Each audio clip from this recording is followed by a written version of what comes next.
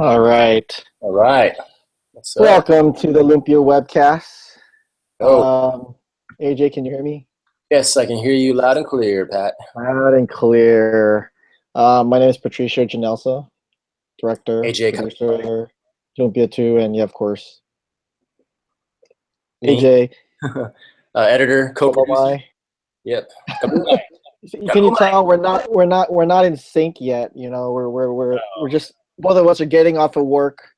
I know. Shifts, what we work. We work. Yes, artists have to work. I know. And we have to do this crazy thing tonight, right, AJ? What are we doing, AJ? Well, you know, this is like a telethon here, a webathon. You know, we are in the final hours of our crowdfunding campaign. We have to hit a goal of 60,000, which is 80% of 75,000. You know, and we have to reach that by 7:27 a.m. tomorrow morning, or else we lose it all. So we're here to, you know, we're captains of the ship, right? You know, so we gotta ride it out, man. You know, I mean, we'll and see. like last time, we were, you know, it ended at night, but we didn't really consider like when it would end for this current campaign. So yeah, telethon, right? You know, like yeah, old school telethons and Jerry Lewis and everything. yeah. I mean, we launched it in the morning last time, and so it's gonna end in the morning. So you know, we're here, you know, and we appreciate all the support. You know, I mean, we've been busy on social media. We just released another piece out there, Geeking Out while eating lumpia with Alvin Kailan of XLUT. Amboy, you know, 120. Thanks, Alvin, for supporting. And I hear some Lionel Richie. But yeah, check out that piece. Yeah, he's wishing us luck right now. Yeah, cool. Thank you. But you know, it's we appreciate all the support out there. Check out. Hope you have you guys has everyone been enjoying all the content out there? Has it been fun to watch? This last piece was fun. You know, we had guest hosts John Castro. You know. Yeah, I just uploaded that just now because the internet crashed at USC. Oh. So what's going on at USC? I just finished editing for y'all. I couldn't cut it down any less than 13 minutes because it was just fucking hilarious. Yeah. Well, but, no, that was great. I mean, Alvin's awesome. I mean, he's a great guy. You know, John's a funny guy, and you know, I'm like, I guess playing the regular guy there. You know, moderating. But it was fun. It was fun. You're like the street man now in that combo. So that's why I'm glad I wasn't part of it. I think you guys were. We made the right call that. Yeah. Swapping you and John interviewed Alvin. I'd be lost. You know, I'd be just like, You guys were talking about Razor Ramon and I you know, the only discussion that I would probably be a part of really was the AOL thing and you know the kiosk. I actually cut out the kiosk part, like, but you know all the late '90s references and everything. Yeah. No, man, no, it's cool. Like, you know, chatting with Alvin about that stuff. You know, it's like he's doing big things in the culinary world, and you know, he's like, he's just like us, man. He's one of the homies. You know, so it's nice to see him do his thing and supporting a lot of you know, all the Filipino chefs. You know, shout out to Lasa, Isa Fabro, and her you know awesome pastries. They got a new one, Easy Burger over there, Amboy. So yeah, thank you, Alvin, for checking that out, and check it out, folks. It's on a Lumpia page. Xylophone just posted it, as well as Patricio and me on our personal pages. So. Oh, yeah, so I am now finally checking out the comments because I was trying to figure out. I forgot we have people watching. Oh. So set up. What's up to Ramel? Ramel loves the Mayor Ronaldo segment for our dear Joey Gila. So that got us a lot of likes. Awesome. Yeah, so Joey was there. Let's see what else he's saying. Ramel also likes Buffy. not the Vampire Slayer, but the singer. Oh yeah. I have no idea what's going on tonight. You know, I mean, I know AJ eventually has to sleep because he works, and I'm gonna be here all night.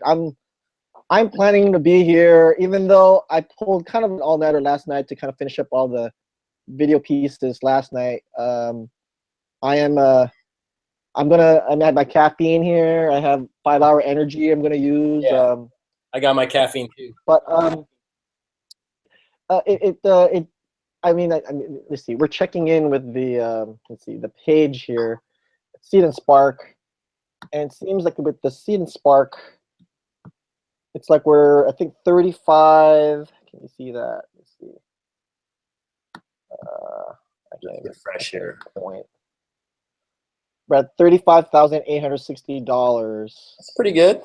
Um, I mean, it's good. I mean, the good thing is that we don't have to hit 75 to keep our funds. The Yeah. minimum is 60, which cuts it down a little by 15. But Yeah. still, I mean, it's still a I don't know how much money we're gonna get overnight. I don't know how many night owls are there who I know. just happen to be watching this, and it's like, or people in Asia. It's daytime in Asia. Invite your friends, our friends and family in the Philippines. Man. It's East Coast. Come on. Oh, so actually, hey, so the one thing that we also have is we have a camera here. It's called the Logan F. If you see there, that's newborn son, and we're gonna check in the Logan cam. There he is. Hello, Logan. Logan. Hello, Logan. He's sleeping right now, but is he gonna take over the he's not gonna sleep all night. So if you think pulling an all-nighter with this webcast is crazy, it actually fits with the timing right, because my body is used to waking up in the middle of the night. Now staying up all night, I don't know. Yeah. I mean, so we'll check in, and maybe if I have to change diapers, I have to do it live. Teach you all how to change diapers correctly, AJ. Oh yeah, I'm gonna be cooking sinigang, and okay. I have a sinigang. I got some lumpia. That's why I just came from 99 Ranch. I got some San Miguel here. So I'm gonna stay up. I'm hungry right now. Like, I've been defrosting some country rib pork over there. I need to get it. So we actually do have plans then. We actually had planned this out. We have something to do. I've been thinking, what can I do to kill, like, how many hours is this? Less than 12. So it's gonna be around 9 hours of doing this, right? Yeah. Or like 10 hours. Yeah. So hey, with the Logan, can we put the audio on? Let's put the audio on. Is he crying? The specific neighborhood here is called Diez de Mexico. This is the condominium that you wanted to look at, Paul. This is an amenity-rich community. I don't know if I should put the audio on. Okay. So he's awake. So he's sleeping. So that's good. We don't want to wake him up yet. Yeah. So we'll check in with Logan every once in a while, but I don't want to overexpose him. I don't want him to be a child actor or whatever. No, he wasn't Kababayan today. Oh yeah. So he made his debut appearance. They flashed his picture. So. Oh, shout out to Giselle, Tonji. Thank you. Trisha, James. Cool. So how's our comments doing? Let's see who's out there. Hey, it's Ramel. Oh, we got a contribution. Wait, hold on. Wait. I'm not even ready here yet. I gotta bring out the toolbox here. Hey, all right. Jay, I don't know. Are you able to see it live? Like, who's Yeah, I get the emails. Okay. So thank you faster for the contribution. And the last couple people who have contributed.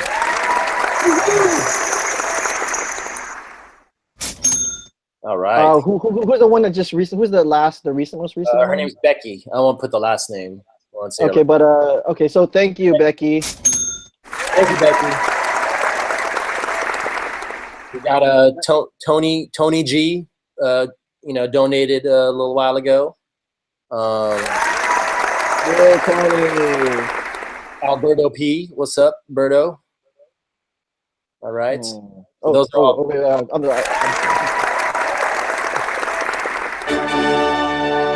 All right. So that's kind of recently, but yeah, let's check. How's our comment page doing, Pat? Who's man, we need to bring some people on board, because we definitely now have tasks to do. Check. So let's see. We need someone to always check the comments board. Yeah. We need someone to always check the Seed and Spark. What else jobs? We need someone to, like, crack jokes, I guess, like something that could just entertain us, or like, I definitely need to take some breaks in this thing. So so if anyone's out there who wants to test out some jokes, or wants to host this while I take a quick maybe hour nap, maybe around 2 or 3 a.m. in the morning, I'm trying to jot down schedules and everything. So if anyone wants to come in and join the G chat, just I guess email me or text me, but my phone's dead. Who wants to take that 4 a.m. to 5 a.m. shift? Yeah. Who wants to take the 3:30, the witching hour, the part of the night, you know? Yeah, but you know, in the East Coast, that's fine. People are waking up, so you know, you got to think worldwide, Pat. We got to think worldwide. You know, I mean, the Philippines. I am just trying to survive a household with a newborn here, so I'm just I'm in my own little bubble, man. But you know, yeah. Missy saying, Pat, you don't look tired for being a first-time dad with a newborn. Because I give a lot of that goes to Melanie, my wife, who is really just amazing and does a lot of the, I mean, whatever, you know, moms do. You know, and you know, our family was over here to help out, so we're pretty lucky. And I mean, I guess I have all night to talk about stuff when it gets boring, but I don't know. There's if you have any you need tips for parenting, I guess I'm only been a parent for 3.5 weeks, so I mean, whatever. I'm sure people can give me advice. Let's see. Can you see? Oh, Logan. Yeah. Late night munchies, AJ. Oh, okay. Someone can't wait for you to cook. Oh yeah. No, who out there follows my Snapchats? You know, I do a lot of that stuff. I've been having these Mexi-Mel cravings the last couple days on my Snapchat. So shout out to Taco Bell and Mexi-Mel. I really try not to eat that stuff anymore, but I just couldn't. We're checking with Logan again. What's Logan doing? Logan. He's awake. Oh, hello, Logan. All right. Okay, let's bring some people in here because I definitely want to eat some food here while. Okay, so first things first. We're not here just to hang out, right? we're here to raise money, and the clock's ticking. So, number one, the goal is to hit 60K tonight. Now, it's not just money that we're asking. Okay, it's the thing that's really cool about Seed and Spark is that we can take loans too. And if you look at the website, there's a whole wish list of things, and AJ can better explain this more than I can. Yeah, so if you look at the wish list, we have, you know, different, I mean, this is what's cool about Seed and Spark is that it kind of gives you a breakdown of where the money's going to. So we have wardrobe, camera, location fees, mystery Hollywood actor, meals and craft services, which is fulfilled. So thank you for contributing to that. Our chef friends, lighting gear, grip department, production crew, media management, which is like hard drives and that kind of thing. Stunt choreography, which is fulfilled. The PA is fulfilled. So thank you for taking care of our PA. Training, which is fulfilled. Olympia Wrangler, that's fulfilled. Makeup, someone help out the makeup department here. Storyboards and animatics, and props. So, and like say for example, like you have a makeup kit that's worth $500 or something. If you want to loan that to us, you hit loan on the Seed and Spark page. Maybe I should like go to screen share real quick. Screen share. Okay, I'll screen share here. But if you go to loan, you'll see you can click that, and that'll tell you like, you know, what you would like to loan. And it could be, and you know, we'll get the notification, and I can email that person and say, hey, what are you willing to loan us? And then we'll determine a dollar amount based off of that. And that counts towards our total.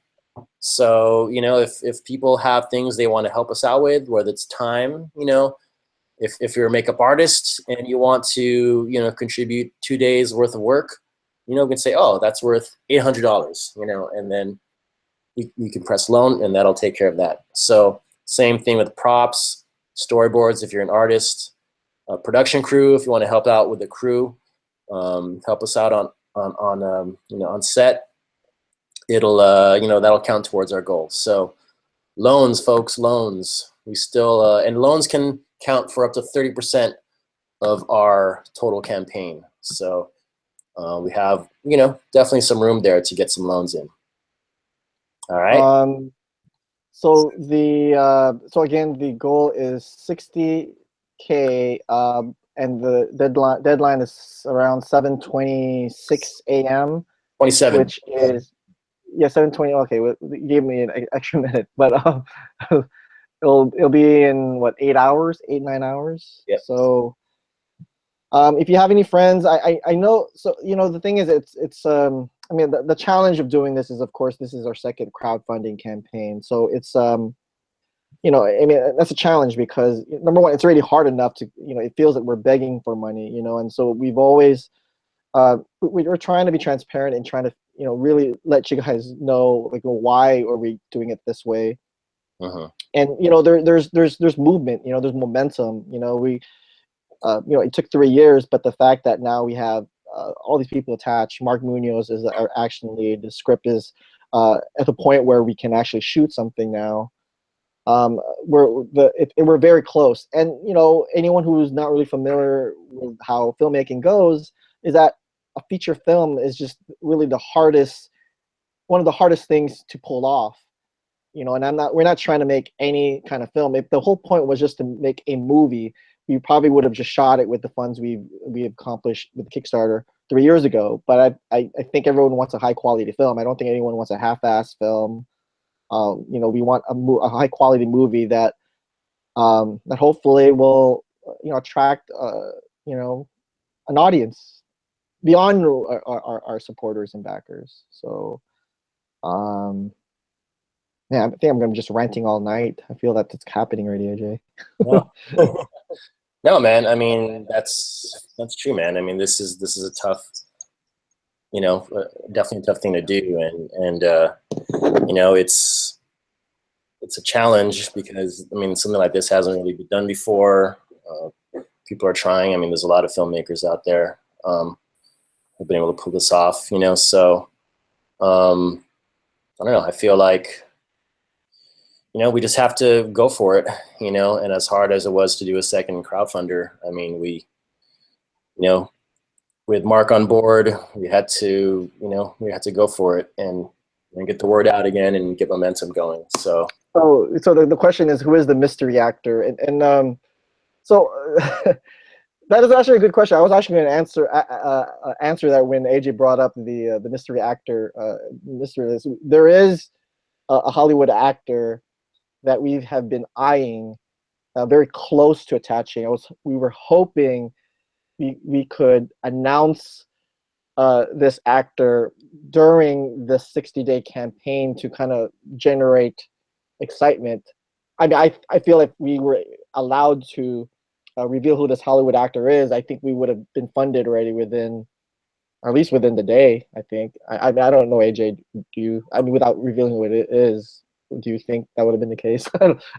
I can't even say who it was, but yeah, I think so. I mean, having that actor on board, I mean, he's a name people know, and it'll. Well, we don't know if it's a guy or a girl. I mean, he or she is a female. There you go. No, I mean, yeah, whether he or she, I mean, he or she is a person that people know, and it'll add a different flavor, different tasting flavor to our film. Well, no, yeah, and the thing is, this actor is it is definitely someone that you would never expect to be in a film like this, and I think that's the whole point, is that when you I mean, how can I put it this way? It's hard to explain, but I'm just saying that we're trying to think outside of the box when we're casting, and the movie's already unique as it is already because, number one, we have some of the original cast members returning, right? So you have non-actors, non-professional actors. I can't say non-actors because they've acted with me since we were kids. So, whether or not, it's the profession or what, they're still actors, So we have them. Then, we have, of course, we have Mark Munoz, who's doesn't have a reputation as an actor, but he made his name over MMA. But we're having him. We have Apple the App, who comes from the musical world. We have Joey Gila, comedian. So we're really having, we're like I think it's just all this a community. I mean, when we're saying we're a community movie, we're really gathering people from a lot. So to get someone who actually works in Hollywood, you know, who makes a living there, it's I think in itself, that for me has always been, you know, in terms of a filmmaking standpoint, just gathering these people and seeing that, you know, it's possible. I don't know if that makes sense, but anyway, to answer your question, who is the mystery actor? I can't reveal it yet. We know that there's a certain price that we want to, and I was hoping we could reveal it to, but of course we can't contractually or whatever because it's yeah, I can't say anymore. And I see Lawrence here, so let's welcome Lumpia 2 producer Lawrence.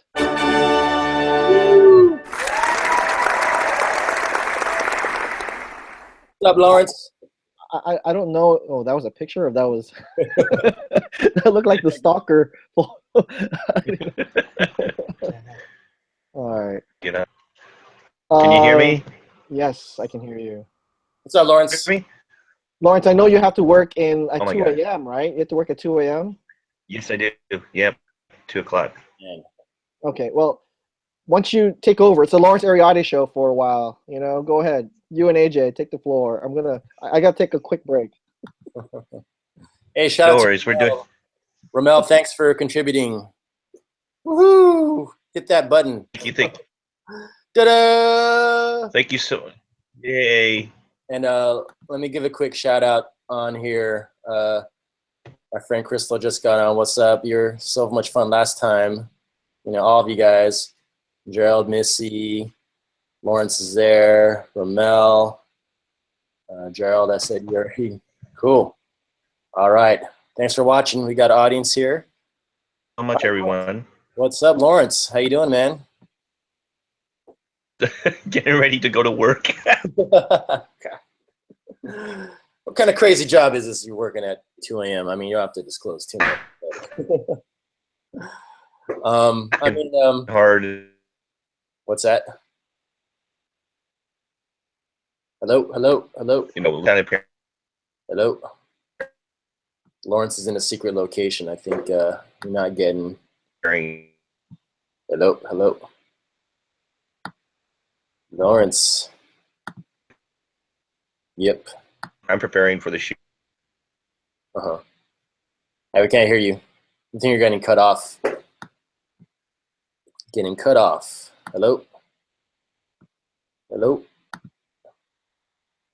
Hello? All right, folks, while we're waiting for Lawrence to get back online, again, I want to give a shout out to Ramel, who just donated. Thank you, sir. We're looking good. We're at, you know, almost $22,000 away. We can do this, you know. There's definitely time. A lot can happen over the next 8 hours.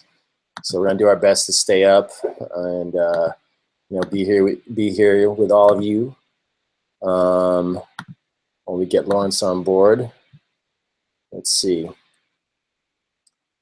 So mystery actor, can't say much about that person, but no, thank you for asking that. Where is Lawrence here? Lawrence. Okay, he's gone. So what do you think? Do you think it's all possible, folks? You know, can we do this? It's definitely some, you know. What happened? You lost Lawrence already? Yeah. Oh my God. I'm trying to get something. Who am I inviting? Is there? I'm trying to figure out who. Is there someone? Yeah, I think Lawrence. I don't have the guest list. I don't. Where's my stage manager? Where?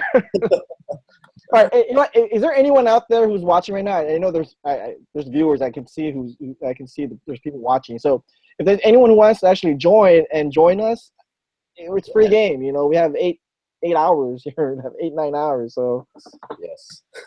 just I guess text me, or you can like G-chat me in the Gmail or something. I don't know. Yeah. Yeah, But okay, so the mystery actor, I don't want to finish it because I didn't really finish my thought with that. Is that maybe we should focus on that. Maybe, hey, AJ, so maybe we should today, because I guess let's. How much is left? Did anyone actually donate anything to that department? No, you know, because No the one funny thing on that wish list is I made it like a picture of myself. So if you look at my profile, so I was hoping that it would be funny because it's like obviously me in my profile picture, but maybe people think it's not really a mystery Hollywood actor and it's just a silly category. But there actually is someone who we're targeting. So, but no one has donated to that yet. So That'd be awesome if it was alone. If like a mystery Hollywood actor out there were.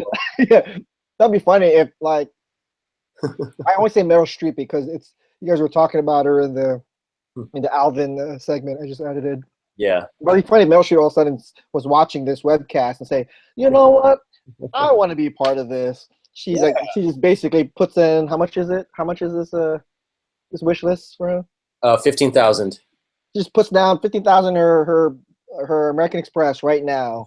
Exactly. And then now you know what? Lumpia 2 has Meryl Streep. I don't know what she's going to play, but we're gonna figure something out for her. Oh well, you know. Put down 15K, and we're gonna have to tell this other Hollywood actor, I'm sorry, we didn't want to confirm it yet, so we're gonna go with Meryl Streep.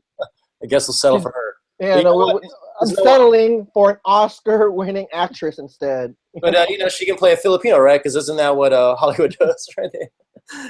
Liam Neeson would be perfect, though. I don't want this to be a Liam Neeson movie. You know, I think if you had Liam Neeson, all of a sudden it'd become a different kind of movie. You know, I think he'd want to be Kuya. I think Liam Neeson, if he wants to be in this movie, he'd play Kuya. Can you imagine that? You know, what do you mean I have to throw Lumpia? You know, like I will find you. What's his line in that? I'm thinking Batman Begins, man. Taken, yeah. Fuck. Liam Neeson. You know, you never know, Crystal. You never know.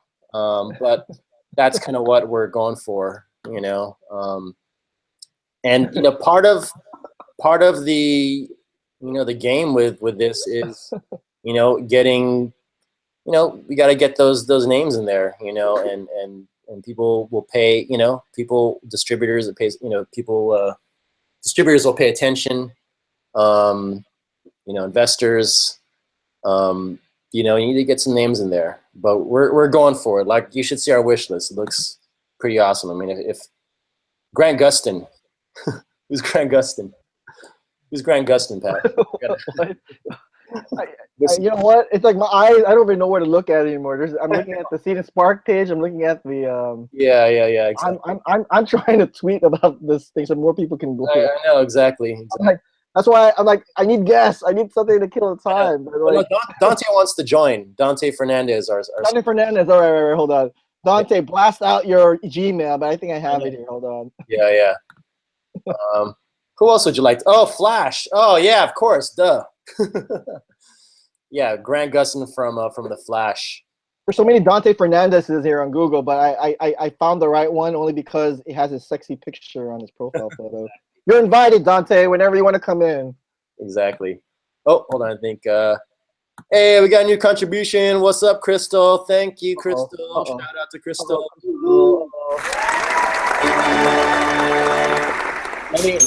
Let me give a quick shout out to Crystal.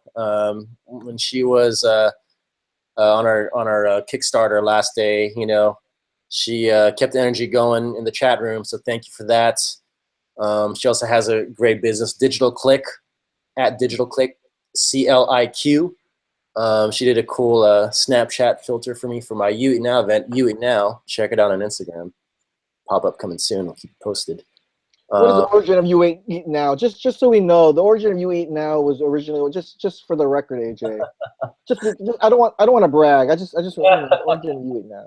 Well, You Eat Now. I mean, even before that, Pat. I mean, come on, it's something our family. Well, I know, we never owned the tagline. I'm just saying that. Yeah. But You Eat Now was sort of a secondary tagline on the Lumpia movie poster. The first movie, yeah.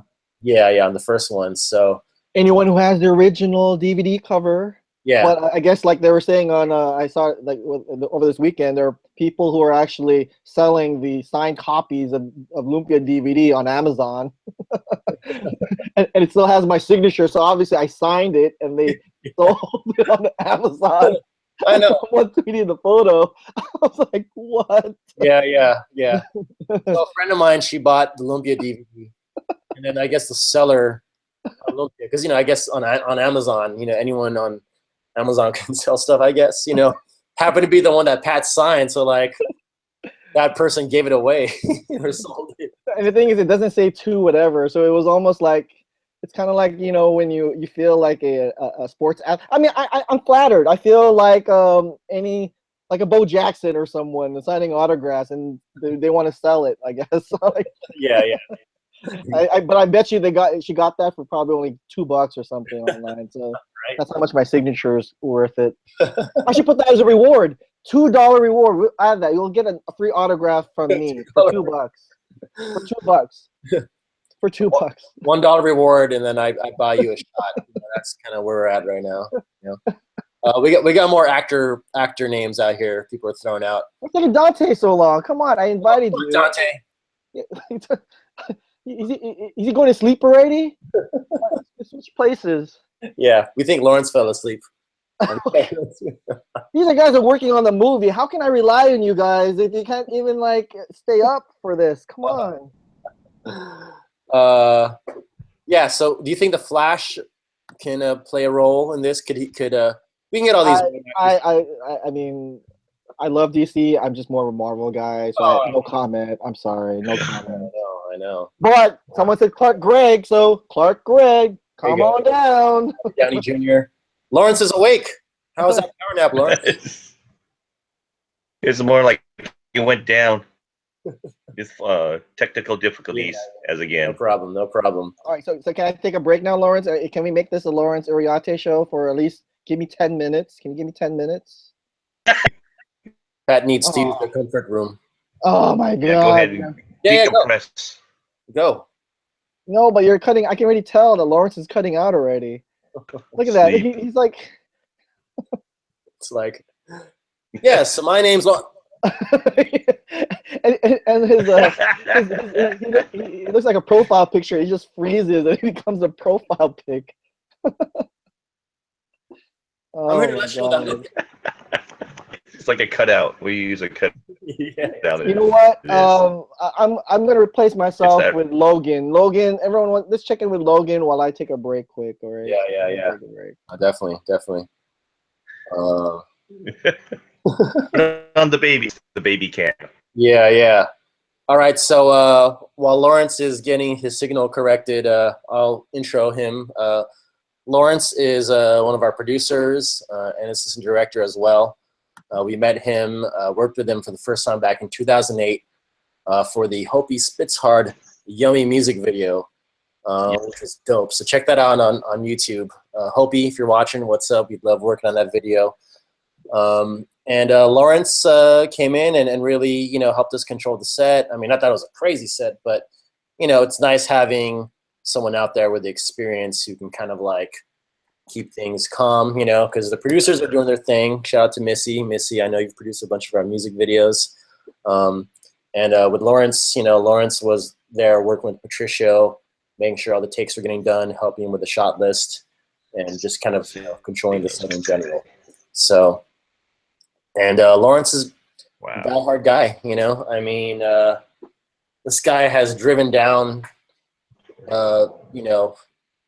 from the Bay Area down to LA, to attend like a premiere party and then back, so I commend Lawrence for, kind of being like a kuya to us as well, because, he's a little older than us and not that much older, right? And, he's really been a big, huge boost for our crew. So thank you, Lawrence. And of course, Lisa. Lisa and Lawrence are totally invaluable to this project. So thank you both. So awake. Hey, there's Logan. Hello, Logan. Hello. Hello there. All right.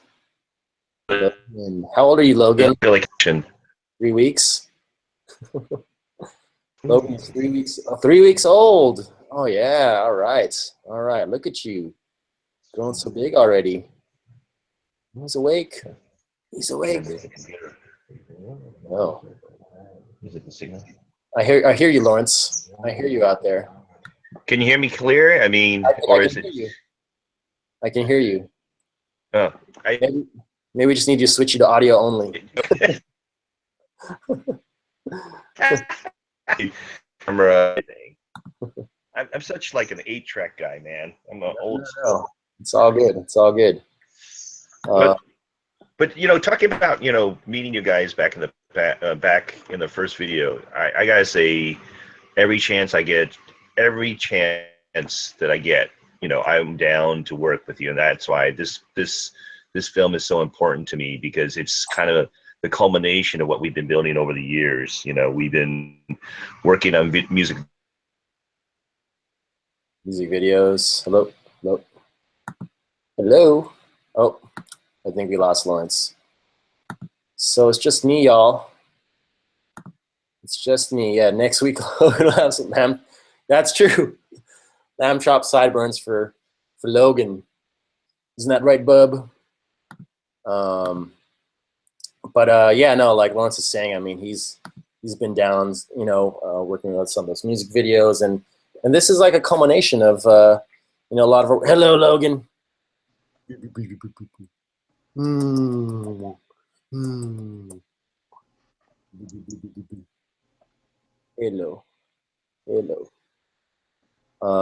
So man, I wish you look so cozy right now, Logan. Yeah, thanks for keeping us company. I'll meet you soon, man. I'll meet you soon.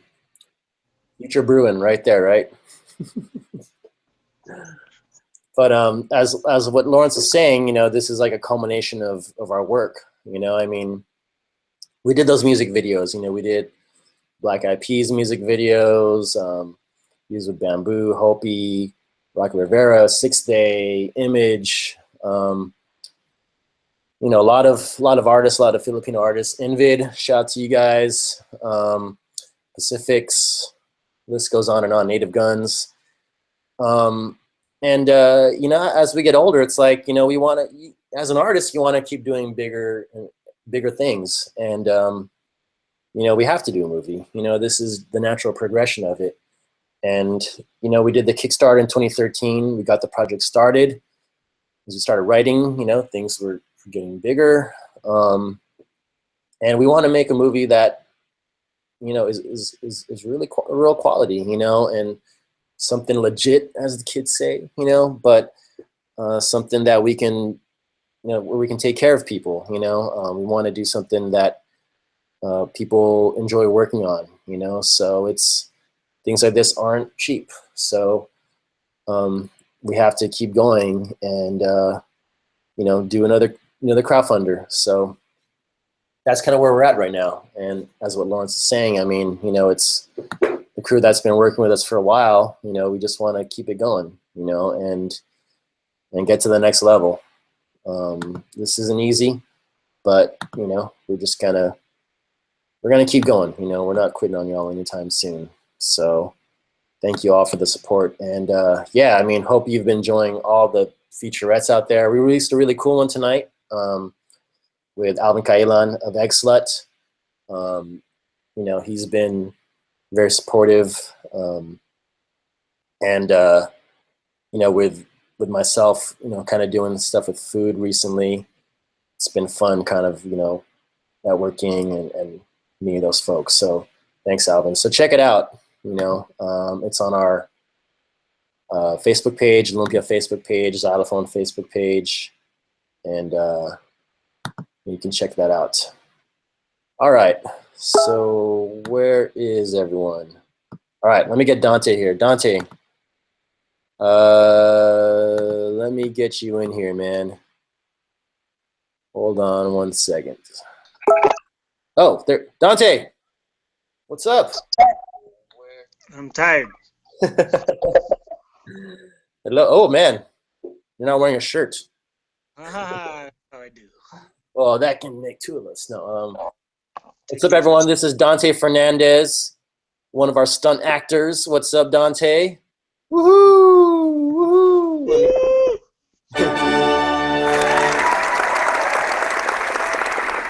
There it is. So, Dante, how you doing, man? I'm doing good. Just in bed,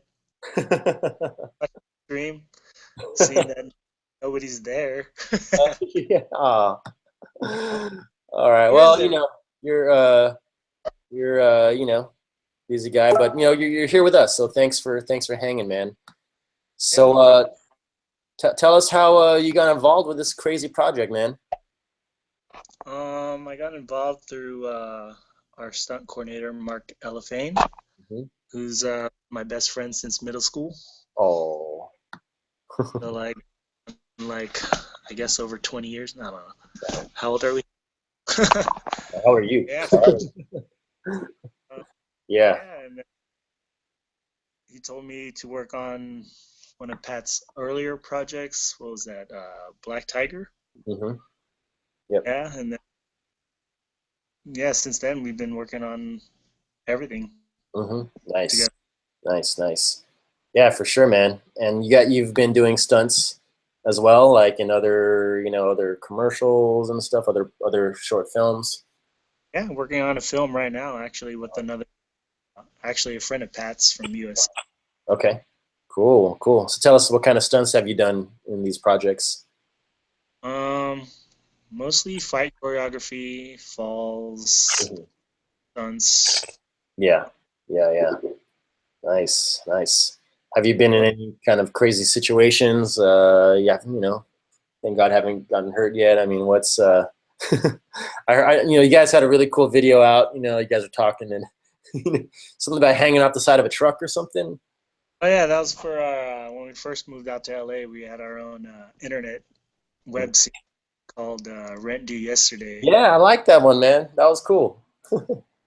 No, shot with the old handheld camcorder. Yeah, definitely. Stunts was I was supposed to jump onto a truck going like 15 miles per hour and then just get dragged. Get dragged at the end of the truck, and yeah, came out with a few road rash scars. Man. So you jumped on the truck. Oh, what? Worth it, you know. Yeah. Fun. Nice. Can we watch that somewhere? Where is this? On YouTube. It's on YouTube still, right? I think so. I don't know. Mark might have taken it down because he wasn't, you know, he didn't work so much. Yeah. Hey, Lawrence is back.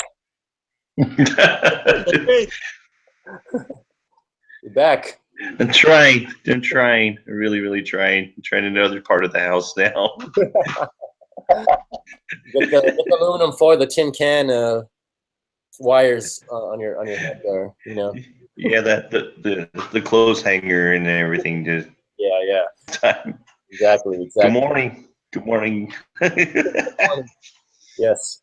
So we were talking about Dante here. Okay. Yes. I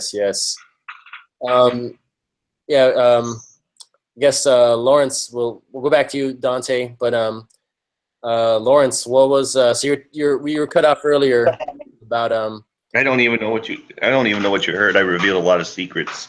And the mystery actor. And the reason why we're doing Got me someone who the most important thing that we need to do is and the secret to succeed in this business is success. DJ Khaled. Anyone watch DJ Khaled on Snapchat? Anyway, but so Lawrence, you're talking about our working with us. Initial meeting. Yeah. Like I said, and it's funny that we first met, just like this online. I actually met you online, I met you online, and the irony of just how that worked out is all together. And I gotta say, to this day, I really love working with you guys. You know, you talked about how I would drive down from the Bay Area, from San Francisco, straight down to Los Angeles, and to this day, you know, I will. If you guys needed me, I'll be right down in a matter of hours. You know, I'll make the trip. It's just because it's just the passion that you guys have for what your work, you know, is something that I relate to. You know, filmmaking is a very hard thing, but when you find people who connect with the work and the value of working and just the quality of work that you put out, you know, you have to be part of that. And both of you, well, all of you are people of vision. I like about it too. Being an artist myself, I relate that to that. So it's not just a it wasn't about the business aspect. It truly was about people who had vision, people who are dedicated, and from the very get-go, you guys who, you know, you welcomed me into the project, and you allowed me to hear what your vision was and what Pat's vision was, and being welcomed with open arms like that is just a dream for someone in production itself, or coming from a first AD, or coming from a production aspect. I enjoy that because I enjoy all aspects of filmmaking, and certainly you guys did too, you know, and we shared that, and just the support and the team that you had all resonated that. And you know, and to this day, every chance I get, you know, I am there for the team, for, you know, Kid Heroes and Xylophone Films. You need me, I'm there. And you know that, you know, AJ, I've, you know, you know, me and the team members, we will drive down and to support that. And that's why, you know, it leads, you know, as I was saying, it leads us to Lumpia 2, combination of all that we've been striving for, and what I see you, what you've been striving for, is now I can actually say we, you know, we worked together and collaborated on the music videos and the commercials, and you know, the short films, and every project, regardless of what it was a storytelling.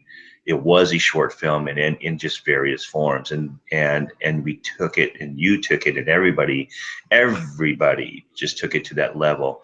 And I know, knowing that, what we had in our hand with what everyone was bringing to the table, meaning regardless of the restrictions of budget, restrictions of the bodies that were involved, we made it work. And I know with Lumpia 2, that's just the whole place that we're going to go with, you know, is working with Dante, working with the past, you know, it's just going to take everybody's strengths to a brand new level. And just seeing the script, and I just know with you guys over the years, seeing how you guys work, I know this film is something that people are just going to be blown away. And for the community not to be part of it is just it's this film needs to be seen, because showing what the work has been culminating in the past, this is what fans of Lumpia, this is the fans of Kid Heroes, this is the fans what Xylophone's films have been waiting for, is this film.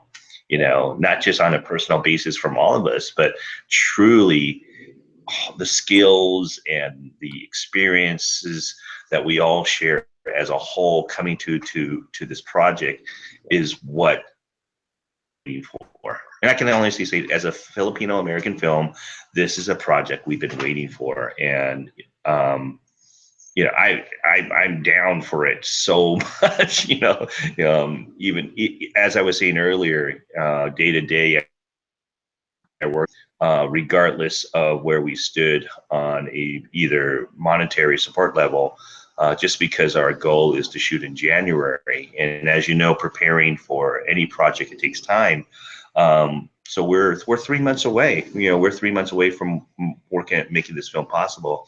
And it's one thing to work on a short film, one thing to work on a music video, but to work on a motion picture, we could say a motion picture, a feature-length film, yeah, for sure. It's going to require our preparation like a military operation. You know, it's really, really big, but not too overly big. It's just big in the scope of it's definitely screen worthy. You know, this is a film that needs to be seen on projected screen, as opposed to something that you could either streamline it on your computer. This is definitely a film that people are going to want to see on the big screen, just because of the scenes that we have that involve Mark Munoz, the stunt team, because there are just some really great visual stunts that are happening, and of course the great moments of the Lumpia. You know, the Lumpia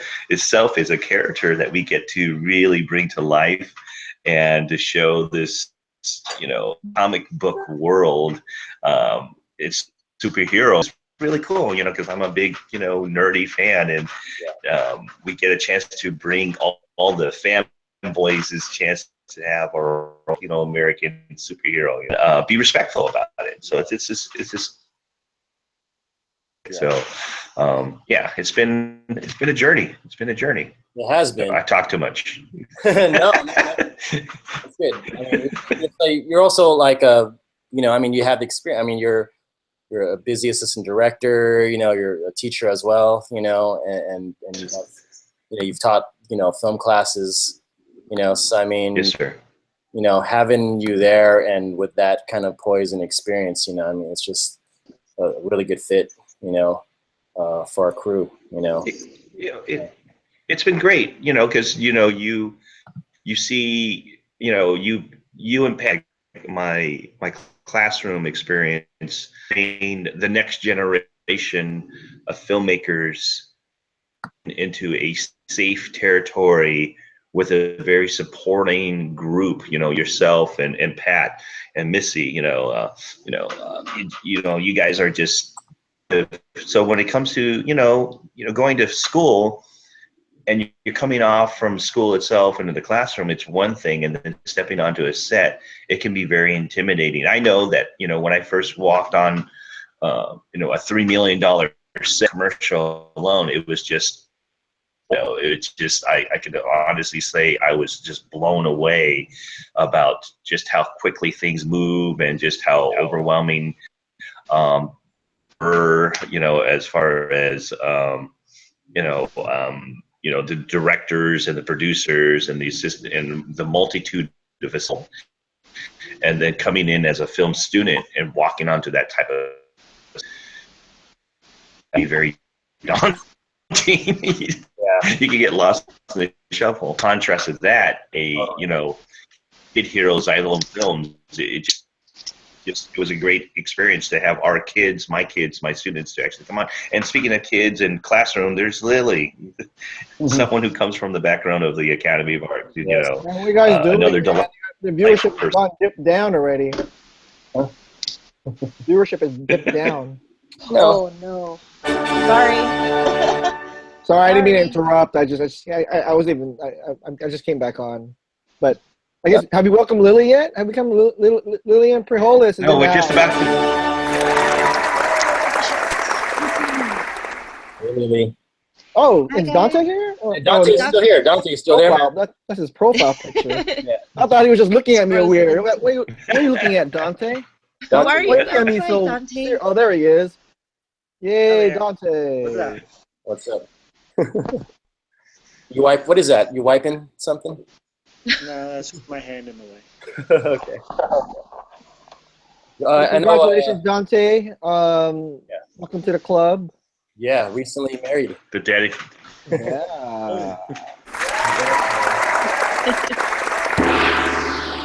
Oh, I don't know why I hit that one. Racist. I know. I kind of cut Dante off because you know Lawrence said come back on. I thought Lawrence would get cut off again, but yeah. So Lawrence, you have to keep talking and talking in order for you to stay on. That's what's gonna happen. You keep the Wi-Fi going. But Dante, with you know with your stunt experience, you know what do you look forward to most with Lumpia, man? Working with Mark Munoz. I mean, just getting in on-screen time with him, and trying to see what we could, you know, showcase with him. Yeah, for sure, man. Get It'd be good, slammed, man. you know, because I like getting slammed around. Yeah. Holy crap! We're at the 42. I don't. Who's my Cetus Park? Did you get the email notifications, AJ? I did. Yeah, there's we got some people are using the loans, so Oh, was it loan that went through? Okay. Yeah. Yay, Well, loan! Here, I'll make a deal. If we fully fund, how much is the mystery Hollywood actor? 15. 15.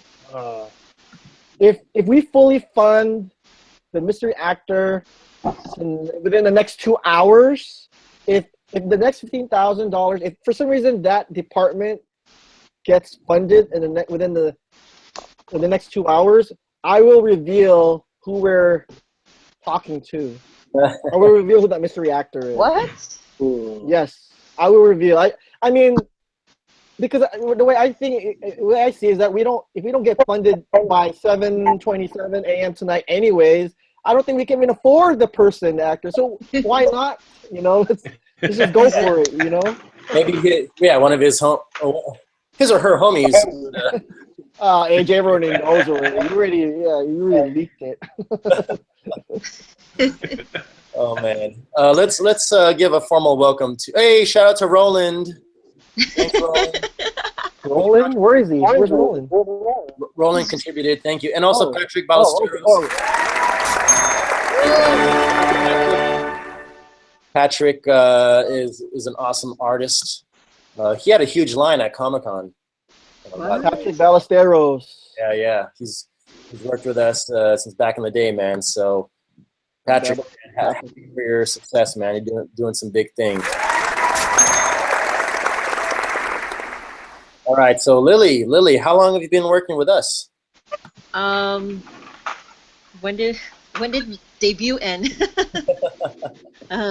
It never ends, Lily. We're still working for the debut. Are we still selling What are you talking about? This is just an extension of the debut. What are you talking about? It just never ends. I have the Gene banner Hines and I have merchandise in my car. Pulling strings here. No, don't. Oh, yeah. Ever since I met Pat and AJ. I think was when we were working on the debut, and towards the end of our tour, Pat was showing us clips of like Lumpia, or he was showing Lumpia to us. That's right. And he was just like, give me some critiques. But I don't know, like. I was editing on mini DV. It was like these little cameras. You had all these tapes with you. And trying to edit on my little Sony Vaio laptop, which couldn't even premiere at that time. Couldn't even hold that kind of footage. Memory. Memory. Just the render clips alone. If I was using my Sony Vaio right now, editing all the geeking out with Alvin, Kailan, and then if I was using the Sony Vaio, I wouldn't be done till a month from now. That's how slow the computer was. No, we would be like, why are you working with dinosaurs, you caveman? And you still had like a zip drive. Well, you know what? I should tell our supporters that, people are always wondering what will happen if you don't make your goal today. If you don't hit this conference is unsuccessful. Well, I can tell you right now that if we're not successful, that Lumpia 2 will never get canceled. It's gonna happen. Hopefully, it doesn't take another 3-4 years. But Lumpia 2, if we don't get funded for this campaign, I haven't told anyone. I haven't even told Lawrence this and AJ, so this is going to be a surprise. What we're going to do is that we're going to go to Daly City and we're going to shoot on Video 8 cameras. We're going to shoot the whole movie on Video 8 Guerrilla style. And yes, we can't afford actors anymore. We're just going to pull people from the streets that can fit our roles. Yeah. We're just go to Jefferson High School again. There's no release forms. We're just gonna grab people. Hey, can you say this line quick? And then just run away. Just go to Jefferson High and just ultimate guerrilla stuff. guerrilla stuff. Yeah. It'll be a prankster. Lumpia 2 will be a prankster kind of like punk / jackass movie. Like you got lumpia. We'll have Yeah, we'll throw Lumpia at you. Ha ha ha. for I hit each you. character. You're the villain. We'll have. We can make that happen, man. We can, and then we just get Gerald to draw the comic strips and just freeze frame everyone, and AJ does his energetic jump cuts. We're done. We can Squeeze shoot it this in around there. the world. You know, we can have people shoot scenes around the world. You know, in the Philippines. You know, we have our Philippine actors. In Russia, maybe. You know. It could be that a character could be played by 10 different people in every scene. You know, I mean, that's how Lumpia is. It's like all of a sudden it's a different actor playing this character. I'm like, whoa, what happened? Now we're not even in Daly City anymore. We're like in Manila, and then now we're in Honolulu, and we're like, whoa, what's going on here? Well, this movie represents everyone. We'll do the game of death. We'll do the Bruce Lee game of death approach, where we have several actors. Bruce Lee character. But these are actors who don't even know that they're in the movie. We're just randomly shooting them. You just have to find guys in Barongs. Exact guys in Barongs. No. So Dante and Mark don't have to like teach them stunts. They would go over there and tell them what to do. And that's the new stunt coordinator's, new stunt team's job is try to get people to do jackass stuff. Real quick. Yeah. Spontaneous stunt training. Is it possible? Mm-hmm. You can make it happen, Dante. That will Come be a on. genre. In 5 years, this will be a genre. You know. We actually have to go to like real weddings and like shoot scenes over there. That'd be cool. Do it. Everyone's stressing because in Lumpia 2, there's a big wedding scene that kind of is like Act 3 of the movie. So it's like we don't have to like fund the buy rent a hall or whatever. We could just crash someone's wedding and just take B-roll from there. Yeah, come on. Just get From my everybody. wedding, from Dante's wedding, from AJ's wedding, we can just splice all this footage all together. It's all Filipino anyway. It'll be a found footage wedding. Yeah. Yeah. I mean, the wedding cameras look even better, like in high def, more than they look even better than Lumpia 1. So it's like, dude. You can be like that Maroon 5 video, right? Where they did surprise concerts. Yeah. Sort of surprised, but not really. Everything is rigged. Everything is rigged. That wasn't real. Everything is rigged. Those aren't real for real. Reality shows are rigged. I mean, I just finished the last episode of Dating Naked yesterday, and now it's rigged. Why? You thought that was real? You get like Hey, bug shout out. bites. Hey, I like to think that it's real. Like, how would the world be different if people just met each other just completely nude already? I think the dating game would be different. Everyone's dating nude. Hey, shout out to Jim. It would end. Thanks, Jim. Oh, wait. Sorry. Do we have a? Hey, Jim. do we have a Yeah, funder? we got a donation. Thanks, Jim. Oh. Thank you, Jim. Hey, I want to give a shout out to Daniel and Cheetah out there. I'm trying to invite you. No. I have to do it. Oh, okay. That's why. Yeah. I'm the moderator. I don't know how to. Find his email. But Imperialism. let me tell you all about Daniel and Cheetah. Big shout out to you, man, because you wrote us a beautiful email, and he really he watched Lumpia like on on DVD, found it at Ceremony, and was really inspired. I'm the one that actually put that DVD in that Sari store there in Ceremony. I remember delivering it, so I feel good that actually people bought it. Yes, It's like Tower Tower Records. yeah. But Sorry stores. Tower shout out to Tower Records. But it was really moving, man, and it just shows that like a crazy project like this, really can affect some folks, and that really moved me, so me and Pat and people who read that, so thanks, man, and let's see if we can get you on here, man. I'd love, we have I invited him already, so if you're watching, you've got the invitation. Cool. I don't know how many people we can fit in here. I've never I've never really tested the limit of how many people can fit in a. How many people can Isn't it fit in a like Google 10? Hangout? I don't know. 10. 1, 2, 3, 4, 5, be 6, like the 7. Brady Oh, we're Bunch. so good, man. Yeah, well, it can be by shifts, then we'll start inviting people from the East Coast as they start waking up. Like around at 5 a.m. over there. Yeah, exactly.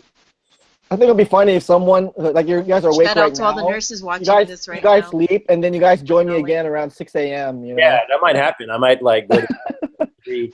you guys are all showered and like ready to go, and I'm like Nope. stinking, Let's be stinky. and, like, still in the same shirt. Let's be I stinky. Or is it?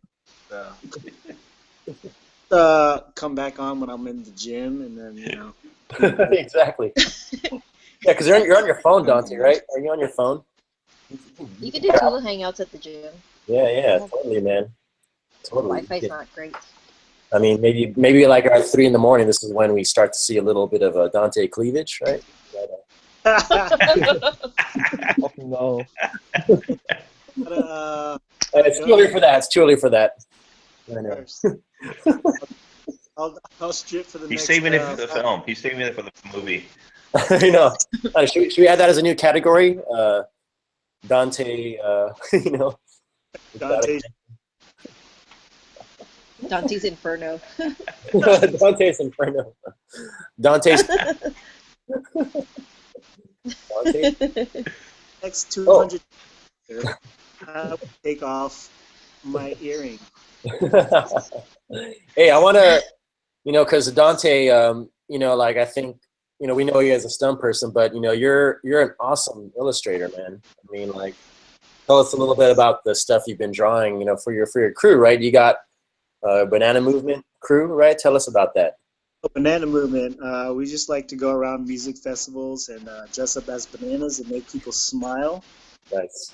Just be themselves wherever they go. Nice.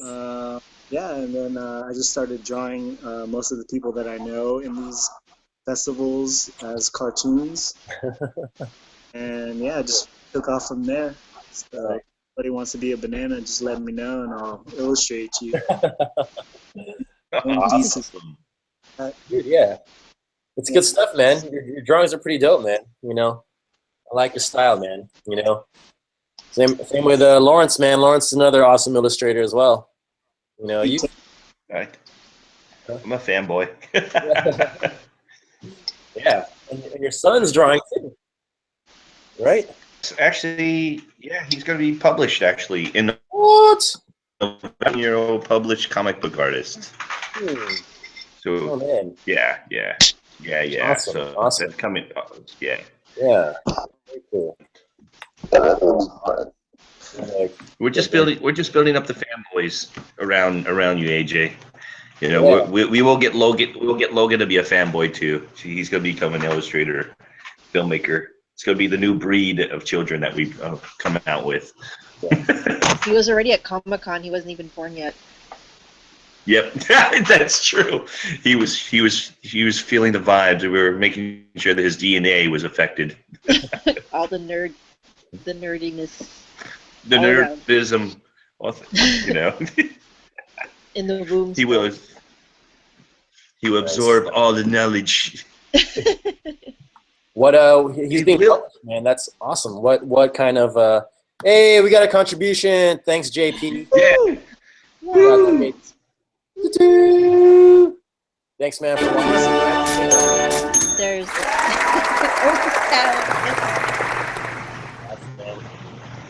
What's up?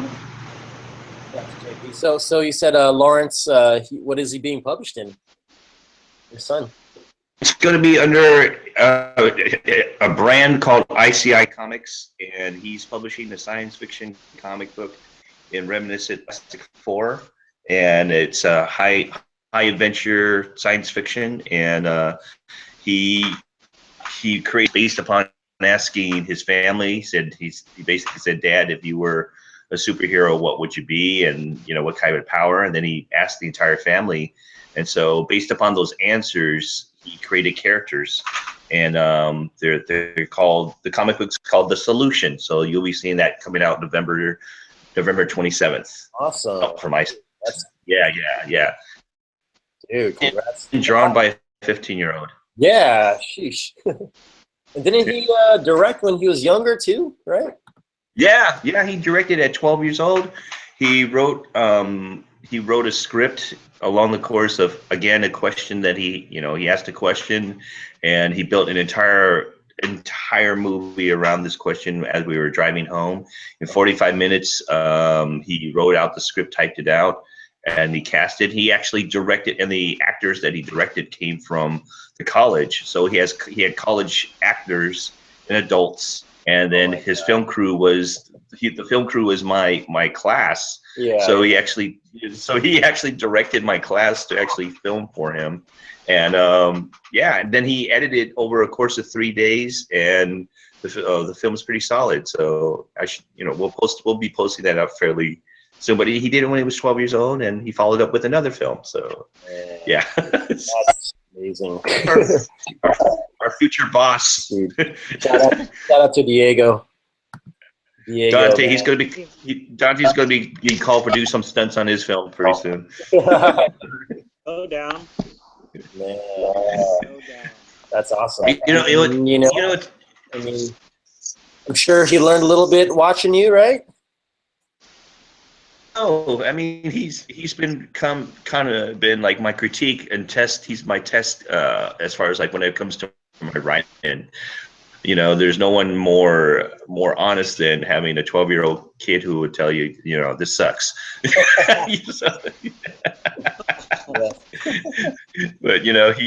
But he's studied. I mean, he's been on our sets too, AJ. He's been on the music videos and the short films that we've done. And I don't know if you remember, but he's been like in the background and helping out, set up and everything, and just kind of watching the entire production. So he's been and just learning from everybody around him. So, and that's what he wants to do. So that's his career move, starting now.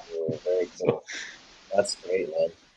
Well, yeah. He's only like a sophomore in high school right now.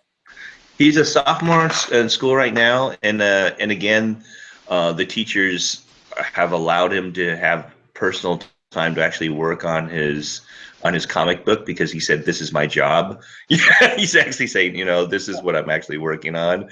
Yeah. So he does his job on time, and he understands deadlines and that sort of thing. And yeah, so it's just unreal. I mean, he actually has writers meetings like 3 days a week. Mm-hmm. And they last for about 4 hours long. And he's already plotted out his comic book all the way for, I think, for an entire year. Wow. Wow. Yeah. He's set for an entire year. I mean, It's not like he's going to be making this up. He's plotted it out.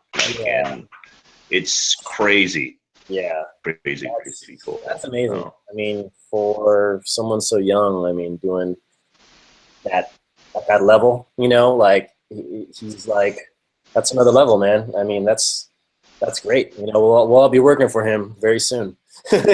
So. Like, I have a question for Dante. This is something like, we're all in this business, but Dante. Oh, Dante, see, there you go. Who's I know like the origin of like Dante's artwork and all that. Look at that. Is that AJ said? Dante, dude. Oh my God. Wow. That's awesome. What's up, Lawrence? Oh, dude. How did you get into this, man? And like, obviously you have an art background and you have a passion for doing the stunt work stuff. So how did you get into this whole thing? Like, how does one become a stuntman? I was in the military for 7 years, and I always wanted to pursue stunts while I was in the military. But I had to wait till my enlistment was up. So right after my enlistment was up, I moved out to LA and just tried it out. And actually, Mark had the same idea at the same time, and we pretty much moved out around the same time and started pursuing stunts together. But awesome. I've always had a friend as well. As a kid, were you a kid who did like biking stunts or something along that way, or like were you someone who just got into it? Yeah, definitely. Like, I've always loved fighting. I had a martial arts background. Got into fights as a kid, so of course, you know, that led. But like even in the military, I used to like just try stupid stuff just to see what I could get away with. What branch of the military were you in? I was in the Air Force as a military policeman.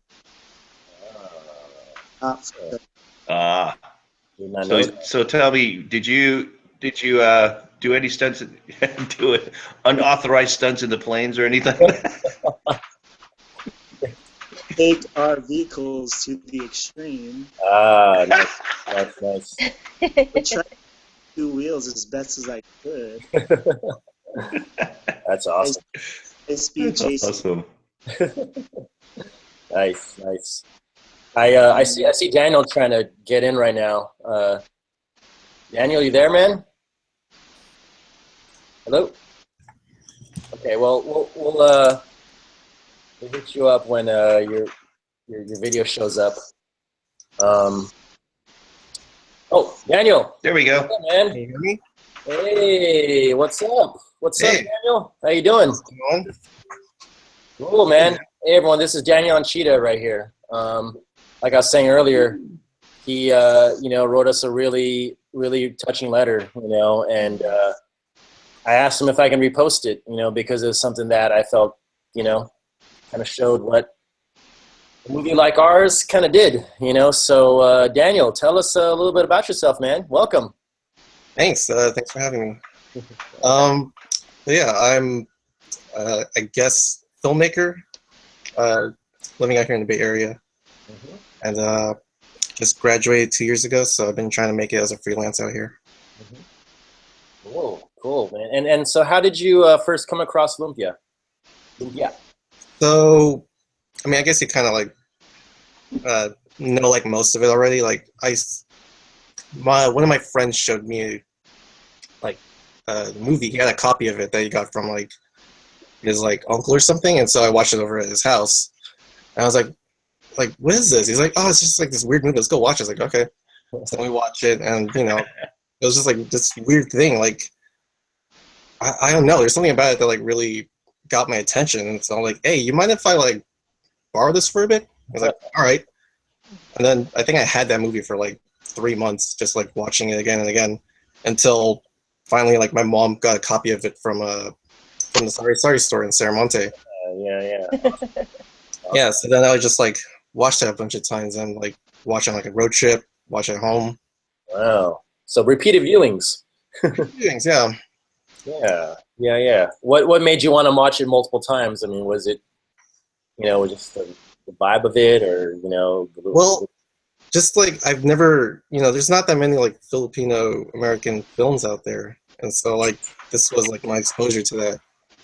Yeah. And it's something that I wanted to be a part of. Like I didn't know at the time, but just seeing that style of like film and filmmaking, like it's something I wanted to like eventually do, and that's why I ended up pursuing a career in filmmaking. Yeah, that's awesome. So you saw like characters and stories that you can relate to, and you grew up in Like, have you ever heard of a superhero throwing lumpia at people? Like, come on. Exactly. So That's that was awesome. like the first thing. Like, okay, this is ridiculous. Yeah. I gotta keep watching. Yeah. I mean, that's totally what it is. I mean, obviously this is like a ridiculous thing, but it's like, I mean, movies are, we see, fantasy movies, sci-fi movies, with like crazy elements. Why not, something with our culture. Yeah. Why not? Cool. And then so, you made a big decision to go into film. I mean, did you watch this? Were you in college when you watched it, or no? This is before. Yeah, before. Right? Yeah. It was way before. I think I was like 12 or 13.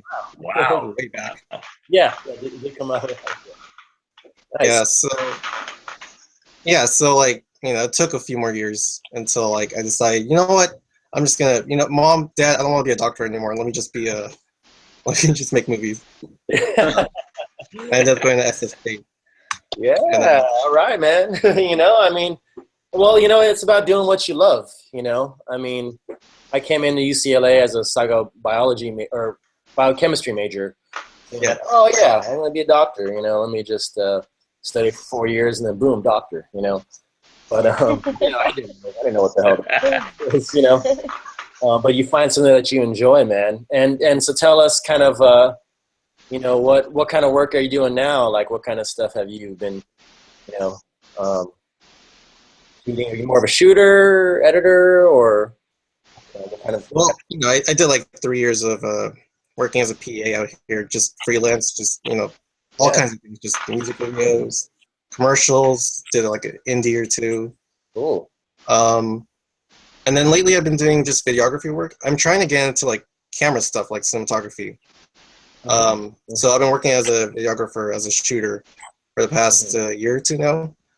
So I've been doing a lot of weddings, like concerts and events, just to get some hands-on experience. And eventually I want to go back to like trying to do more narrative stuff, because that's where my passion lies, trying to like tell like great stories that people want to just Definitely.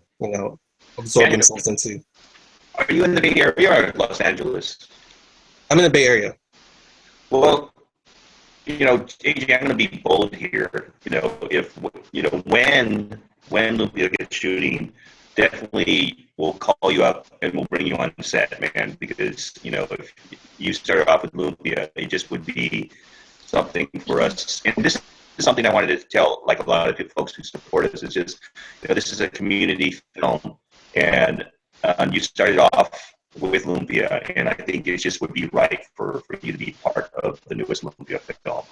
So, coming from film school, we'll give you a call, and under my, under the team, and with me teaching production itself, I would love to have someone who's passionate about film with our team and working alongside with us. So, well, thanks. thank you so much. That really means a lot to me. It really does. Absolutely. So, when this film starts kicking off, and crossing our fingers that it happens in the winter, you're going to be getting a call to make sure that you're part of the team to make this happen. Well, thank you. I really appreciate it. This kind of filmmaking is what I like. Just like that whole, it kind of like brings like a community into this kind of thing. Especially out here in the Bay Area, where it's not like LA. Here it's more like we're all just trying to get by and trying to like, and so a lot of the times we're just trying to help each other out, and you end up making like lasting friendships out of that too. So I kind of like that about here. Working here in the Bay Area, just like you get this like closeness that's like unique, and it makes me want to like pursue passion projects like this. Absolutely. I remember, do you mind, Lily, I don't know if you remember, but you were there when the debut. You were an associate producer. I saw the movie when you were actually pushing the film at the time in Union City, along its first leg of the film, the debut. And then I saw you again, and then I remember meeting you twice over at the Academy, and then yet again after the Academy when Pat's film came out for the original Lumpia. Yeah. So so many times over, Lily, I've bumped into you and realized like how much of a chain of Lumpia has been for me, through you, and several other people. So it's been a great experience overall, I just want to say. I think the Academy of Art has a great connection with Lumpia and Kid Heroes and Xylophone Films, because Pross is like a DP for some of the projects that we've done. And let's see, me, you, I feel like there's other people, but I can't think of them right now. But then, Paciano. Yeah. Paciano. Yep. I think, he was, did he bring you in? I don't remember. And Posse introduced us to Lawrence. So, I mean, like what you guys are saying, man. I mean, I love working in the Bay, and Daniel, like being from the Bay, and then it's a good vibe. You know, I love it, and I think that's one of the when I did meet Patricia and saw this this footage from this neighborhood in Daly City. That was kind of intriguing to me. Because it felt like this little this like neighborhood, this kind of had its own world. It was almost mythical to me. Because of the fog and the type of houses in Daly City. It looked different. Here in LA, we're more widespread. So it was cool, and then I love shooting up there, man. I mean, it's a great time. I mean, hey, much love to my hometown, of course, but I enjoy when we can go up there and have some good food, lucky chances, and Lawrence's crew is awesome, man. So I'm glad, Lawrence. Thank you for shouting out here to Daniel, and I think, Daniel, I must have given you Lawrence's email or something. I did, yeah. So check that later. So so now obviously FaceTime here, Yeah, absolutely. But absolutely. What Lawrence was saying earlier, man. I mean, it starts with man, that passion, that desire, and I think that's why we're all here. Lily, Dante, Lawrence, Patricia, yourself. We love this. I mean, why would we try to stay up, on a weeknight, and yeah, I know. So, that's important. And then Lawrence is like a great teacher, man. I mean, this is what he does. I mean, Lawrence, I'm sure you've seen students you've worked with, do great things, right? Working with you from the start. Like, I'm sure you've seen, from little knowledge to huge. I've been fortunate enough to be blessed enough with a lot of, other students like Daniel who are passionate about film, and that's what makes teaching worth it.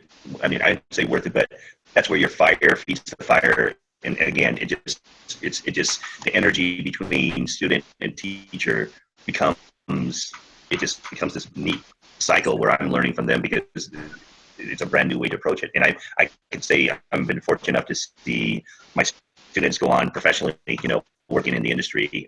One of them, Kara Miller, who's been now working for, ESPN and working on to like Fox and Universal. And then so the students who've actually gone to the master's program over at, USC and who've now pursued film careers under the tutelage of writing for Netflix and whatnot. So, I mean, it's great to see the beginning in that fire and to make sure that they realize that it's possible.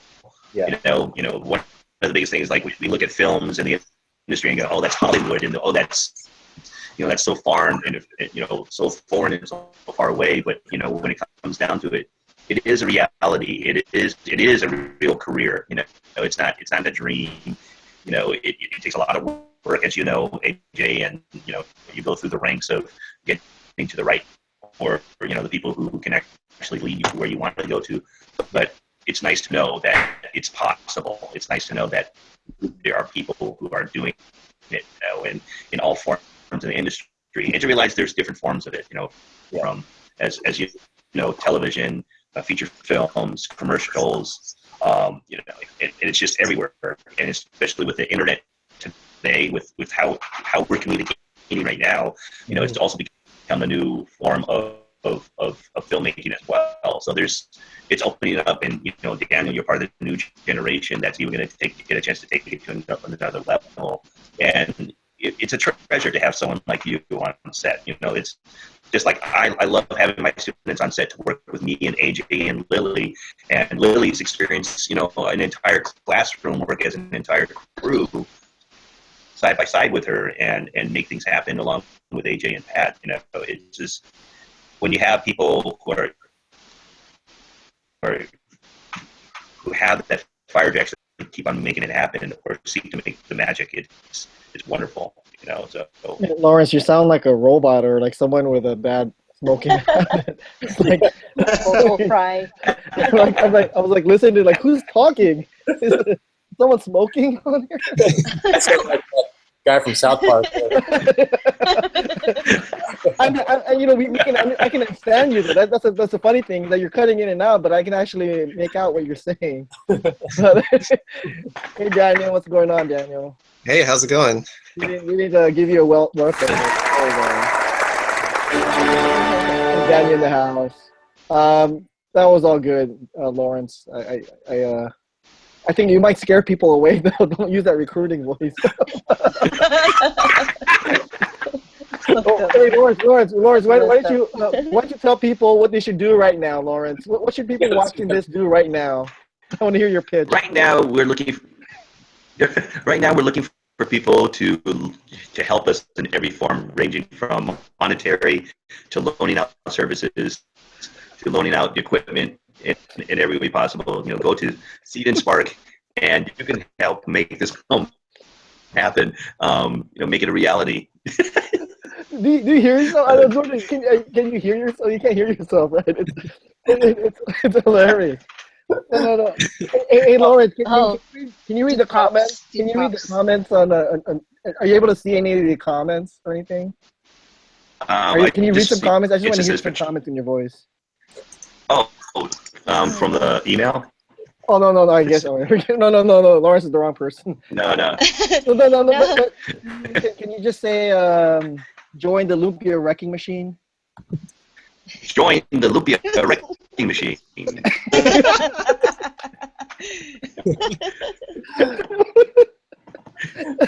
It's like a weird spell. Oh, well, Yeah, exactly. In the comments, Lawrence, you have to. Missy says to tell them about TracyCon. What's TracyCon? Oh yeah, TracyCon coming up on November 27th. My 15-year-old son, he's being published. He's actually going through an independent self-publishing, and at ICI Comics, his issue is going to be released. And it's also for a great cause too. We're raising money for the Make-A-Wish Foundation. So if you purchase a comic book, one, you get it's done by a 15-year-old, written and drawn by a 15-year-old, completely designed, and at the same time, donations go to the Make-A-Wish Foundation.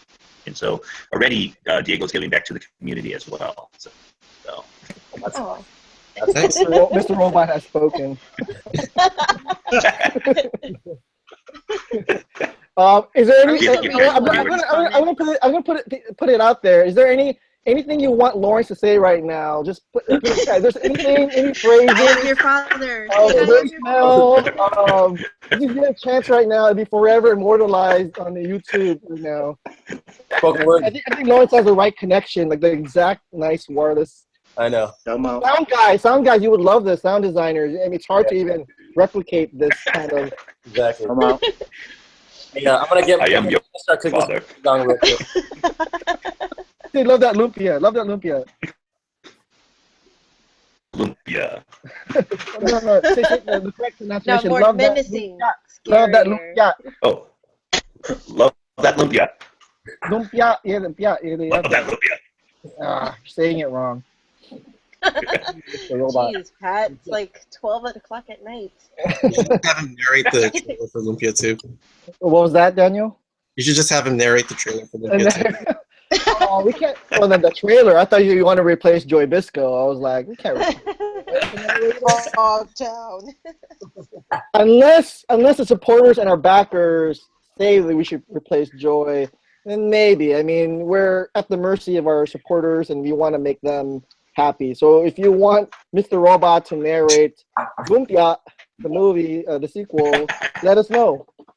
Or maybe we can just put the same filter on Joy Bisco's voice, you know? That'd be interesting. Why not?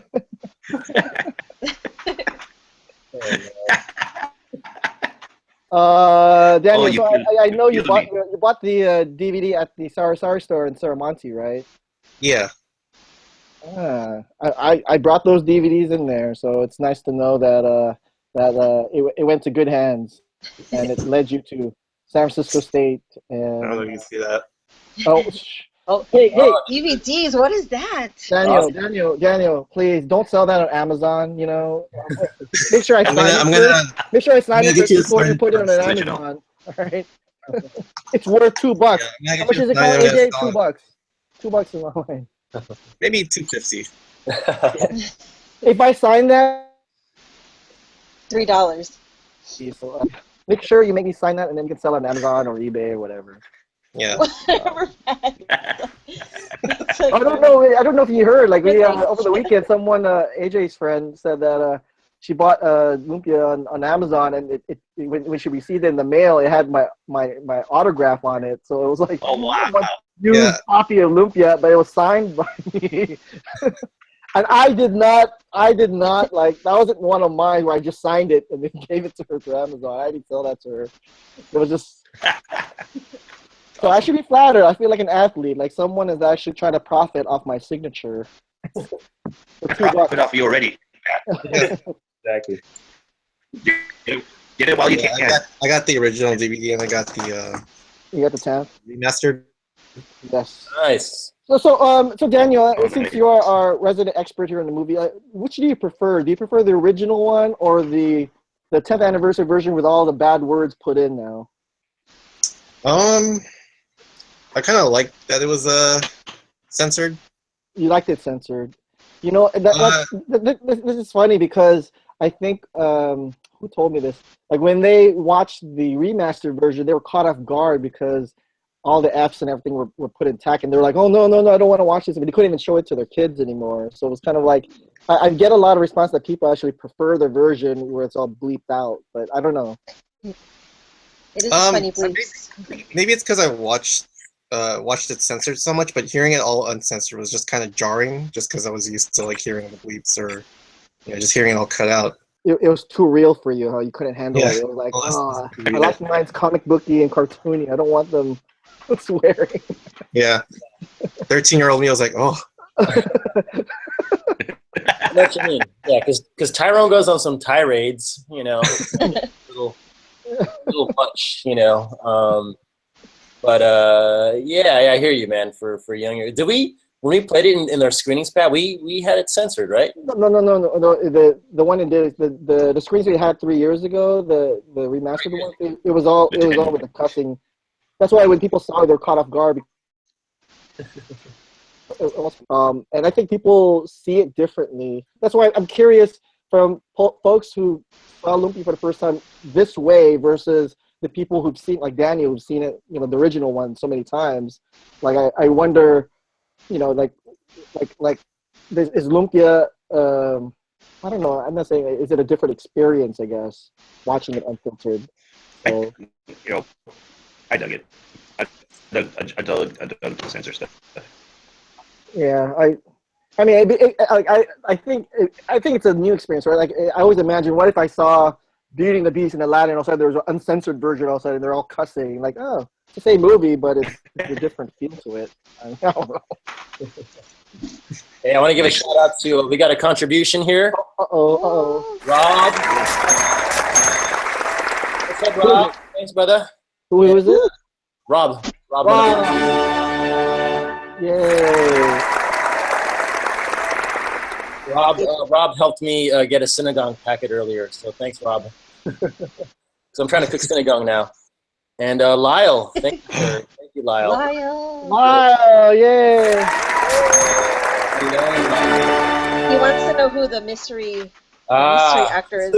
Oh, wait, are they putting a mystery actor? Or are they just... Yeah, it's a loan to the mystery Hollywood actor. It's a loan? Wait, oh, we should disable that loan. That's like cheating. They're not... Oh, no, there's got to be rules to this.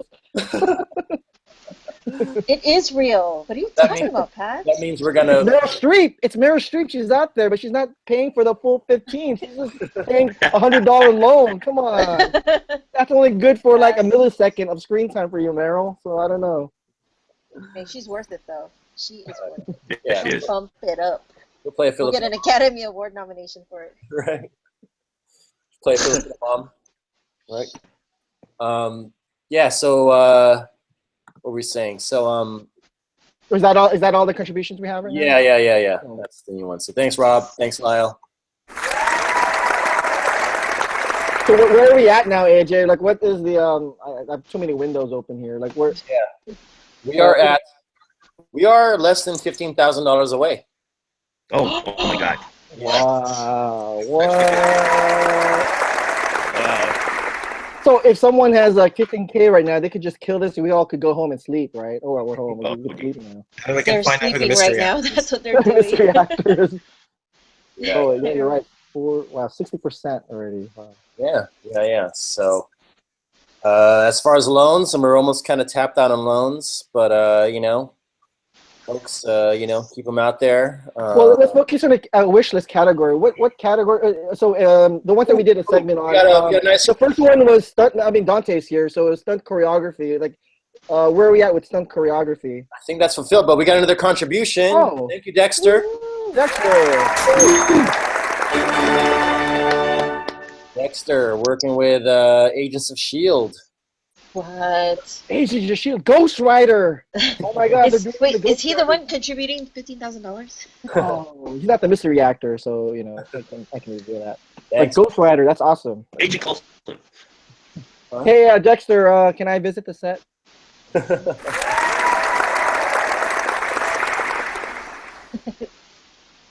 Thank you, sir. So Is yeah, that all? Okay, cool. that's all. So yeah, as far as wish list, we have stunts are fulfilled. Yeah. Stunts are fulfilled already. Yay! Thank you guys. Dante's working. All right, Dante, you can go home now. You're done. Good night, everybody. Dante basically got sparring partners. Dante got sparring partners. So that was our first segment, was a stunt, and then we released one yesterday for Maribel, which was which department was that yesterday? Wardrobe. Costumes, wardrobe. Not the costume stylist, right? It's or wardrobe stylist. It's a designer. Costume designer. Yeah. Where are we at right now? Where are we at with Maribel's department? With the Maribels, we are at 925 out of 3,000. 925 left. 925. Yeah, so we have 2,075 to go.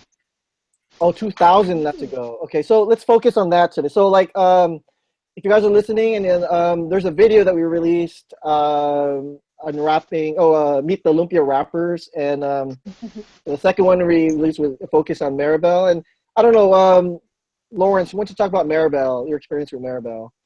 Maribel is a genius.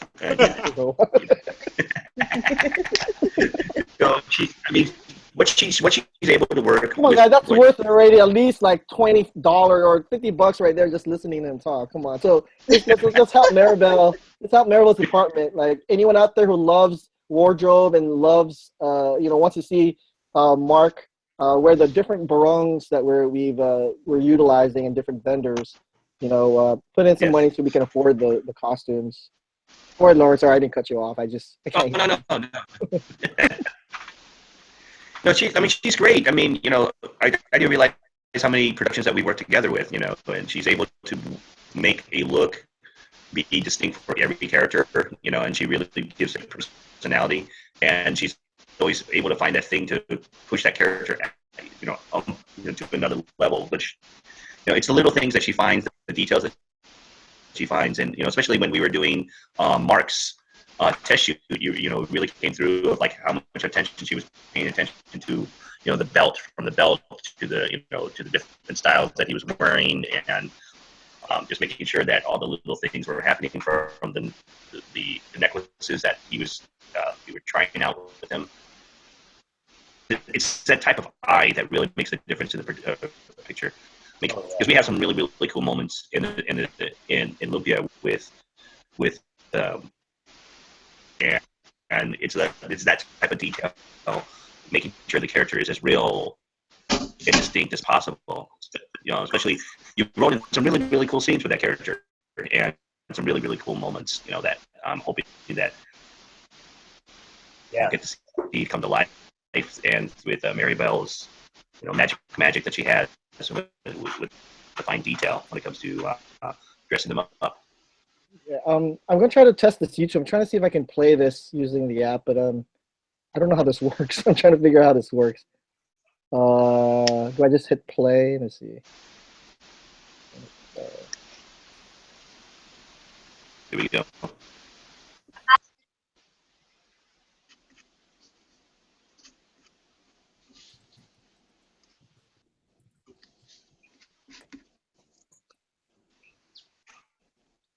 It's not working. I can't get it to work. Yeah. Oh well. But if you guys get a chance, just go check out. If you can go to the Lumpia Facebook or YouTube page, you'll see Maribel's wardrobe video. It's a good piece. It's a couple of minutes long, and it gives you an insight on just really the work that goes behind creating the wardrobe and designing. Let's welcome Justin Keyson to the Lumpia Webcast. What's up, Justin? How's it going, guys? Hello. Justin, introduce yourself to those who don't know you. What was that? Introduce yourself to those who don't know you. Hi, name is Justin Keyson. I'm one of the associate producers on the film. I should be going to sleep soon because I have a early call time at work tomorrow, but I wanted to at least stop by real quick and say hey. Hey, do you think you can when you wake up? What's up? Can you when you wake up? Can you join us again? Because I'd like to see a before and after. I guess. Like, see how much sleepier I am compared to. Well, no, I'm the one sleeping. I don't want to see someone who's more rested. Oh, that's right, because you guys are just gonna power through. It seems that people are still sticking with us so far. So, I mean, I thought I was just going to be here by myself and just people would just see me fall asleep and take a nap. I'll check birth the baby. Oh, we want to check in the Logan cam? Are we able to check out the Logan cam? We got a Logan cam? Absolutely. Logan cam. Let's check out the Logan cam. Logan. He's eating. He doesn't want to be. He doesn't like being shot. It's like the Queen, of England, doesn't want to be recorded while eating. So. Did you know that you can't tape any like the Queen of England like eating or something? It's like it's like against the law or something. Yeah, they Am I right, or is that kind of like urban legend or something? I don't know. You go turn to stone or something. Yeah. No, some say she doesn't even eat it at all. She's just like a robot, right, Lawrence?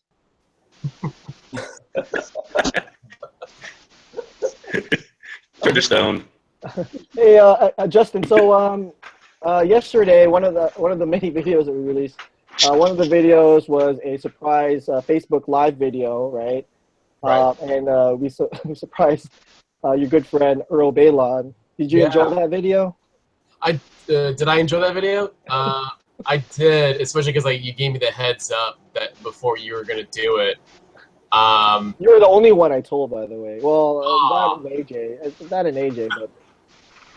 Oh no, it was cool. It was something because I remember we talked about that that idea of casting Earl a while back, and I didn't know when or if you were going to actually do it. So when you called me, I was pretty excited about it. I was driving.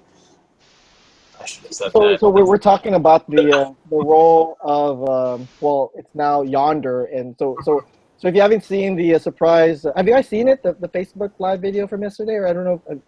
Yeah. Guys? No, I haven't seen it. Oh yeah. Everybody's AJ's Snapchatting right now. Let's not disturb AJ. He's Snapchatting. I know. I gotta start Barong at some point. That'll make sure I'm up. But I'm gonna Snapchat. I'm gonna do a Facebook Live as well from the Google Hangout. Kind of a meta thing. This is AJ can multitask and is like doing all this stuff. It's weird. It's amazing to see that AJ can multitask with Snapchat, Facebook Live, and now Google Hangout. I'm proud of you, AJ. You're all social media. Wow. I'm trying to, I'm having different brands with each one, but it's a new word. You have to know them. Yonder. Oh, so who's seen it? I mean, Justin. What's the background behind the role? Because the role, we changed the role. The role was in the original script, or in all the versions of the script that has been distributed. That character was actually an original character from the movie. A character from the original film. Yeah. And as with casting, it's of course. We've been juggling casting choices because there's just the actors from the original ones are not professional actors and they have jobs now and they're just not interested. so we had to recast that, or not even recast that role, just change the character entirely, which is the opposite of replacing someone like Carlos Bayon, who was the main character with Kuya, and that was a hard choice because I had to sit down with Carlos and tell him I was replacing him with Mark Munoz. But I mean, I've told this story so many times. I mean, this is like a team effort, and so he was down. Now with Earl, Justin and Earl have been, and as well as Lillian, this has been our kind of like a roundtable discussion. We've been for the last 3 years just really going back and forth in terms of just discussing the beats of the story, right? Yeah. I don't know, Lily, do you remember the different iterations and the discussions of the script and where it is now? Yeah. Of the characters, of everything. Yeah, so the character that we replaced is basically G-Dog. So G-Dog's character was a big part of the film. G-Dog is really one of my favorite characters, played by Paul. Oh yeah. Yeah, and it was like we would hope that he would come back, but we were hoping. But his character plays like and we read like 3 pages of it, so it's and when I saw during the test shoot, when I saw Earl, because Justin, what was Earl's role in the test shoot? Earl was Mark Munoz's stand-in a lot, and also he one of 2 other Lumpia wranglers on set. So we're gonna get that the other one for that. the wrangler was me. So which basically means that me and Earl are the official trainers of the upcoming Lumpia wrangle. It's a hot job. Yeah, no, they were next to but the girls also had to be Mark's stand-in, I guess, because he's got the beard, and they were standing out. So yeah, that's what he was doing a lot on set as well. So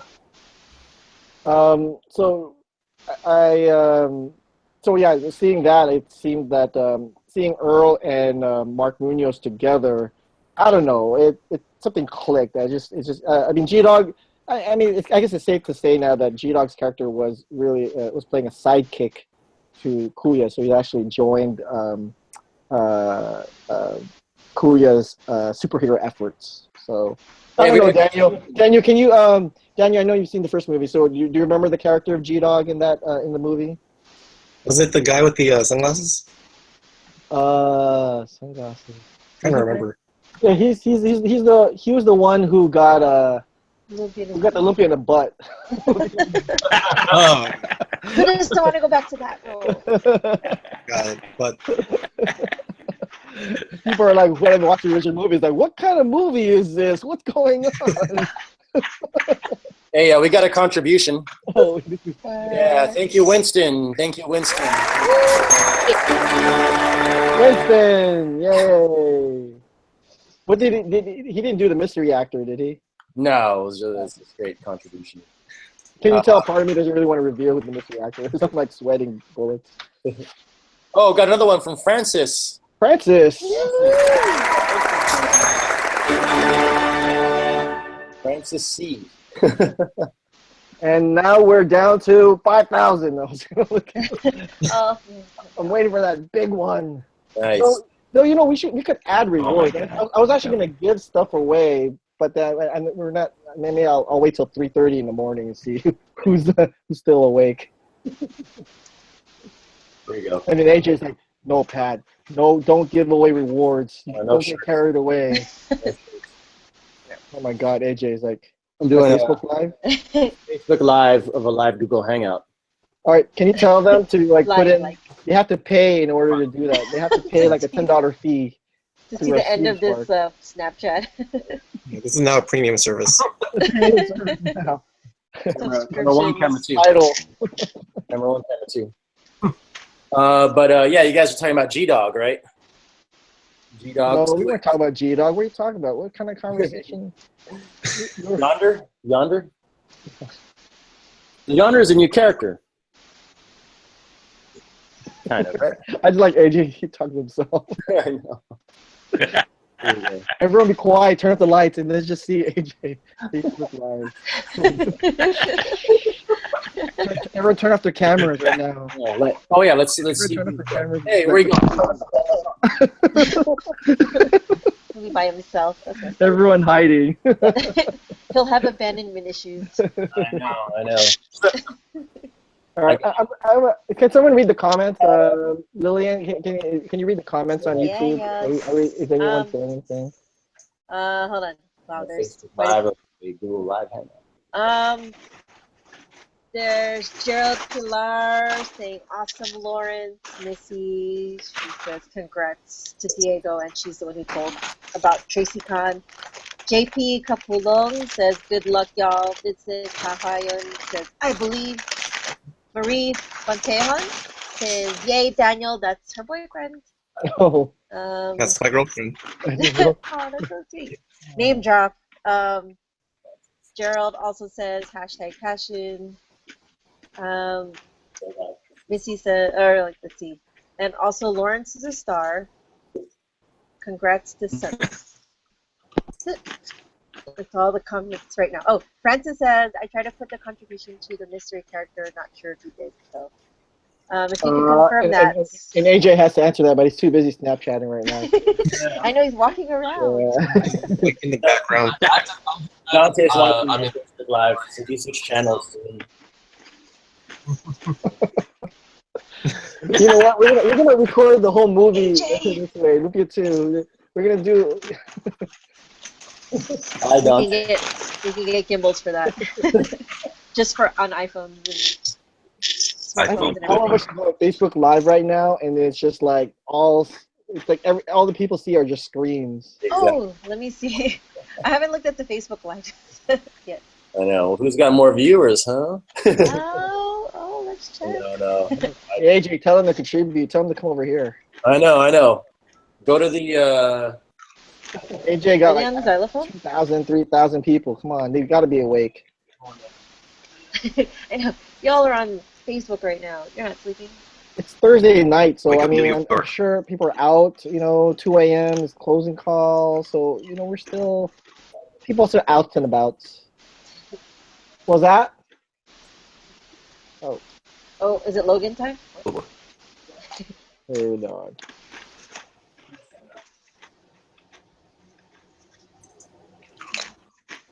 Logan, such a good. Hey, so we're talking about Earl and Yonder. So Justin, what was I gonna say? I don't remember. Maybe you should read a script. Should we read a scene? Should we watch Lumpia 1? What should we do? We're just all. You want to talk about how where the Yonder name came from? Yonder. Yonder is okay. So Yonder, the name Yonder is actually it's someone that we know. So I've always. It's kind of like Filbert. I don't know if anyone knows how we came up with the name Filbert. Councilman Filbert, or I don't know if we voted him councilman yet, but when we were I was watching Court TV back a long time ago, and I just saw one of this Filipino guy was on stand. He happened to be named as Filbert, so I thought it was pretty funny. So his name was Filbert. Now with Yonder, I just figured I could, that was always a name in the back of my head, like, oh, that's an interesting name. But to have what would be his what would be Yonder's tag name, I guess. So we're trying to figure out, we're going back and forth in terms of what would be kind of like how G-Dog was George, George's name was G-Dog. And then how we came with it. Did you do B Yonder? Was that the one you picked? It was B Yonder just because he's a B-boy. He was a B-boy back in the day, and I think that was like the first one I pitched you, and yeah. So it was a nerdy name, right? Because Beyonder is the nerds know, like we know the Beyonder. Yeah. There's an element, there's a little element of you probably like the Beyonder character in Marvel Comics. So but I was definitely thinking B-boy as well. So we should have like a line says "I am from beyond," And then, Yeah. I think I tried a big wide yonder, but even I wasn't feeling that one. But I'm like, I'm gonna see how Pat feels about that. And again, I have a rewrite that's supposed to be due this week, but depends how much sleep I can. We'll see. The videos are done. Actually, okay. So we were trying to squeeze out. We had so many videos and original content that we were making for this campaign, and you know I was able to squeeze out the geeking out video today right before we went live, but there's still one more video that I wasn't able to finish in time. So I don't know. Maybe we'll release that tomorrow, depending on where this campaign goes. But favorite video. Out of all the original content that we've done, the geeking out with Apple, we had the geeking out with Alvin. Today we had Joey Gila doing the Fogtown address. We had the Meet the Rappers. You know, the Stuntman. I mean, do you guys have a favorite video that you saw or surprised you? Anyone? I really like the Stuntman video. You're just saying that because Dante is here, right? Yeah. No. But that's nice.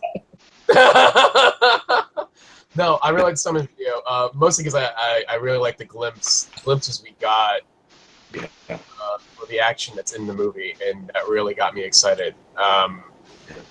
You know, it's one thing we talk about and sort of, you know, imagining it, but it's kind of cool. You get a little taste of clearly the expanded Lumpia throwing that's going to happen to the original film, and that, like, I've already been aware, and in my imagination, I kind of figured I had some idea, but seeing it like something tangible on a video just really made me go, wow, this needs to happen. So I really like the stuff video. Also, the mayor videos pretty great too, because I just really dug watching Joey in that. That was just really funny. So and it's funny because Joey, this was the first time. I mean, I actually casted Joey 3 years ago, so I already knew that Joey was a part of it. So even when writing and writing that character, it was nice to actually see him in character for the first time, because we're trying to figure out how to play him. And unfortunately, I wasn't there to direct him. I had to do it all on through text and through online, you know. So it's crazy how they were. And I shout out to JJ. JJ Cassis actually shot the video last week over in Day City. So you know, we really had planned what we wanted. And it was a very quick turnaround, because it went from an idea to asking Joey. Joey was down, but we had to delay it because Joey came back from Hawaii with you know, he had his throat, he lost his voice, so we had to wait another week, and then he shot it and he killed it. And you know, and now looking at that, it was like perfect. That's Mayor Ronaldo. That's Mayor Ronaldo. You know. So that, and then the other casting news, of course, that was part of that little promoting thing, was revealing that Filbert is now being played by James Lintaya. I can't ever replace his last name. So James is playing Councilman Filbert in the sequel, and of course Filbert is another character from the original. Danny, do you remember Filbert at least? Do you remember Filbert? Yep, I sure do. Okay. So he's not the one who got the lumpia in the butt. He's the one that got pee-peed in the movie. So we're going through all the the bodily fluids here. And hey, Pat, invite Maribel. Maribel's. Okay. That's what I want to hear. People who want to join in. Yeah, Maribel. Just kick. Yeah, hit up Maribel, Pat. Invited. Yeah, okay, Right. cool. So your thoughts, you guys, on Filbert and the actor who's playing Filbert? He's awesome. Oh, funny. Yeah, he was funny. I mean, he was. He was in your wedding video. I think everyone we worked with in our wedding video. Mark Elephant wants to join too. Can we fit everyone? Need to make, I think so. need to Yeah, make room. Okay. I think we can all fit. I think you know. Can I scoot over here? I don't think we can fit two stuntmen. I think this Google. No, I'm just kidding. Yeah. Two stuntmen here. No, just kidding. Elephant. Hey. Bouncing around again. I think his elephant stunts.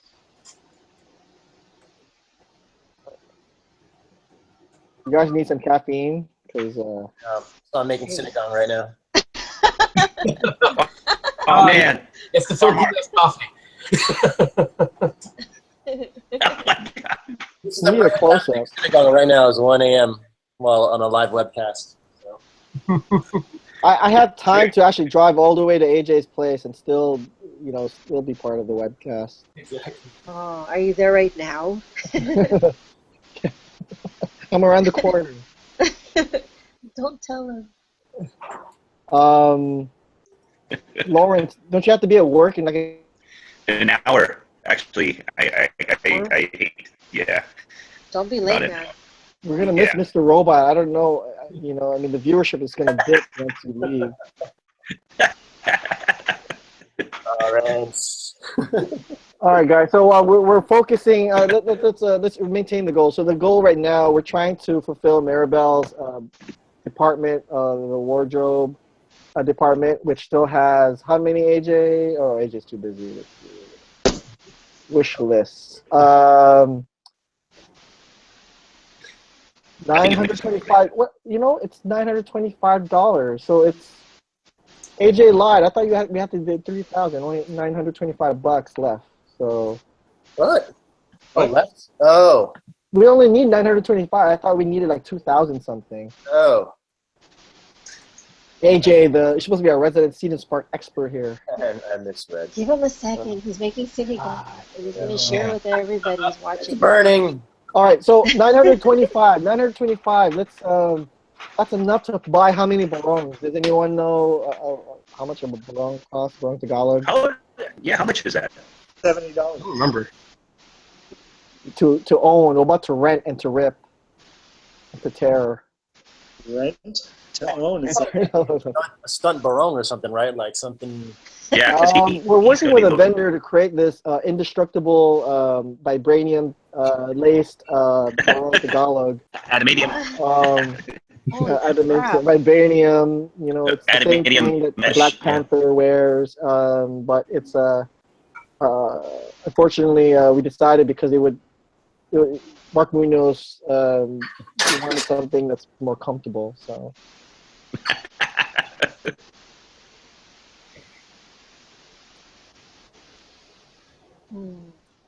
Looks like we've entered the. we've hit like a lull in this conversation. It looks like we've entered the cooking portion of this live stream. Yeah. So AJ, what you tell us exactly what the ingredients are? Tell the folks who don't know what you're cooking, what Tell us your what sinigang is. Oh yeah. I am making sinigang. I just gotta saute I gotta brown I like country ribs with my sinigang. Oh my gosh. Yeah, this is what we had Oh my in the lumpia for Mark Munoz. We had these country ribs. That's his favorite right there. Oh my god, it was so good. Fancy. I'm coming by, AJ. Along with it. Get some sangria. Sangria. Sangria. Who's Mark? I can't believe that he's actually making it. This is something that we should be filming. Look at that. Yeah. We need to film this. There's secret ingredients happening right now. No, we should suggest stuff to put in a sinigang, and it's like Iron Chef, the old version. Oh, Put hippopotamus meat in it. it's shrimp. And shrimp. That's secret so I think we got a new contribution, AJ. I got a notification. I don't know if this is old or not. I don't want to say because I don't want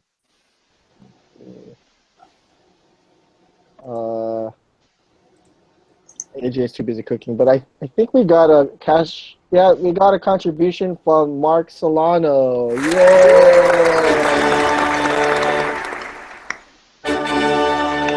Yay! Keep it going. I'm hoping that was right. Thank you, Mark. Much appreciated. Thank you for staying up late.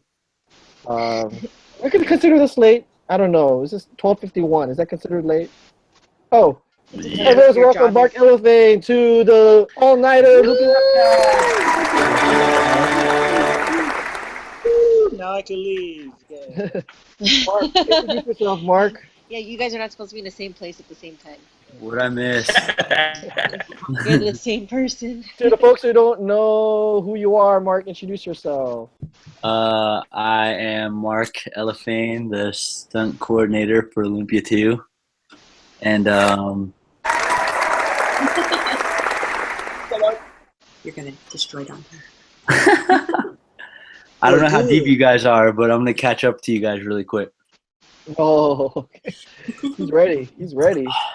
This is celebratory. I'm gonna save one shot for the end. Oh, cheers, brother. All right. Thanks, man. Let me switch up, man. Let me switch up. I got water. Oh, actually, this is very fitting. Anything is possible. Yes. This is actually a gift from Dante Fernandez. Ah. Aww. Uh, BFF.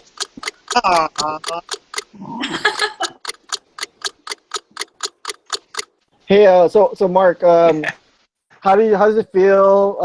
So I think your department got funded pretty quickly and stuff, but and I think a lot of the video, I think people are just they're just captivated by just the stunt portion of filmmaking, right? Because it is difficult, or just how did you get into the stunt world? You know what? It's actually really cool, man, because I think every kid, up to a certain age, every kid, made play fight scenes in their backyards and then their living rooms and like pretended to be the Undertaker, throwing their friends off the couch, getting yelled at by their parents. And essentially that's kind of what stunts is on a professional level. And I think you just get to a point as a kid where you decide that you got to grow up or, move on and do something else. And I think I just never hit that point where you move on from that. I just never moved on from that. And then how did you, I mean, I know you and Dante have known each other for, since junior high, is that right? Honestly, I don't even remember meeting Dante. It's been that long. Like before me and Dante were friends, our parents were friends. So. And you guys just initially just had the same interests just off the bat, or just experience it together? I think we just didn't know. Like when I found out that he was into stunts, like I had no idea, and we were like beyond high school already. So like he went and joined the military, and then after that, he was like, "Oh yeah, I'm trying to do stunts," and I'm like, "Oh, for real? Cool." And then we went and did stunts. It was cool. Nice. You guys, shout out to Mark. Thank you for the contribution. Yeah, I already beat you, AJ. I already thanked him. I'll go back to my cooking then. Have you been getting any? Have you been getting any since we released that video about the the Stuntman video? Have you gotten any feedback? Any comments? I mean, just the usual, like, oh man, that was effing cool. Can I say cuss words here? Oh yeah, okay. I can just say the letter. It's past midnight now. So it's late night now. So it's fine. If I just say F, y'all know what I'm talking about. Yeah, just a bunch of people, just saying how cool it is and how exciting it is, and just asking about you guys, actually. And I say all good things. So.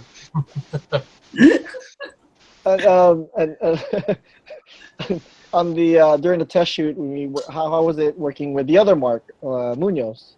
In the very beginning, starting out, it was a little it was a little wild. You know what I mean? Like I was a little starstruck. I've been a fan of that guy since forever. But I mean, you guys know, you worked with him. After 5 minutes of talking to that guy, he's your homie. You know what I mean? Like. Any starstruckness, if that's even a word, or any nerves that I would have had, when you hang out with that guy for 5 minutes, and you realize it's all good, So it just went from a good experience to a great experience, you know. Everyone is welcome. Producer Lisa Chung to the All-Nighter Webcast. What's up, Lisa? Lisa. So, Here's my- Lisa, why don't you introduce yourself to the Lumpia lovers watching this? Who do I see?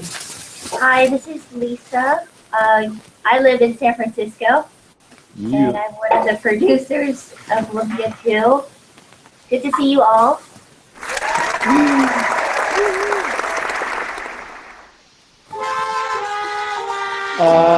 So have you been watching, or how do you feel? How do you feel, Lisa, on this crowdfunding campaign? Is this more stressful than the last one, or? I feel it's much more stressful than the last one, especially today. Especially when I woke up this morning to see your post. Yeah, it is.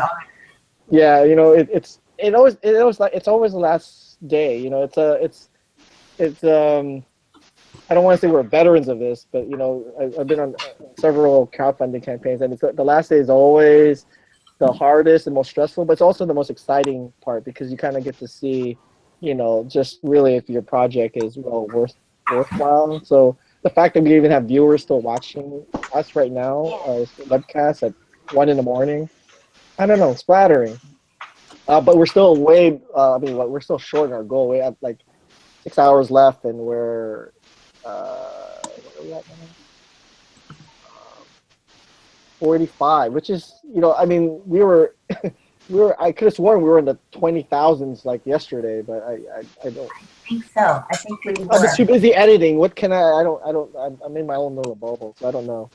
We were almost with 5,000 on 6 o'clock. So that's good. That's really good. Yeah. So our goal right now is because Mark and Dante's the department, that wish list has been fulfilled already. So we're going to the next segment, which is Maribel's wardrobe.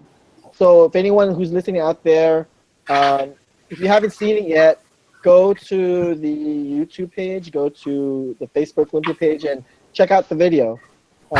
Check out what Maribel's been doing, designing, and also what she did for the test shoot.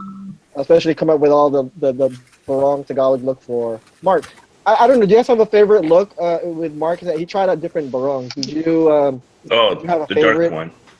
Yeah, that The one's dark one. dope. Everyone likes the dark one. That That one ripped very easily. Is Maribel on the chat right now? No, I invited her. So Maribel, if you're listening, just you know, if you want to join us, just go to your Google or Gmail, and then you can see the invite there. Make space. What is that? Oh, that's AJ's post. No? He's got the static. All right, so we're trying to. So if anyone's out there, check out the video, and if you like that and want to, I mean, we have 900 something left in our department to fulfill. So it'd be nice if we can fulfill at least that department, and then yeah. Lisa, did you have a favorite video? I don't know. Have you seen any of the original content videos that we've been making? I enjoyed the Stuntman video. That was my favorite. Why was there not a Lisa video? No, I'm not a in front of the camera person at all. At all. Yeah, go make yours right now. Wait, let me drink a little tequila first. Yeah, Lisa lies. Oh my god. Oh no. Someone's got their feedback on. You hear the chat. If you're like watching the playback, And it's making Technology.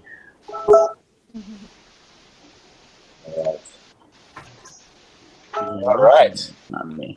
So I got my sinigang simmering right now. So you know, What kind of sinigang is it, man? What kind of meat you got in there? country ribs. Country ribs, man. I like the cut. It's real tender. Fusion? Yep. No, it's like regular stuff. I used to do like chicken sinigang. You know. I want that recipe, dude. Oh yeah. It's pretty easy. But that one was just, I think, it was just lemon. You know, I didn't put any packets in it. Oh, Yes. there's more to the secret. Tamarind. Can that be a new backer reward? Some AJ sinigang? Sure. Not bad idea. I got like 2 different kinds here. I didn't know like which one to use, but you know, I kind of want to not use this, you know, and just like go all natural. But you know, I didn't have. I just felt like just doing this tonight. So I know it's a lot of salt, but you know, I just kind of want to. Yeah, They're so good. I know. I wanted to Put try. it in anything. Yes. AJ, are you cooking right now? I am, because that's gonna guarantee me like me staying up for like another 2 hours while this is simmering and becoming awesome tender. So I'm gonna try to The eat this. question is do you have sangria to go with it? Huh? What's that? What's that?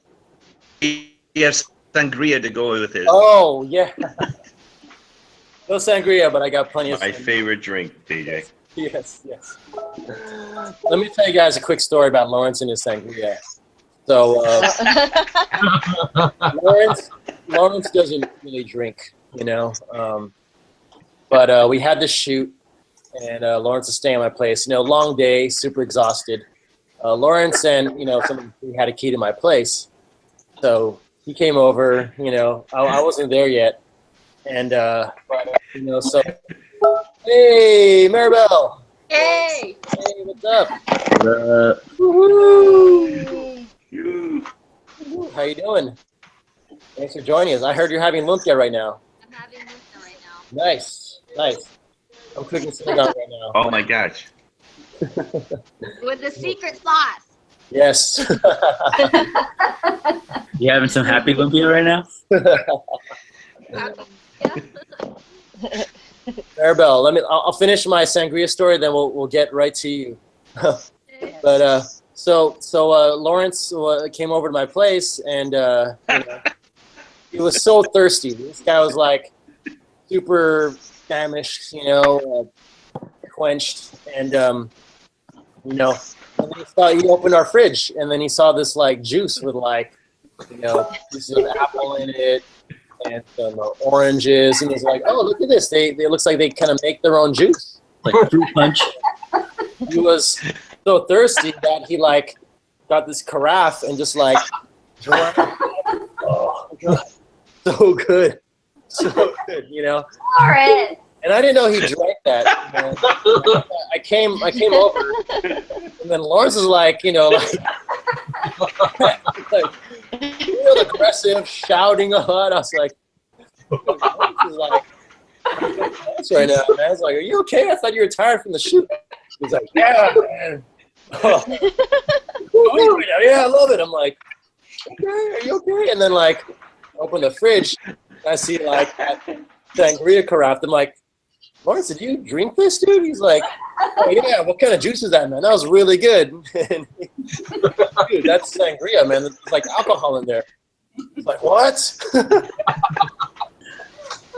Yeah, so that's Lawrence's sangria.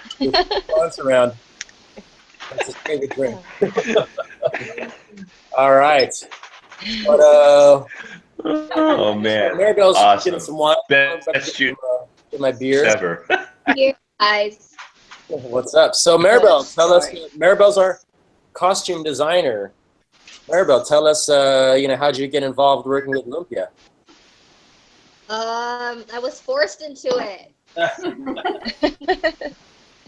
was bribed. I know. No, Thank how you can for I accepting.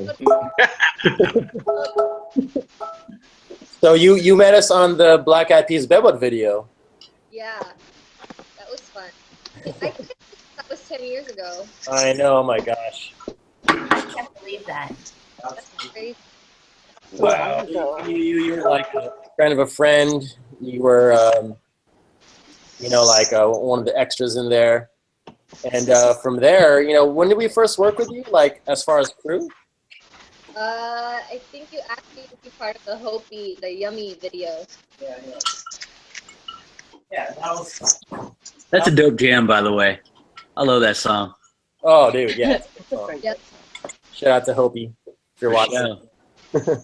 Yeah. Yeah, no, that was a cool video because that was like very stylized. It had like this sort of fantastical element about. Tell us about that video and. It had cake. Who doesn't like cake? Definitely a fun shoot, especially that cake part when they ate the guy. That was funny. Yeah. You guys should check that out on YouTube. And but tell us about your background too. I mean, you have some experience with fashion, right? Yeah, I went to the Fashion Institute, or FIDF. So I had some styling experience, stuff, and I like design my own things and accessories and all that stuff. And so that's how I got into designing. Nice. And you guys, ever since that Yummy video, I started doing more styling and designing, and then started getting more gigs after that. Ooh, cool. That's great. Yeah. Great. Yeah, and yeah, no, I mean, I think that's like kind of touches upon what we try to do with our work. You know, like when Daniel and his story and kind of getting started in filmmaking after watching Lumpia and you know, everyone here. You know, I mean, this is, you know, we have to kind of take charge of our, you know, of what we want to do, you know, and then like let's create, you know, together, and we're seeing kind of the fruits of that, you know, people kind of doing things in their own career, you know. Yeah. As far as Olympia 2, what are you looking forward to? I mean, you know, you're working with a unique situation where like we're putting Barongs on a fighter, you know, I mean, and he's a big dude. You know, what kind of challenges are you encountering with that?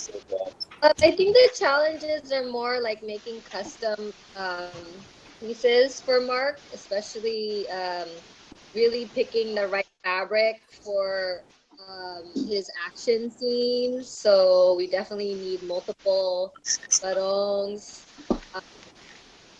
If there's a way we can, I would love to ideally design custom barongs with more stretchable fabric so it doesn't rip. That's the sexy one. Yeah. How many barongs did you go through for the screen test or screen shoot? Well, that black one is the one that fell apart by the end, because that was the one that was the black barong is where he did a lot of his action and stunts. So, and I only had one, and I was lucky I found one. Yeah, that one looked good. I like the black one. Towards the end, I was trying to keep it together, gluing it, or I don't even know what I did just to kind of make it look cool. But that was fun.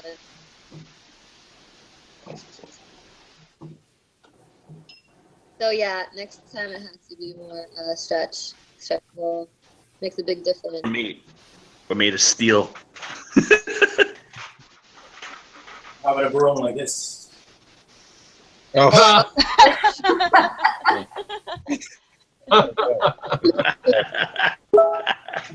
Too formal. Where did you get that? Oh yeah, this is my wedding, actually. We just have them standby. This is what did I get? Evening barong. Yeah, this is my pangbahai barong. You're sleepy, Barong. I needed to slip into something more comfortable.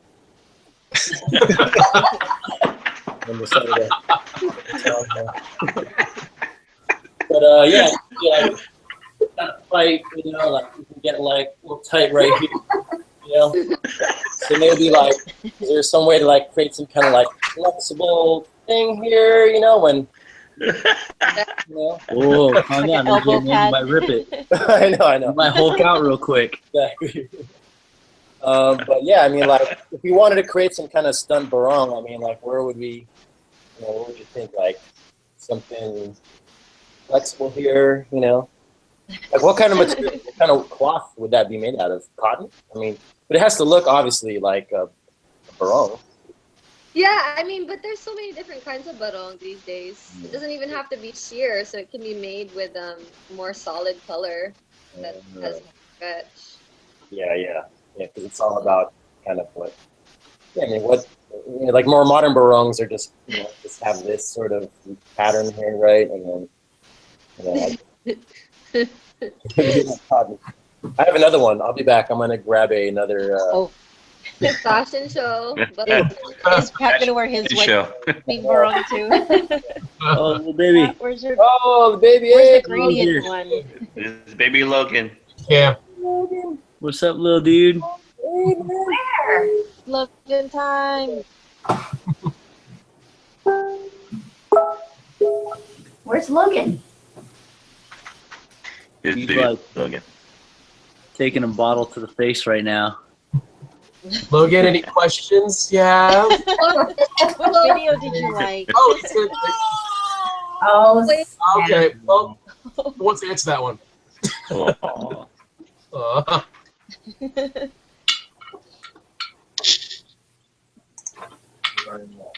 What a cutie pie. Super cute. What a cutie pie. Is Logan hosting? I mean, that's cool. Hey! oh my God. Oh my gosh! It's late, guys. Yeah. Y'all know what time it is? Come on now. Oh, we lost him. Oh. Oh, time for bed. Does anyone else have barongs that they want to walk out wearing? I have one somewhere. Maybe I can just pull it out. Only pull it out when it's a special I event. do, but I don't look as good as AJ, so. It is his wedding And here he barong. is. There we go. Wait. Oh. Yes. What is this? Oh. Oh, what's up with that top button there, bro? All right. That's a cash. That looks like a disco shirt. Yeah. Disco. The casual barong. I know. I got the goose. Need to pop the collar. Yeah, could we do like a thing where for every contribution, like you undo a button?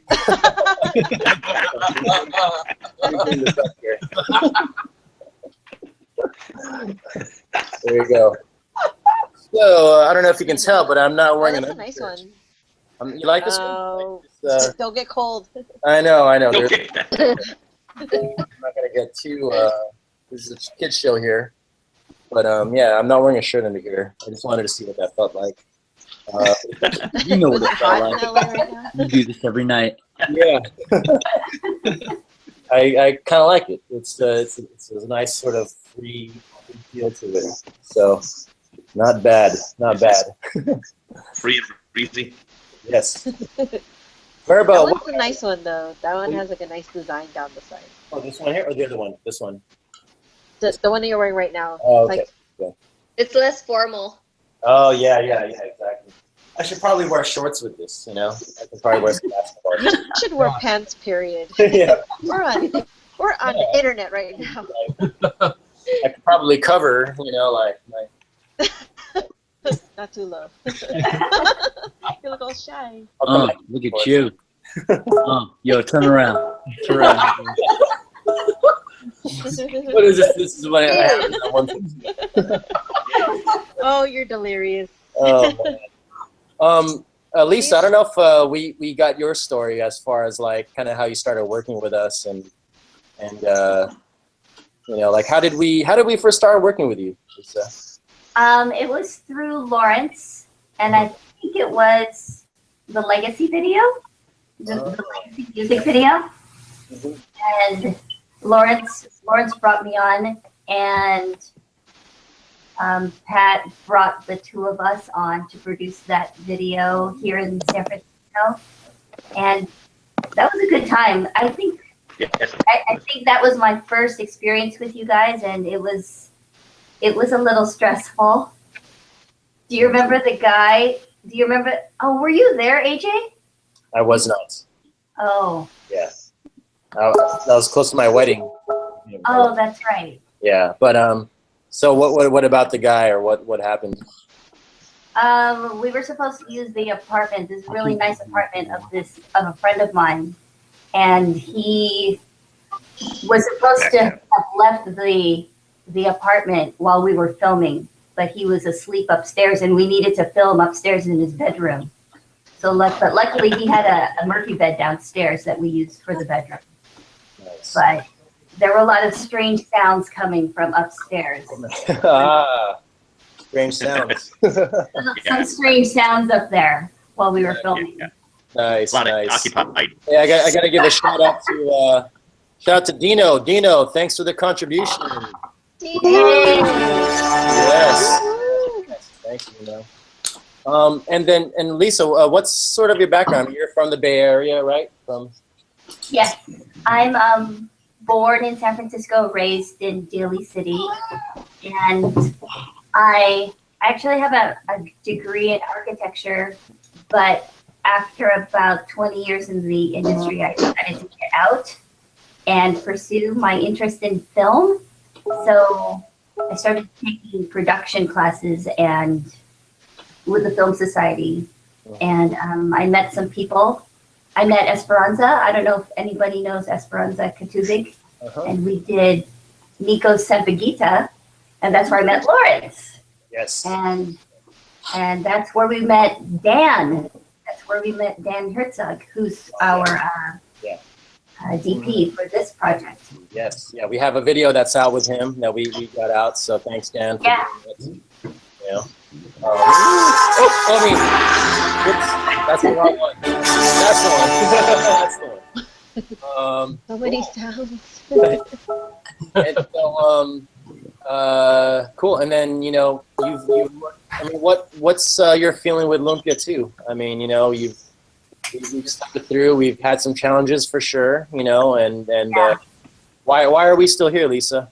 Love that Lumpia, I think. Yes. Sure. I don't know what it is about this group, but I always feel that at the last minute, I was telling this to Lawrence, I feel like at the last minute, we're going to be saved. And it happened almost on all the projects that we've worked on. I just felt that John Hervey saved us for Black Tiger, and the Kickstarter campaign for this project.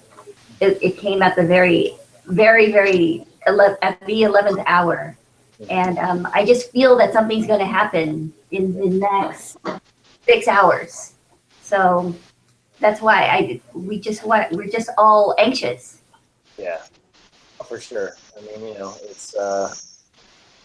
this is, we've been through challenges before, but we're still here and hoping people out there, can help us out. And but we're going to keep moving forward. I mean, look at all of us here. There's like 8 or 9 of us, hanging out still.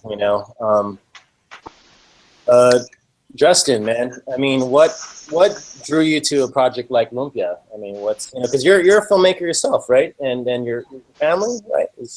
I know your brother does stuff as well, and right. Basically, it helped that when I saw the first movie, I wrote this big post on Facebook about it, where I saw the first movie right around the time I got to finish my graduation film at film school. And it did help me motivate me to kind of finish editing the movie. And for me, it's like I've always wanted to do like a fun action comedy that had Filipinos and Filipino Americans as the leads, and that's the mission statement for this movie. And to be a part of it in any fashion, I would have been a PA. I'm lucky enough to be considered a slightly higher credit than that, and it's the test shoot was like a real great experience, because for me it was like I'm having such a good time doing this. I really hope the movie works. I hope we get this film to be actually real, because I want keep having days like that. So, no, that was being a part of stuff like this is the reason I want to start making movies. So pretty simple. Yeah. Awesome. And like I love your guys' brand, with vlogs and film reviews, so it's like, you have a good opinion, man, and when actually sticking with us, it's cool, man. It means a lot. No, of course, thank you. That's something really cool of you to say. Thanks. Yeah. Thank you, Justin. Want to thank Justin? Logan, thank Justin. Thank you, Justin. Oh my God. That's awesome. Hey, so Maribel, I know with the wardrobe stuff. Have you been getting any comments regarding the video that we did for you guys, the wardrobe department? Any feedback or comments? Any comments? Oh, just people who've seen the video that we released.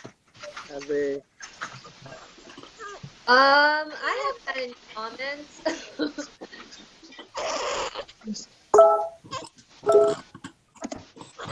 I know a lot of my friends are really excited.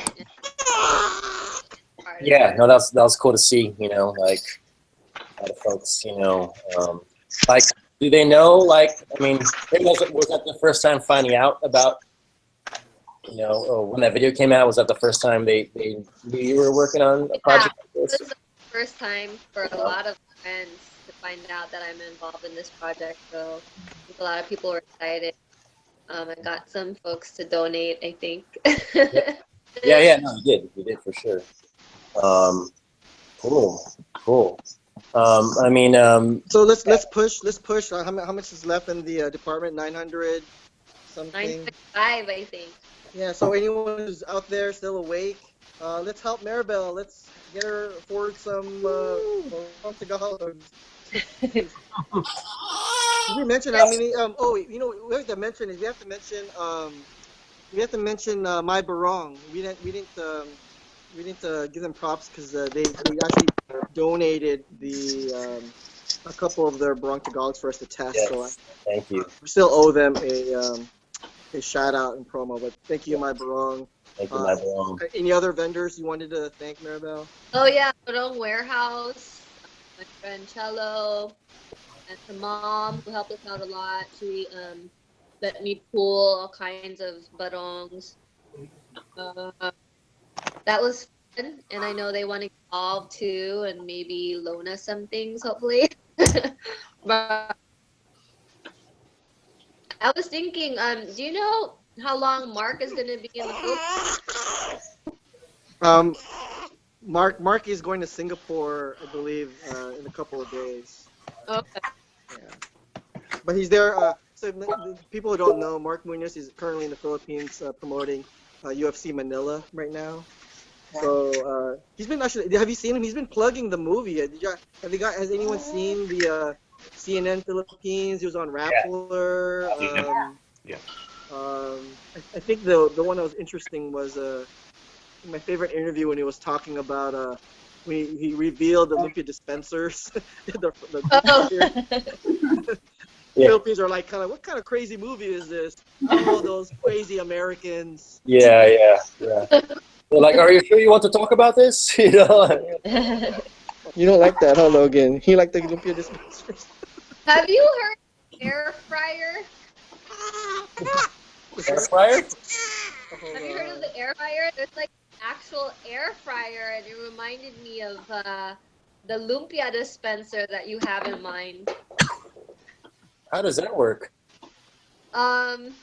It actually exists, and it's just like hot air that fries the food. You don't even have oil. I have seen this infomercial. Yeah. I've seen it at like 3 in the morning, and I wanted one. I wanted 2. Oh, and it reminds me of that's like the perfect kind of.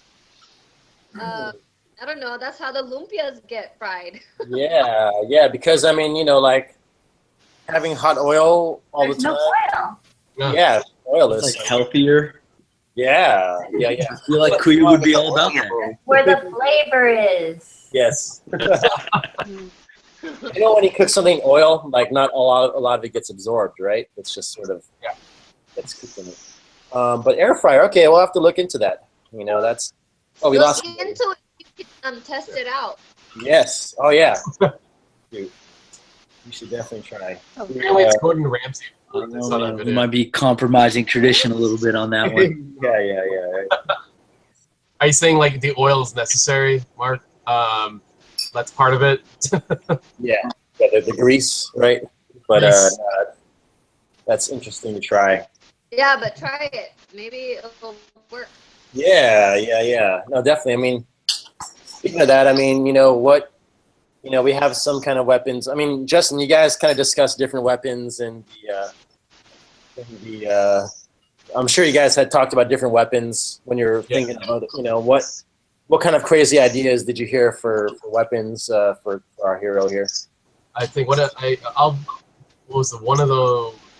early ones I remember pitching was like a Shanghai Lumpia that if you spin it turns into a bow staff. I think another one is like kind of like a Lumpia that kind of like explodes. So that's like all the pieces are just kind of wrapping on the guy's face. I think we had like one where like the sauce like shoots out like Spider-Man. And I'm sure we can come up with more. I think that was like literally meeting one like 3 years ago. We're like at a Starbucks going, what else could we do with this? Like nunchucks, that would be kind of neat. Yeah. So I'm sure we can come up with more with that. Yeah. I think personally though the Shanghai bow staff is probably my favorite one. Yeah. Because I like Donatello from Ninja Turtles. Maybe that's why. So. Oh yeah. Undercover, you can kind of hide that. Oh yeah, it's like what's that? And it spins. Like oh crap, How about anybody here have ideas while we're here? It's like yeah. All I can think about now is like a 6-foot like Shanghai Lumpia and like a Lumpia bow staff sized Lumpia. Sounds delicious. That's try delicious. that. That is pretty good. You fry it in parts. fried parts. Daniel, did you ever picture yourself, hanging out at 1:30 in the morning and, talking about Lumpia weapons? You saw the movie. No. No. But I mean, what better way to spend a Thursday evening talking about? Exactly. We're like kind of at a bar right now. We're like, some of us are just, Might as well be.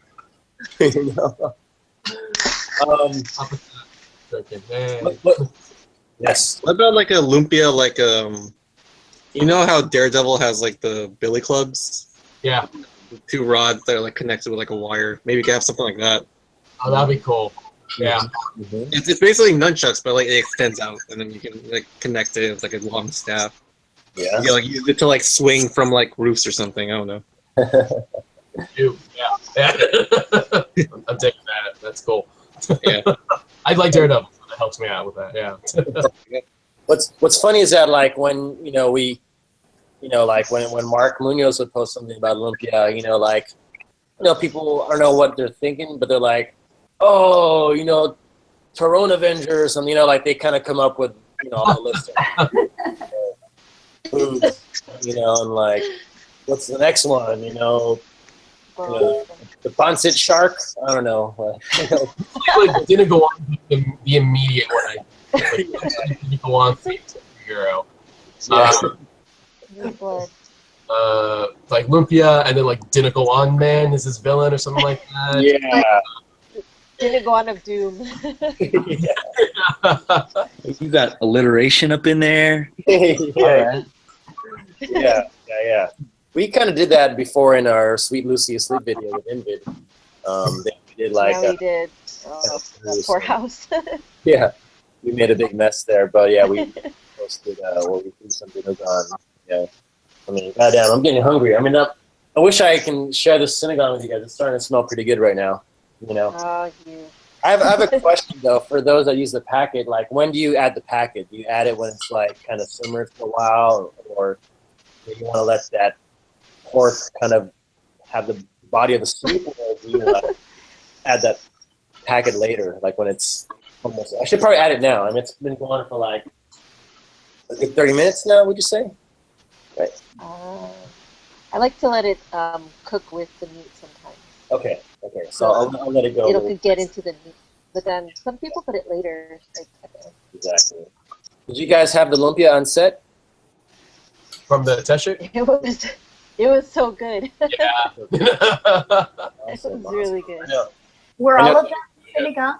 Were all of them sinigang lumpia? Or It was all sinigang lumpia, yeah. Because like, you know, when I make my batch, I have like a huge batch of country ribs. So, you know, I had, you know, I ate some of it, but I was like, dude, I got to do something with the rest of this. And, you know, some stuff from my buddy John Castro. Shout out to John Castro, and I pretty much took what he taught me and sort of made my own. You know, so I'll be starting You Eat Now Part 2. You know. Pretty soon. Hey, yo, Earl. Yo. Earl. What's up? What's up, man? How you doing? Doing all right. How are you guys doing? Oh Good, man, it's the voice. Yeah. So, Earl, do you know everyone here? Yeah, we've. I think so. Yeah. Hey. Daniel over there. What's up? I am Jason. How's it going? Daniel's a supporter of us. hi, Earl. Yeah. Hey. What's up, everyone? How's Nice. the cast been going so far? I just got home. Oh wow. Where did you? Oh my God. Well, I had rehearsal up in North Hollywood, and then I drove down, and it took me like an hour to find parking around my apartment. It was horrible. Oh my God. But there's like some big show going on, I guess, at the bar down the street or on the corner. So Okay. Still going, huh? yeah, I was about to like fart on some hipsters. It was crazy. Long Beach. You live in Long Beach, right? You're in Yeah. Long Beach. Yeah. So, Earl, tell us about you know, like, what's your role with the film, man? Well, as of yesterday, I provide a dual role. Yes. Yeah. to the film. Well, me and Justin are the associate producers, so we've been doing kind of this general stuff, a lot of stuff with the script, and now I'm going to be playing the role of Yonder. Yeah. Yeah, Yonder, Right. former b-boy, current. Yeah, so it's going to be cool. Well, tell us about your character, Yonder. He's like the right-hand man of the silent Avenger we all know as Kuya, Silent Wrecking Ball.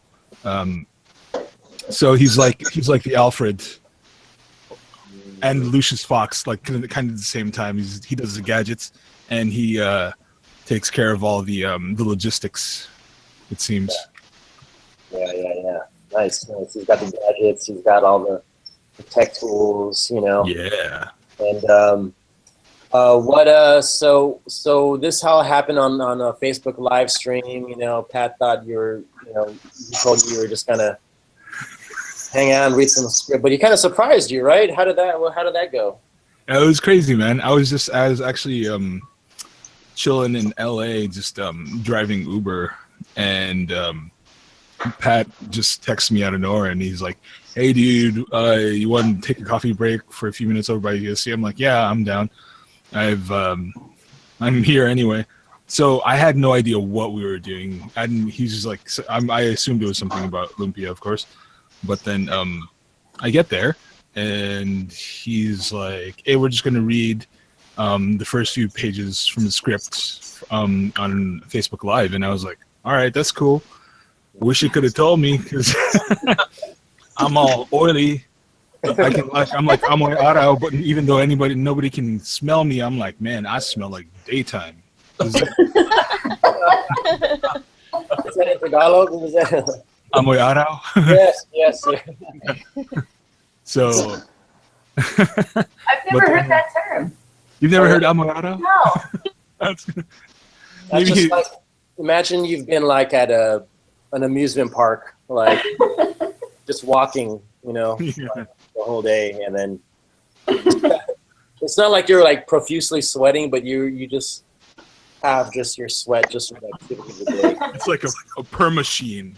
I mean, that sounds awful, but I'm at an amusement park, so it's fantastic. I know, which one is it though? Is it like Six Flags where it's like it's Yeah. cool and fun? It really depends. Yeah. But yeah. So like after we do the 3 pages, he drops it on me. I'm like, what? Crazy. I had no idea. And apparently this guy, Justin, was also in on it, and I just didn't know. Yeah. You got down on one knee, man. Yeah, I know. Yeah. It was crazy. That was cool. That was cool. It was like watching a proposal, like on like. I should have made him get down on one knee. Earl, did you cry? I couldn't help myself. It was a little verklempt. Yeah. Awesome, man. And tell us about, you know, I mean, you're an actor, you know, you're been a part of some cool projects. Tell us about that. Well, I guess most notably, I'm the voice and motion capture artist for the recent Tomb Raider games. One of the characters, his name is Jonah. He's like Lars' right-hand man. I see a pattern here. And, so we're typecasting you. Let's just. It's cool. Yeah, I don't mind. That's a good kind. Yeah, but yeah. So yeah, I've been working on those games for the past since 2011. So 5 years. Well, 4 years. Like I didn't work on it last year, so there's a small, you know. But that's what I do. And I keep on auditioning, trying to book more stuff. So yeah, what's it like doing motion capture? It's fun. It's pretty awesome because like it stands in stark juxtaposition to regular on-camera work where I don't have wardrobe or makeup in the traditional sense. Instead, I sit in a chair and they paint dots on my face. And then I get into a skin-tight suit and I'm covered with reflective balls. So, and I'm wearing this massive helmet. Well, not a massive helmet, but I'm wearing this helmet with 2 cameras pointed at my face for, 8 hours. Yeah. But, I mean, it's cool. It's it's different. How long does it take for you to get comfortable performing like that? Like the first time you did it. Yeah. It took me honestly, it took me like a year. I mean, wow. It took me like a year in terms of that was like maybe 5 days on set for me to really kind of It sounds uncomfortable. Tell us more about the skin tight suit, Earl. I think we all want to hear about the skin tight suit. It like hugged in all the right places. And, no. I believe you said it was covered in balls. Yes. Talk about the balls. Earl. Like 58 balls. They were small and hard. Were they shiny? They were shiny. I don't know if I could have a picture anywhere to show. Yeah. Please have a picture. Yeah, Google Hangouts nights. I know. Google Hangouts after hours. This is when the bars get out right now. This is like any Lucky Chances or Denny's or bacon wrapped hot dog. Yeah. I know. Yeah. Some or just midnight sinigang. Yes, too. Yeah. Can we open that restaurant, Midnight Sinigang? Ooh, yeah, it's a good name. Oh, that's a good. It's not bad. I'll go there. Yeah. I'll go there. It's only open at midnight, right? That's the whole point. Like, only for 1 hour. Only for an hour, just a midnight hour. After that, that's how we build demand. So I mean, just make one pot too. And then finish that one pot. You have to finish. It's a one pot pop-up there. Yeah, I know. One pot pop-up. That will start a new trend. Exactly. Right. And then one pot pop-up. Sell it for like $20 or something. For a 5-ounce portion. I think there was like Bar Synagogue in the Bay Area. I think they did like a pop-up there. Like the guys. From, They're Oh, they're really? gonna be doing one next month. Ooh. Shout out to Desi. Yes. He was telling me about it, so Awesome. I Awesome. kind of want some. Cool. Try that. Take off your shoes. I think is the thing. Nice. You got a picture for us, Earl? I am looking for it. You thought we forgot about it? No, we didn't forget that. Exactly. Mark's been waiting, man. Hurry up. I mean, it's kind of cool because it's like for actors here, who have kind of put their bodies in tough positions. You, Mark, as a stunt person, Earl, like wearing crazy suits like that. I mean, like show up to set, and it's like, okay, you kind of have a rundown, but it's like, what can happen today? I mean, Mark, you've been in some interesting situations, I'm sure. Has there been any? Yeah, man, I got beat up by Mark Munoz. It sucked. No, that's crazy, man. Dude's a tank. Right. I remember there was a moment on the test shoot where like Pat's like, okay, just fight right now. He was like, no choreography. I just need to get like some B-roll. How about you guys just go ahead and fight? Just go, and then you guys just fight. Yeah, it's like, all right. At least it wasn't an octagon. So. Yeah. Yeah. Octagon falls over you guys. We would have all been in trouble. Mark, did you really get hurt in the during the screen? Oh no, that's cool, man. Mark actually has a lot of control, so yeah, he was good. He took care of us. Nice. I remember we were talking after the shoot, and I was like, "Man, how is it like doing fight choreo with an MMA dude?" And you were like, "Man, even though we weren't really fighting, I could just feel the weight of his fists." Definitely feel it, yeah. But no, I mean anyone who's that level and has that much skill also has that much control. So it was cool. Yeah. Nice. Very cool. I mean, speaking of stunts, I mean, what's I've seen your, I think your reel and yours and Dante's reel inspired a lot of people. Like you have like, through the loans, we've had like two or three folks, like say, hey man, those guys are legit, like I want to be a part of that, like. Tell us about some of the stuff you've done on, with the commercials and. You know what?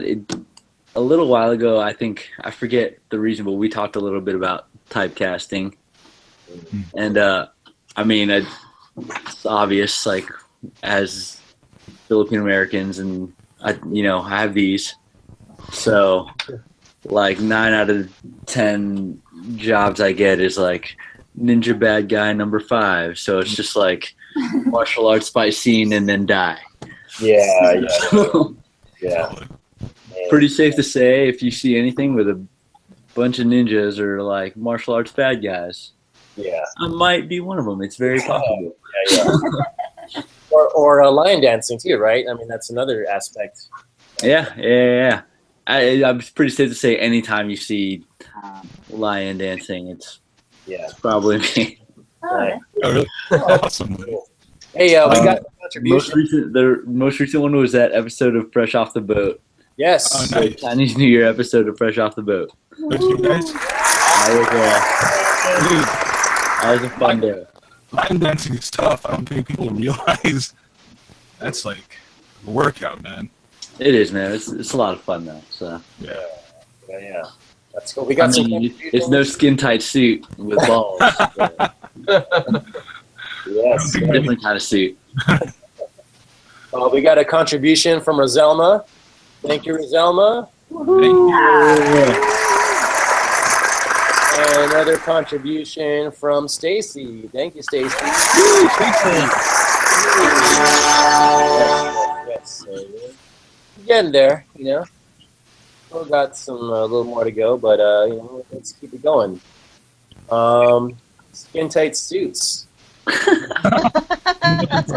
Yellow ones. Yeah. And you have some fans, right, Earl? I mean, you got you know, some folks following you know, Jonah, right? Yeah, they're awesome. I mean, like, I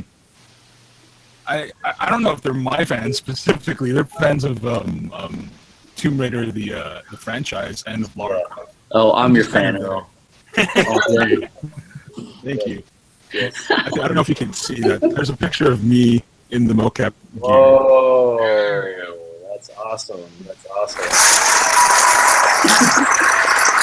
Let's see that again. You got to like speak while we see it so that it goes to your camera. Yo, this is me. That's dope. I am talking in a very low voice. Nice.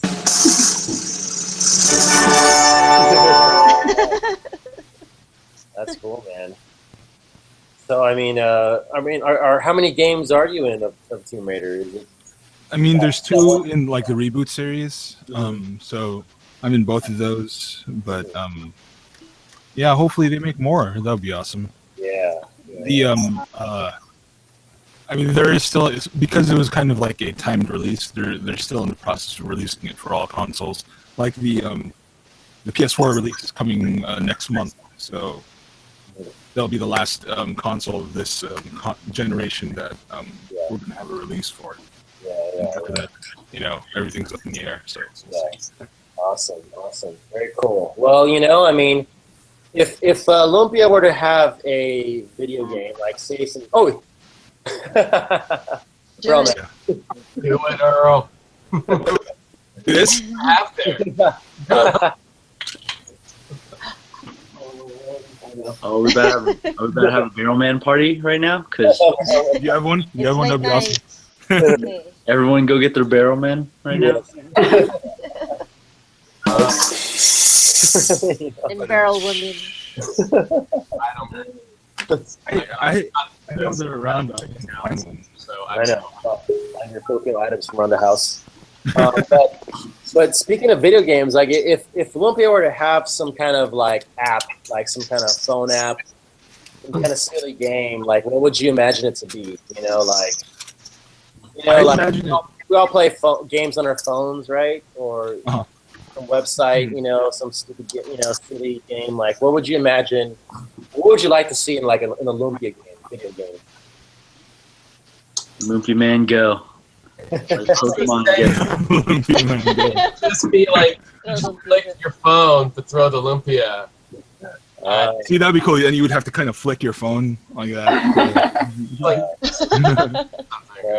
Yeah. It would be like if it was like GPS based, you would have to go around looking for clues as to who the. Oh, I can't say any of that stuff. Oh yeah. Would they have to be in Daly City to do it, or you have to go to ceremony? Ceremony. It would have to be like different places where there are large concentrations. So, you know, so you could do it in Carson, you could do it in Cerritos. Ceremony. So if you live in like Chattanooga, Tennessee, you're kind of screwed. You can't play There's there. pockets though. There's pockets in the Midwest. What about you know Get the Filipino lures out, you know. What's that?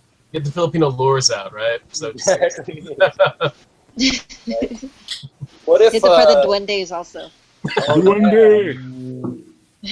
That's something we haven't really incorporated into our Lumpia universe, is the sort of mythological characters. So that's interesting, you know. That would be really fun. That would be really cool.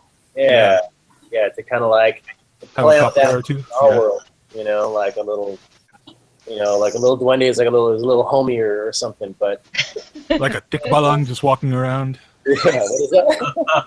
That's like the horse-headed guy. Oh man, yeah, that one always. Those guys are rude. Yeah, that's it's like a minotaur or something, right? Is that kind of Reverse minotaur. Yeah. It's like a reverse centaur, yeah. yeah. It's the head, not the... Oh, because you can have a horse head but a man's bottom or something. Yeah, it's basically like Altered Beast, but a horse.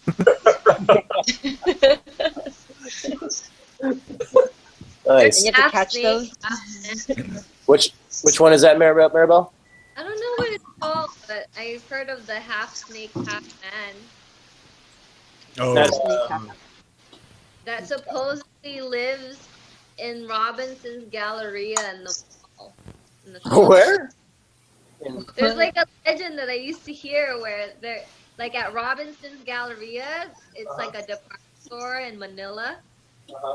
Yeah. If you go to a certain dressing room, and this is like someone told me this, if you go to a certain dressing room, there's like a secret door or something, and if like half man snake is hungry, like he'll open the secret door and whoever's in that dressing room will fall in and will like be missing and you'll never ever find her again. Wow. So I'm never going to Robinson's Galleria. Are you sure your mom just didn't want you to like buy any more clothes? No, it wasn't my mom that showed the Philippines. Oh man, that's I think crazy. if you ask any people or folks that are from the Philippines, they might know that story actually. Are they just trying to cover up? I feel like somebody told me that, just like way back in the back of my head. I vaguely remember that. That's pretty nuts. Yeah. Wow. Just ask anybody from the Philippines. That's pretty freaky. I'm like looking at them right now. Yeah, look at that. Like, oh, there's websites. Oh man. What? Yeah. Is it like the Robinsons half human, half snake. See? That is so crazy. I love that this is a there's thing. like a And story. why isn't there a movie yet? I know. Yeah. It sounded like a movie. Wow. Like Aswan. There could be one, and it could be called Lumpia 3. Whoa. I know. Mythology. Yeah. Go home and fight some capre. Yeah. After Korea's beaten all the bad humans in the world. He goes after supernatural bullies. Yep. I'm gonna post this on my Facebook so people can join in. So now, was it the Robinson's May? What is it called? Robinson's Galleria. Ah. What's it called? The Robinsons half human, half snake. Oh, there's a YouTube video. What? Oh, what? Fuck, I don't want to watch that. Let's put it up. I'm not watching that. No, not gonna do that. We'll watch it together. It is not the right time. I'm gonna watch it. Are we gonna watch it on this webcast right now? Really way to do that. I want no part of this. It's gonna scare me. I can't go to sleep tonight. Share your screen, Maribel, and then we'll watch it there if you want. But it's when I'm in the Philippines, like I feel like that can happen. Like I'm so scared. Yeah. Like it's like more real when I'm there. I don't know. Maybe. I know. No, it's true. Yeah. I feel the same way.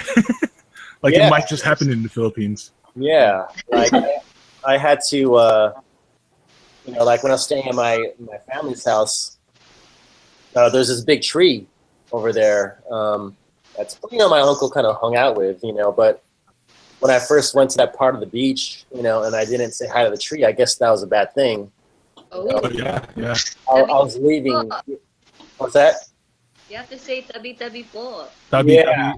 Yeah, like excuse me. So Right? I did. Yeah, I found that out after the fact. Because then I was leaving the next day, but that night my aunt told me like, "Hey, did you say hi to the tree or like acknowledge the tree?" I'm like, Oh yeah, that's where the duende "No lives. one told me about the tree. I have to say." Oh my. But that night I started feeling like a bit of a swelling, like in my lips. Wow.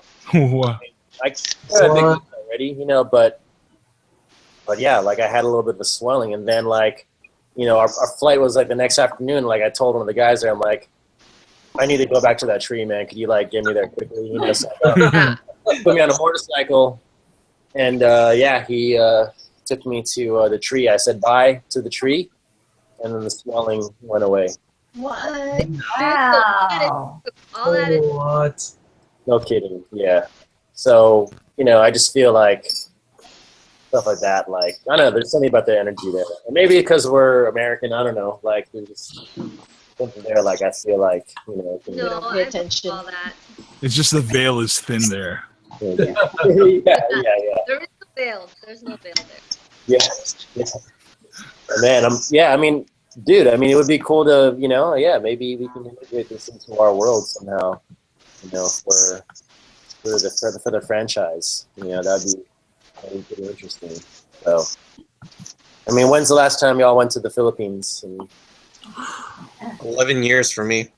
Oh, wow! So you went when you were pretty young.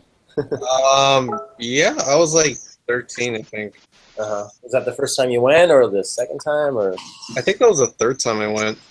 Oh, okay. Okay. Cool. Yeah. Where's your family from over there? I got family in like Cavite. So I think we have a house there too. So like we stayed there for a bit, and my uncle lives there now. Nice. Cool.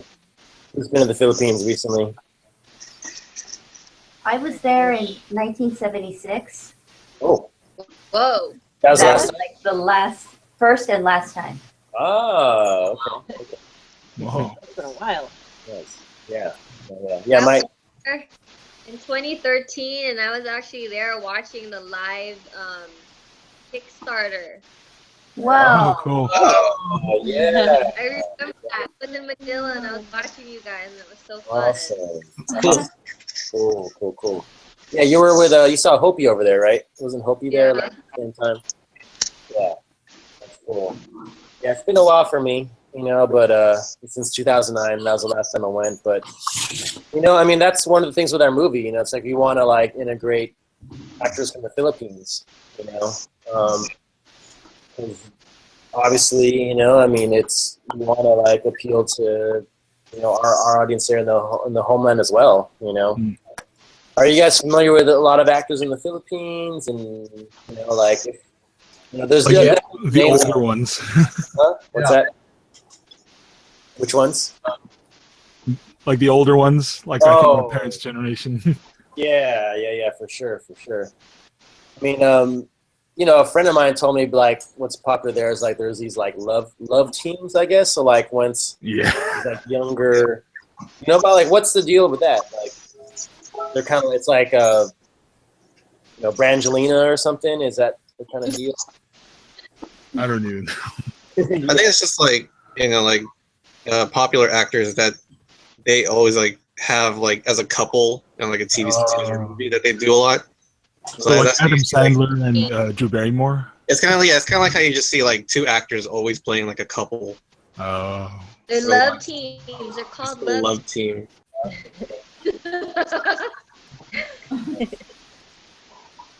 Yeah, maybe we can Francis and Beth can be the love team, for Olympia too, They would be considered the love. I know. Well, let's see. Let's check it. I know, right? Let's see where we're at with the campaign here. We are at we're probably about 15,000 more to go. Nice. It's not bad. It's pretty good. Yeah. Anything can happen. But if people are still out there, let's see. Let me. Are people still awake? I know. I'm about to tweet this post on my Facebook. Come on, AJ. I know. But I actually I have to probably different accounts right now. They do have a couple of bits, so yeah, for sure. But okay, I'll check back in on you guys. All right. Yeah. Seven. So, see you soon. Bye. Later, yo. Later, man. See you later. I know. I'm kind of a night owl. Do you guys, y'all sleep like usually after 2 a.m.? Yeah. Same here. Nah, man, I got an 8-week-old. I'm awake every 3 hours. Yeah. That's right. You guys are gonna hear some crying in like 5 minutes. I can feel it. Nice. How many? How's life as a new father, man? It's cool. I mean, there's definitely a lot less sleep, but I was warned about this, so I can't really complain, Yeah. Every father told me this was gonna happen. So. Cool. Lisa, you got a kid in? He's going to school. He's in. He's going. We're moving him into the dorms. Oh, So today, 2 hours. Nice. So I might be a wreck tomorrow. Sorry. What are you yesterday playing? I was going to Target to buy some stuff for him, and I was driving there, and Lion King comes on the radio, and I started bawling. Oh. He used to watch that 1,000 times. I think he watched it 1,000 times when he was a kid. Yeah. So that's what it's going to be like, I think, for the next 4 years. Yeah. Oh man. Nice. What school is he going to? He's going to be going to UC Santa Cruz. Banana slugs. He's going to be a slugger. Nice. Does he know about Lumpia? And like, what's his impression of this? Yeah, I show him all of the little featurettes that you guys produce, and he's looking forward to it. Cool. Yay! Awesome. Yeah. I don't know if you asked everyone, like, what's kind of your opinion of the featurettes we're doing, like, as far as the Lumpia geeking out, and like, obviously we featured, two of our friends here, Maribel and Mark and Dante earlier. But yeah, what do you think? Like, for the geeking out while eating lumpia, do you think that's something that we can continue to do, and do you like the vibe of it? You guys like? You guys watch the Alvin one? I didn't watch it yet. Okay, yeah, no, Just watch it. That was fun. We were like having Hennessy. Oh, nice. Super early in the morning. I just got the update from Season Spark about the Alvin one. Oh, okay, cool. That's a good one. Yeah, it's cool, the kind of stuff he's doing with Filipino food. That's sort of the interesting thing, with a movie like Lumpia, it's a name a word that a lot of people know. So we have that gateway, and then we see like, what do y'all think of like kind of this popularity of Filipino food? Is it like, okay, it's about time, but do you have any thoughts on? For me, I think that'll like help our movie, of course. Yeah, for sure. I imagine, like we'll have a theater, a high capacity theater with, pop-up, with food there for sure. And that'll like be awesome. That'll be a great way to bring people in, That'll be pretty awesome. Yeah. By food? Yes. I think in general, food is one of the best and like easiest gateways into any culture. That's true. Yeah. You know what I mean? Like, it's oftentimes one of the first things people know and come to understand about any culture that they're like unfamiliar with is food. So I think that's huge. Yeah, I agree. Definitely. Yeah, I mean, that's why, like, we call our movie Love That Lumpia, because that's like, people, like someone who doesn't know, or they find out you're Filipino, it's like, oh, hey. Yeah. You eat lumpia. We're going to do a dance. I have like, this vision of folks like sending viral videos of lumpia fights. Like, Fights. my friends and I were having lumpia one day, and we're like, okay, let's see if it can land in your mouth, Try to catch it. That's awesome. We can start a trend.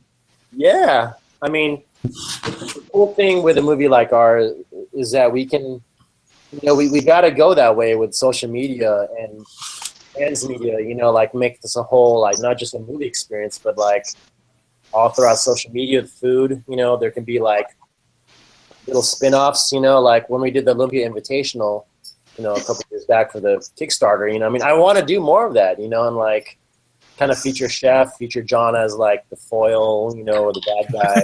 Yeah. And then maybe like we can get like you know, DJ Redmatic or something to That'd be cool. that chef, you know, or something like that, you know. And that's that's sort of the beauty with, you know, when you have a movie that's a little bit kind of ridiculous like ours, you know, you can kind of bring, you know, people together. Like, you know, what's this movie doing with Mark Munoz, Apple, and you know, Qbert or something, or Just get everybody back. yeah, Vanessa Hudgens, or you know, it's like bringing all these folks together. Obviously, you have a common bond, you know, but like we can go that way with our movie, you know, and get a little crazy, you know. But yeah, for sure, like with food, you know, I mean, Lily, you know, you've been in food for a while. I mean, what are your thoughts on kind of seeing this sort of like, you know, the trend with Filipino food? Thank God we named the movie after one of the most popular Filipino foods around. Ever in existence. Like everyone always talks about it. But I think like with the trend, like because like people are really hung up on authenticity and like being authentic or what's real Filipino food and what's kind of like, you know. But I think there's always definitely room for well, one, we're in America. It's not going to be authentic because we don't have all the authentic ingredients here. We always have to freestyle whatever our parents had to freestyle whatever so they can have their Filipino food. Yeah. But I think that when people are doing like if they're doing fusion, if they're doing new versions of it, I think it's definitely like okay to embrace it. Like it's definitely like something that we should be like, you know, Filipino food should be progressing also and not just stay in like the steam tables at like old Filipino restaurants. It should definitely be on a plate, or it should, you know, like if people are doing it differently, try it out, because us getting all hung up on this is not authentic, or you didn't cook it the way my grandma cooked it. It's like we're not your grandma, and we're not going to be like how they do it in the Philippines. We're here in the States, I guess. Or that's my opinion about Filipino food, like the way people are doing it, and the way people are like just like changing it a little bit or like modernizing it, I guess.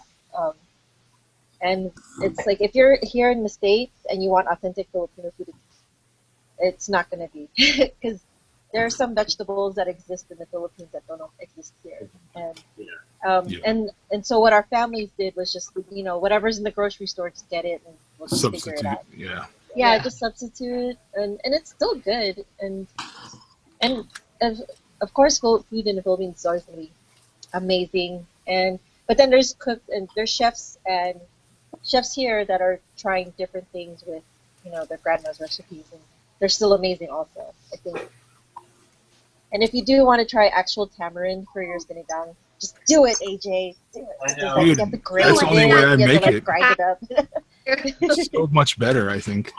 Yeah, I should try. It can be, but if you use the packet, like there's nothing wrong. Like sinigang powder you could put it on French fries, you could put it on anything. What? Put it in some mac and cheese, dude.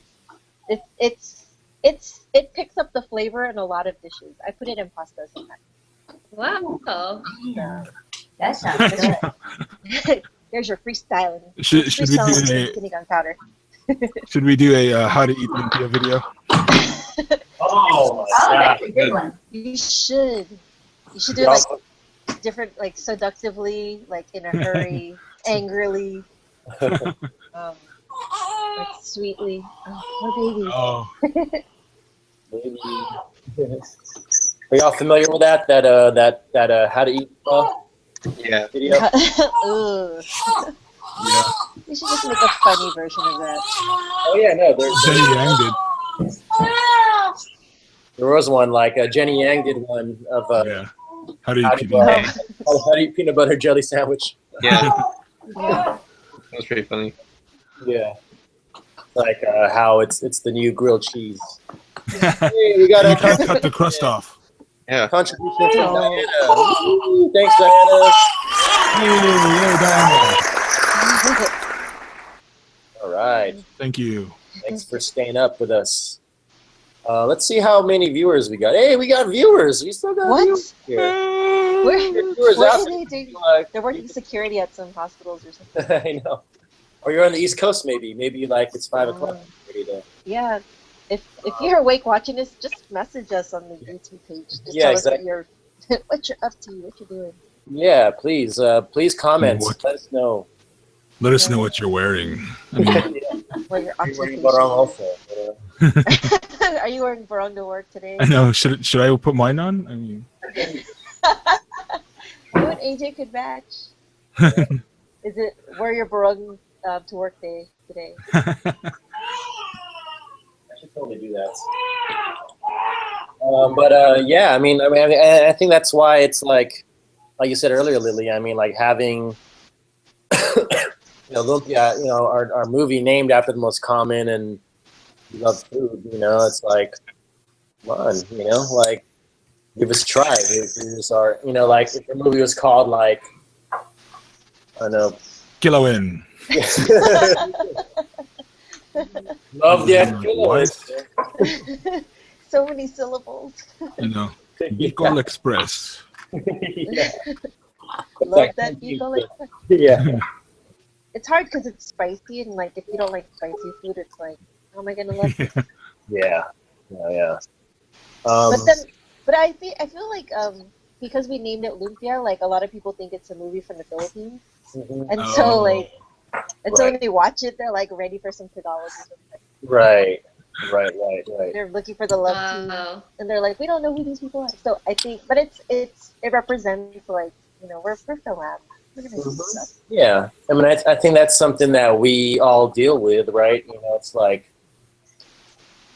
there is definitely a difference, but it's like it goes back to the whole thing. People think either we're not from here, like we've already gone past it, but it's like, oh, you speak English, or whatever, but it's like with our movie, it's like, yeah, I mean, this is a Filipino American thing, and this is kind of how our culture is. And why not make it a comedy? Why can't a movie like this be? Why can't, if we're gonna do a Filipino American movie, why can't it be a comedy like this? Movie that I feel is universal. I mean, people can all relate to it, but all the characters most of the characters happen to be, who we are, our community. And Earl, I'm sure as an actor, and Mark was saying earlier, it's like, you guys are putting yourselves out there in front of the camera. It's like, maybe an accent or whatever, or be, foreign or something, like what are your, it's tough, right? I mean, this is, Yeah, getting kind of like cemented into that niche. It's like, all right. Yeah. I mean, I have kind of a different experience just because I don't look traditionally Asian. It's like, I never go out for those roles, but like I always see it and like, I think it sucks. Yeah.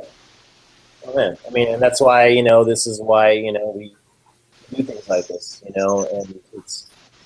that's the long-term goal, is to do multiple movies, not just this one, but, many more like this and with our folks, and we have to be the ones in charge of this. So, I mean, and that's why, and we have to, keep supporting our own, it has to start with us, right? Because if no one else is supporting it, like it has to start with us. I agree. Maribel, I mean, you've been in part of different productions and on this, you did more costumes. Yeah, I'm kind of over Hollywood personally with the lack of diversity. That's why it's pretty refreshing to be part of this project because we need it. Yeah, for sure. Like there's really no movies out there. What? You don't think Matt Damon saving the Great Wall is? That is so accurate.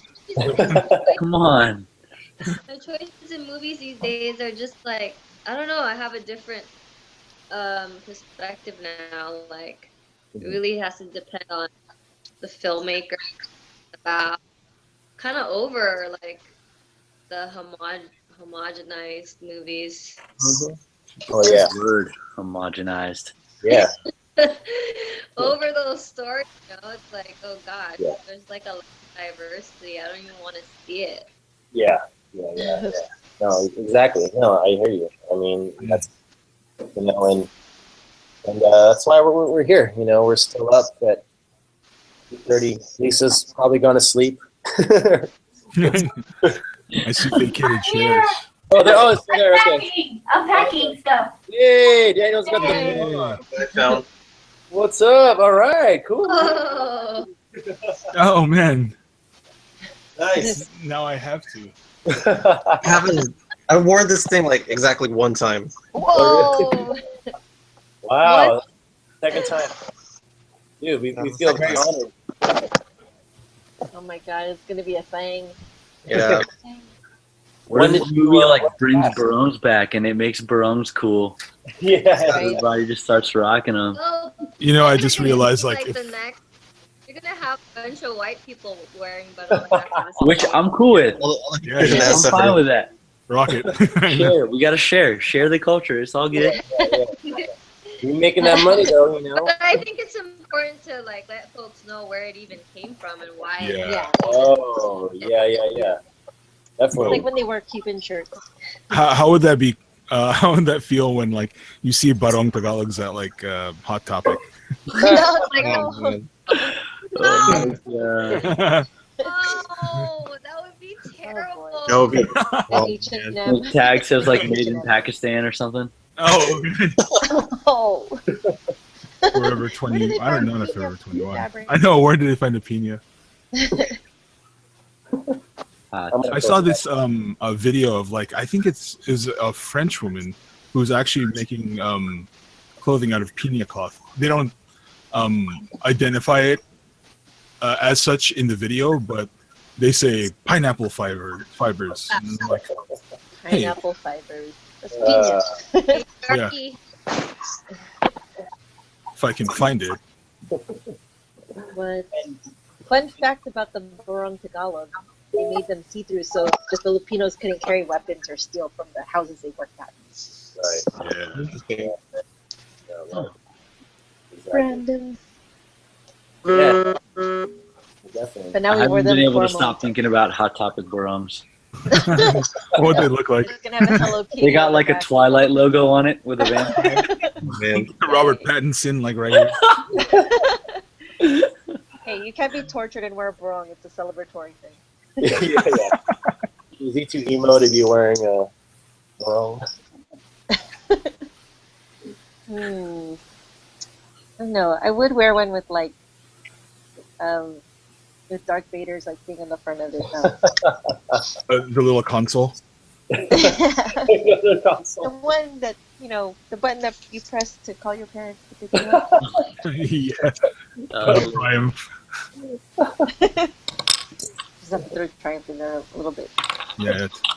It's ceremonial banging of the plastic toys.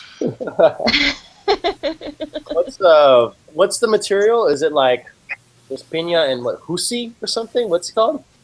Husi? Yeah, juicy, juicy. Yeah. Husi couture? What is I thought it was juicy. husi? Juicy. I don't even know what that's made out of. Yeah. What is Natural fibers. is it? But it's similar to pina, or Really? is it similar to pina, Maribel? Husi? No, I think it's something else. Actually, it's not. Okay. Got it.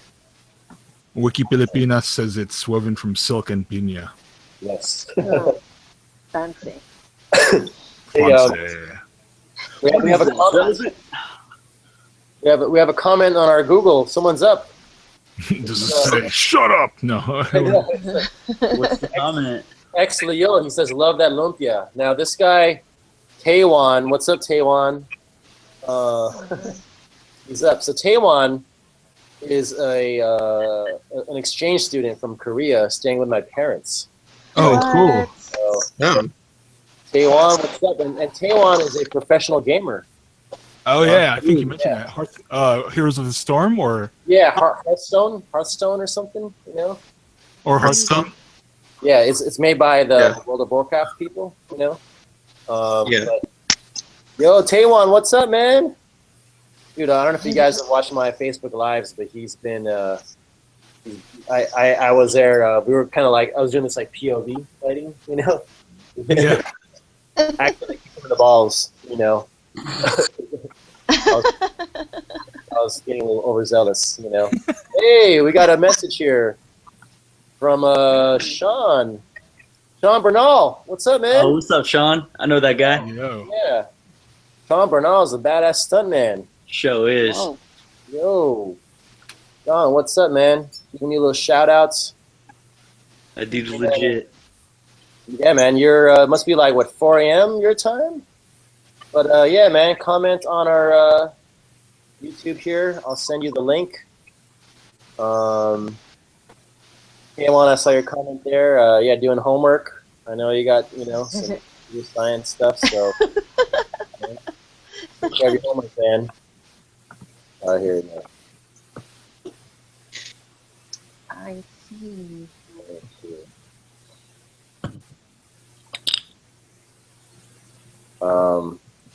Yeah, so now hopefully we should start getting some East Coast people. I know. Who wakes up this early? No. Do they have $15,000? Yeah, I know. Daniel, what time do you go to sleep, man? Daniel? What's up? You looking for more barongs? What time do you go to sleep usually? I know, we're keeping you up. What's now. that? I know. But yeah, I see. I gotta go to bed, you guys. Okay. All right. That's it. Good night to Maribel. You got everyone wearing Barong Tagalogs already. Yeah, exactly. Thank you, Maribel. You know, you're awesome, and it's always great to see like your talents on working with us, and like when we put the video out and seeing all your friends like enjoy that. That was really cool. And I know this will be a great project. So thanks again for all your hard work and for riding with us all these years. So thank you. We got this. We got this. All right. Have a good night. Good night. Good night. See you later.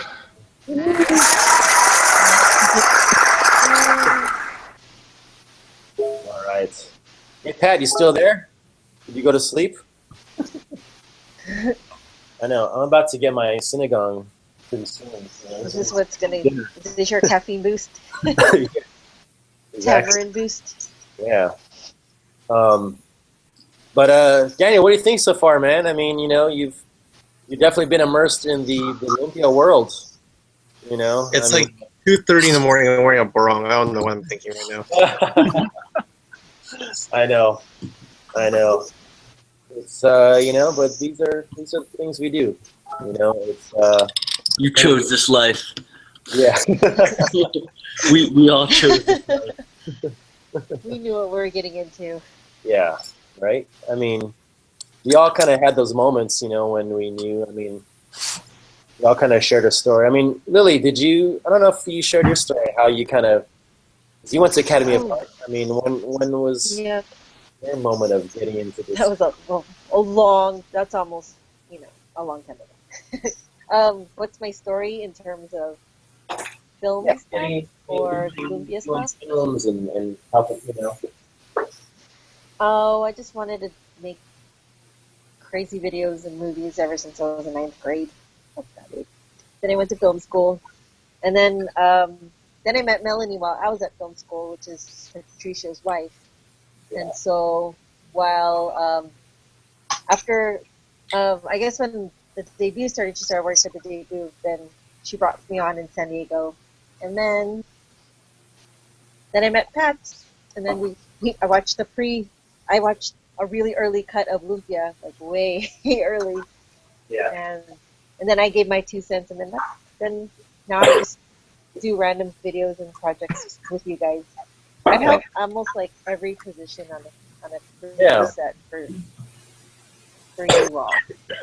Like, I've been like props, craft services, sort of wardrobe, a lot of PA work, and producery. Yeah, no, for sure. I mean, and I don't think that's like random, you know. I mean, these are all things like I feel like you kind of pick these projects because, you know, there's something you really love about them, you know. There's one aspect about it, you know, and I think that's so. You want to do some stunts? I feel like you're missing that right now. I miss it so much. There you go. I think it'd be cool. We're just like throw you down some stairs real quick and don't hurt yourself. I haven't done the stunt stuff, but and I you think can just add to that list. Yeah, exactly. I'll be like, I'm too clumsy. It's like not even stunt work anymore. It's just me not walking properly. I mean, that's all stunt work is. It's just being clumsy. How many ways can you fall? Yeah, being safe about it. You know. And then in the Lumpia credits, you can just have like 1 million credits for like stunts, crafty, everything. Just combine it all into one big word. Exactly, right? It'll be like the Lily credit for anyone who does multiple roles in a film. Yeah. I got my synagogue here. Oh, what? It's like my Barong. Is my Barong okay? Oh, your Barong? Who's got a Barong? Oh, hey, there he is. Hey, who's wearing Barong? Looking good. Okay. Wait, does Logan have a Barong also? Does Logan have a Barong, Pat? No. Is that your wedding Barong? That's a Barong Tagalog. This is what Apple wore in the Apple song. This is the Barong Tagalog he wore. Oh. So you and Apple are the same size then? Taking a nap in my Barong Tagalog. I was inspired by what you guys were doing. Sleep. What a team player. player. In this Barong Tagalog. That's what people do. They sleep in their Barong Tagalog. You have a Barong, Mark? I do. Am I going to go get my Barong right now? Is that what's about to happen? I'm still there. I think he's got to take a picture with that. You know? All right. It's really late when I'm wearing my glasses already. Really? Do you have a Barong? Like a No, I wish I had a Barong dress. It'd be so cute. Earl? You got one, right? I'm just gonna wear a I do. I'm I'm thinking about it and I'm like, if I put it on, I'm going to need somebody else to help me take it off. Nah, that's why you go sleep in it. Yeah, exactly. What? I'm going to put on an undershirt because it's starting to get a little sweaty and stuff. Hold on, I'll be back. I'm pretty hungry, AJ. Is that food ready already? Yeah. No. Can you beam that over? I gotta see what it looks like just so I can dream about it. You see that? See that go? Kinda. You see it? I'm on my laptop. I don't want to like. I should take a picture. I know. I'll post this. Let me put on my undershirt, and then I'll be right back to take a picture. Oh, there he is. Oh man, it's all Barongs. It's happening. Barongs at 2:30. Yeah, I know. Too intense. I'll just stick with my Lumpia shirts. Sorry, guys. This is my groomsman barong for Dante's wedding that happened 2 weeks ago. Okay, so each one of you talk about your barong and why you had to wear it or buy one. Okay. What it was for. What's your barong story? What's the Barong, the untold story? Story? I just do this every day. Barong confessions. Untold stories of barong. The hidden stories. We'll wait for Earl to get back and then. Actually, man! Oh, yeah. Dude, okay, You're a wiener. We got along. This is like the best dressed webcast.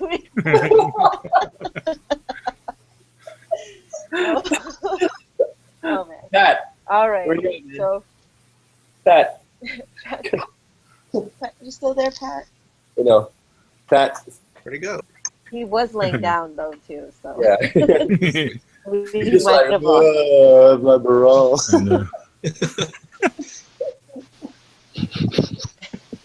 There he is. There. Oh my God, he's sitting. Let's take a picture. Let's take a picture. When one of us is on a, I think that got us all. I'll just. Is that where we get Barong? They're so formally dressed. Pat, show your Barong. Yeah, okay, cool. All right, I'm gonna post this. I'll be right back. Is he going to the bathroom? No. He has to put a sando on. So Earl, tell us your Barong story. Behind Barong confession. It's a confession. Not a story. Barong confession. Yeah. The first time I ever asked for a Barong, like I gave relatives in the Philippines, I asked them for one, and I was like, yeah, like a 3X or whatever, because I'm like, I was a little bigger back then, and then so they sent me a 3X, but a 3X in the Philippines is like a large here, so yeah. I tried to put it on, and it was just like an exercise in futility. It was bad. I don't even know where that one is now. I probably donated it or gave it to like a cousin or something, but this is not fit. I thought you were going to say something awesome, like it was your inspiration to just like work out and get shredded to fit into it. And that's it that you're wearing right now. That should have been the story. Can we rewind this live stream? And, There's just to be a jump cut so that it seems like this is a retake or something. The YouTube jump cut. Pat, tell us about that. Oh yeah, I mean, you told us a little bit what's up with that Barong there now. Well, this is Applewood. Well, this is yeah.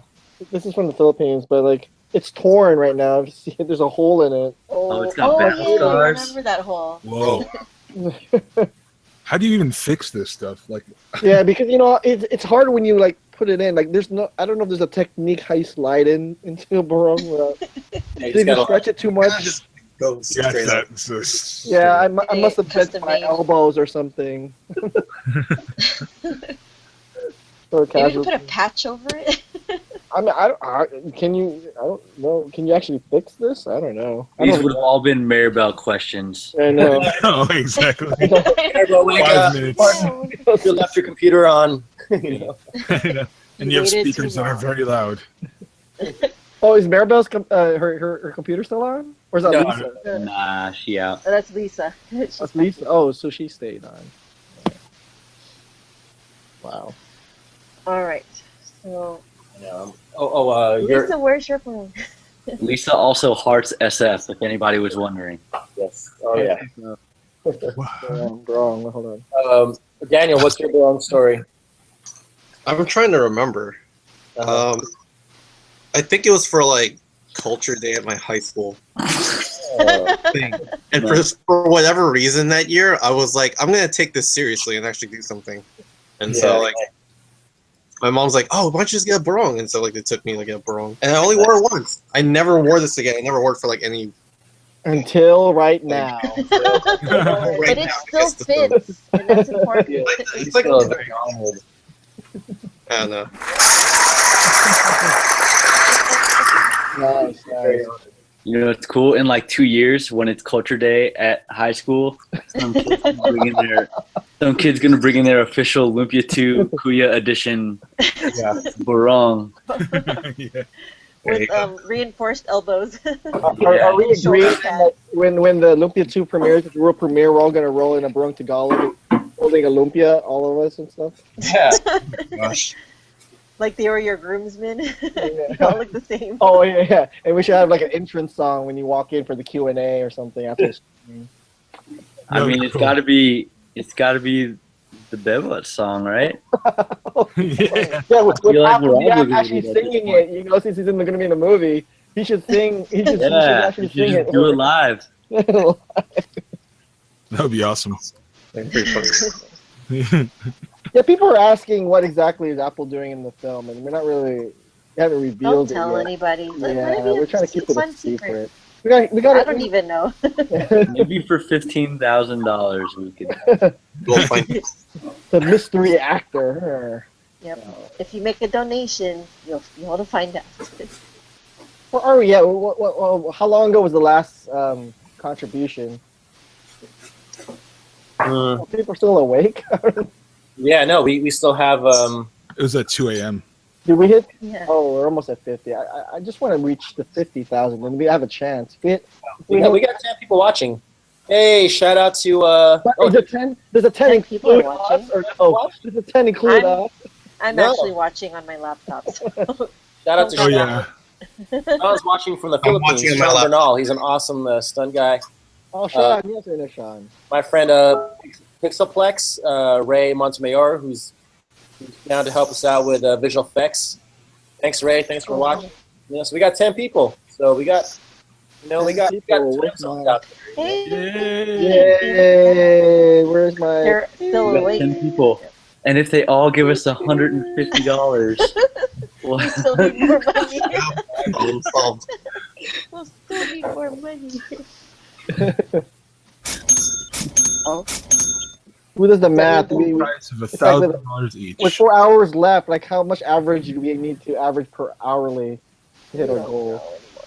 I didn't go to school for math.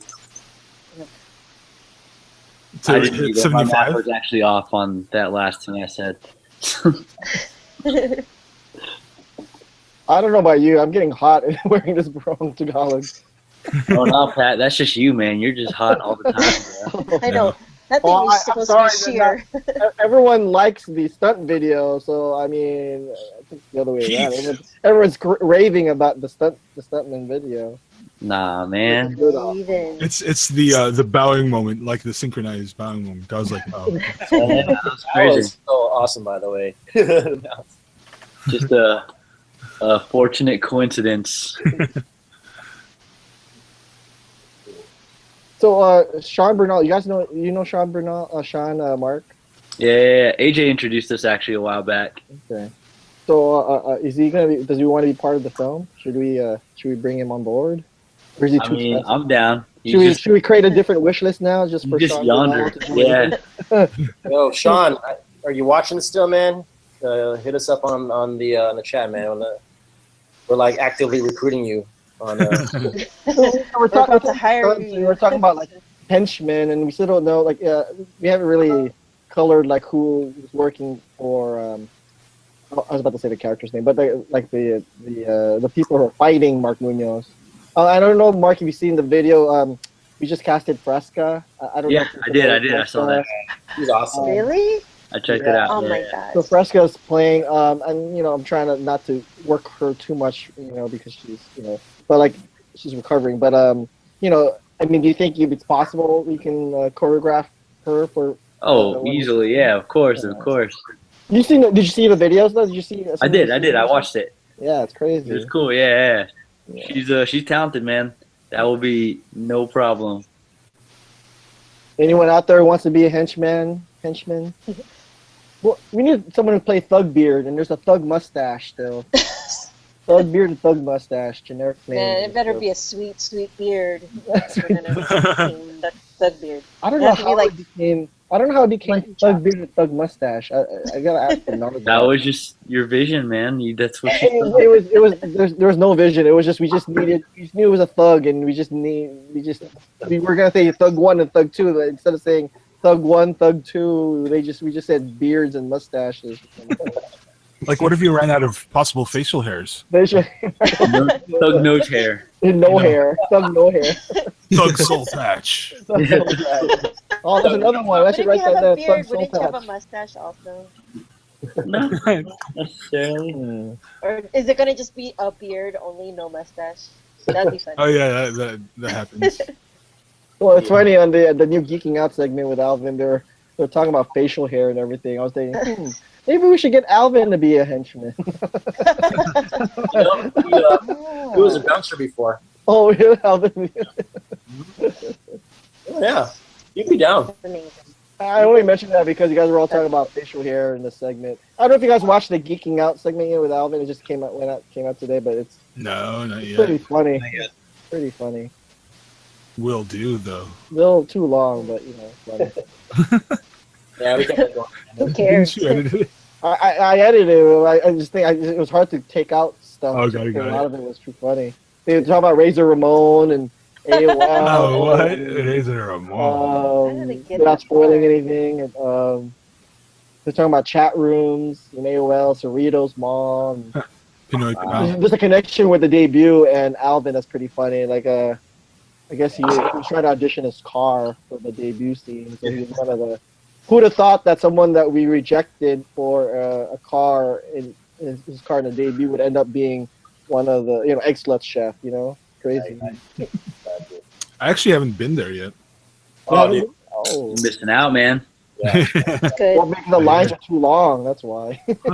That's getting better. I mean, they're opening up more locations, Venice and Glendale. And there's one in Vegas now. Oh wow.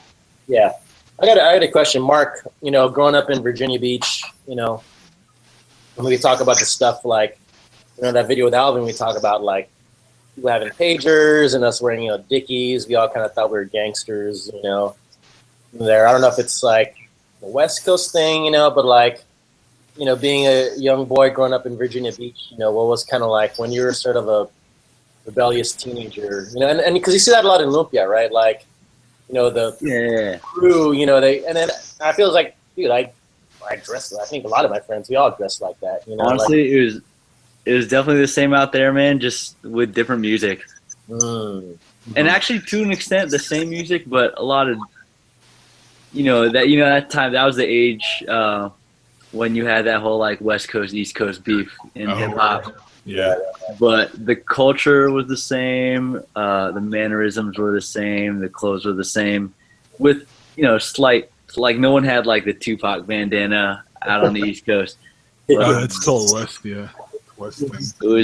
It was the same, man, just with different music pretty much. Cool. I mean, hip hop too, or more East Coast hip hop, like more Biggie and. Yeah, more East Coast hip hop. What up, man? Yeah, because I mean, like I always sort of like when I was getting to my hip. I mean, we already talked this, but like I was all like, yeah, man, Gangstar, Wu-Tang. And I was like, yeah. I like gravitate to more of that than I mean, NWA was cool. So I was like, oh yeah, I was like, felt like. Why don't you say the word, AJ? Say it. Be bold. Who's watching us anyway, right? Yeah, I'm looking at. Hey, Gerald's still up, man. He's still liking our stuff. Gerald's still up? Wow. I know. What's up, Gerald? Gerald, you want to draw some stuff? I need some conceptual art. Dude, did you see Dante's drawing of me, like on the fly? That was awesome. Dante drew me. Dante. Did he draw you like one of his French girls? Yeah. Wearing just yeah. It was kind of sexy. Was it as sexy as the picture of you in your starter jacket? Yeah. Oh, dude, I got more underneath. I got more of that because I took a picture of that. I think I was like, trying to show like different phases of myself in college or whatever. Just kind of recently for like, hey, do you have a picture of you looking all gangster or whatever? I was like, oh, I found it kind of like last minute and I sent it to him, but I have more. I can share. Let's let me do a little screen share right now. I mean, let me find it first. So I don't go into some unknown region of my laptop. No, please do that. Yeah. Share something if you share something. It's, okay, here, I'll do a little share. Okay. So, Are we still doing the Barong stories? Oh yeah. Yes, check. Who's I left? was curious what everyone's Barong. Oh yeah. Oh That's- snap! What? Bring that look back. I know. Look at that guy. Nice. Me going on, with videotaping everything, corporate events, and this I don't know what this was. That's awesome. Who's that guy? Yeah, Yes. and yeah, you guys saw that. Oh, look at that. Yeah. About wearing the hat that way, Were you a baseball Why are you player? so hard, AJ? I don't know. That was kind of messing on here. I would not mess with that guy. Oh, that guy, maybe. This is what you guys saw earlier, you know. That's probably how I dressed, you know, like right when I got into UCLA, I was like so proud, you know. This is me when I was a pledge. That hat is a hat from USC, actually, because that's what our fraternity made us do. Oh, really? You just have a secret love affair with USC. Oh, hell no. This is me in my my fraternity days. You know, That's when you auditioned for Stomp the Yard. Or even higher learning. Higher learning. Dangerous minds. Yeah. What does it say at the bottom? Tough guy phase. You know. Tough guy phase. Yeah, I was a big fan of. He's still my favorite Laker, Nick Van Exel. Yeah. Is that this was your an awesome era. MySpace pictures? Like all the No. MySpace page Yeah, I pictures? think that's part of the intention. I think I put them all. Friendster. Hey, it's a Lumpia Friendster. But yeah. This is a good Friendster album. Yeah, you know, that was kind of like the phase, you know, back then, and when the stuff that we talk about with Alvin kind of touches upon that kind of stuff, so it's pretty cool.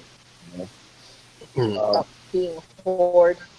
Yeah, and I think that's kind of like a thing with Lumpia, you know, it's like we're fitting in, you know, like there's that part in Lumpia where you see Mon like showing up with the Bulls jersey, he's got the pager, you know, and he's like, what's up, guys? You know, and it's like Pagers, people, do you remember? yeah, exactly.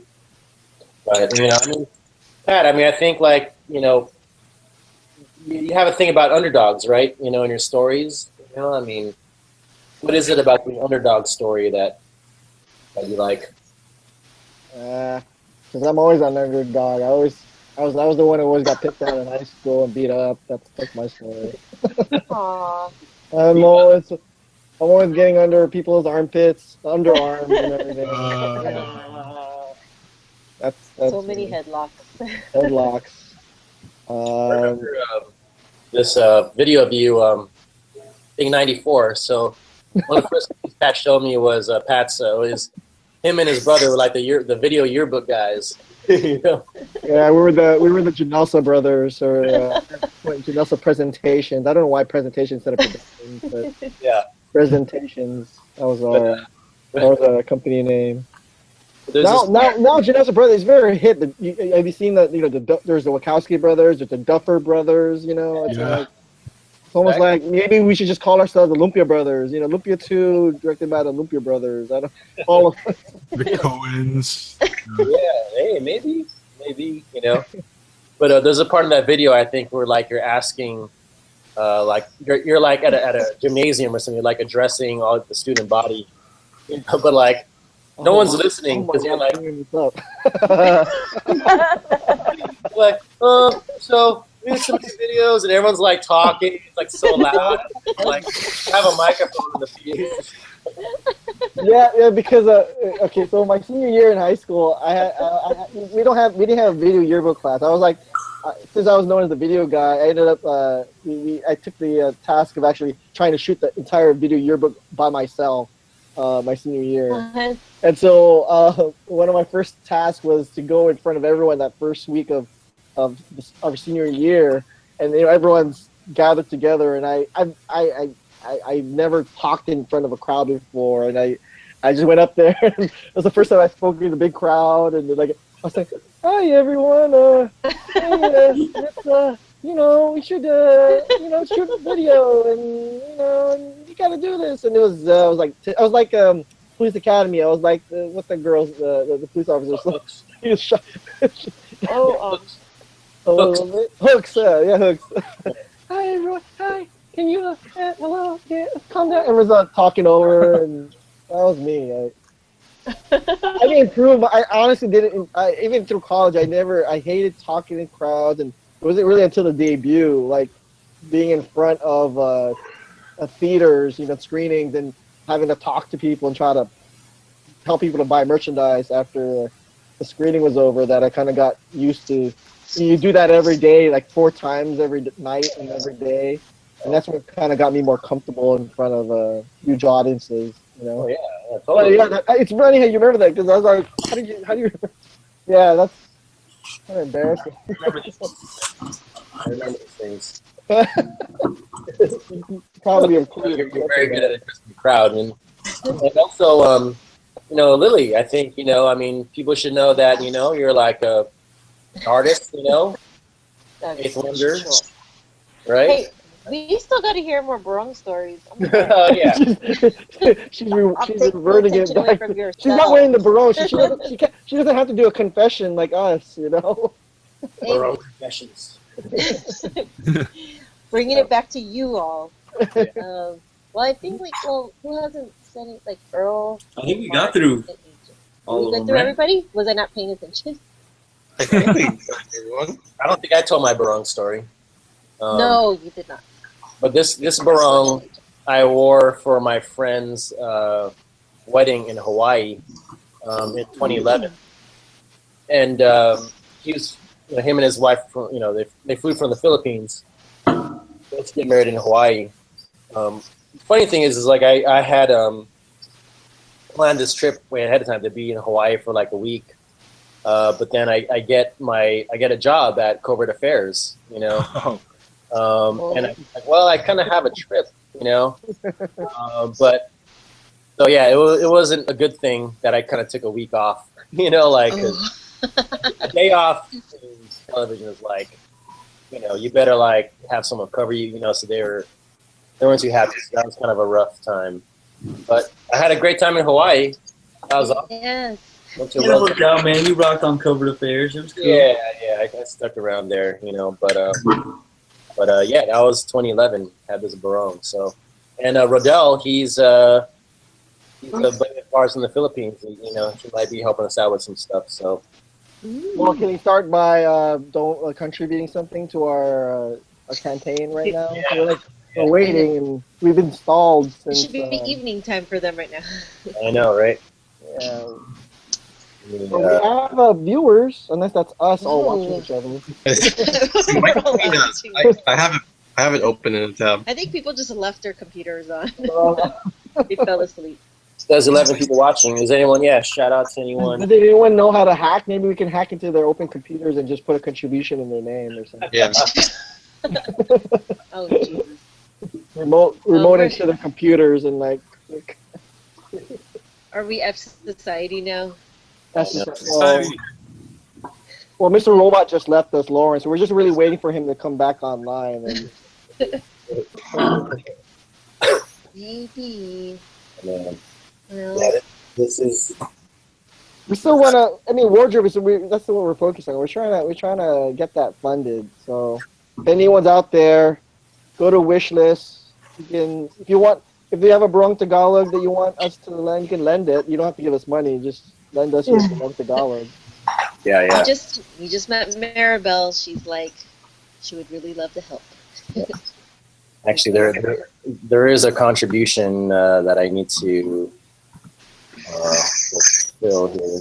Oh, just in case, Winston Amano is. I can tell he's watching because he just directed message me something I can't really repeat online, but like I hear you. And, no, it didn't. To answer your question, Winston. No, it didn't. So. Also, Winston's DMing me too. That's so weird. So, do you want to answer that without saying what the question is, or like, what did he ask you a question too, or no? Yeah, and my answer was, I have no idea. All of a sudden, we were all like, let's put on barongs.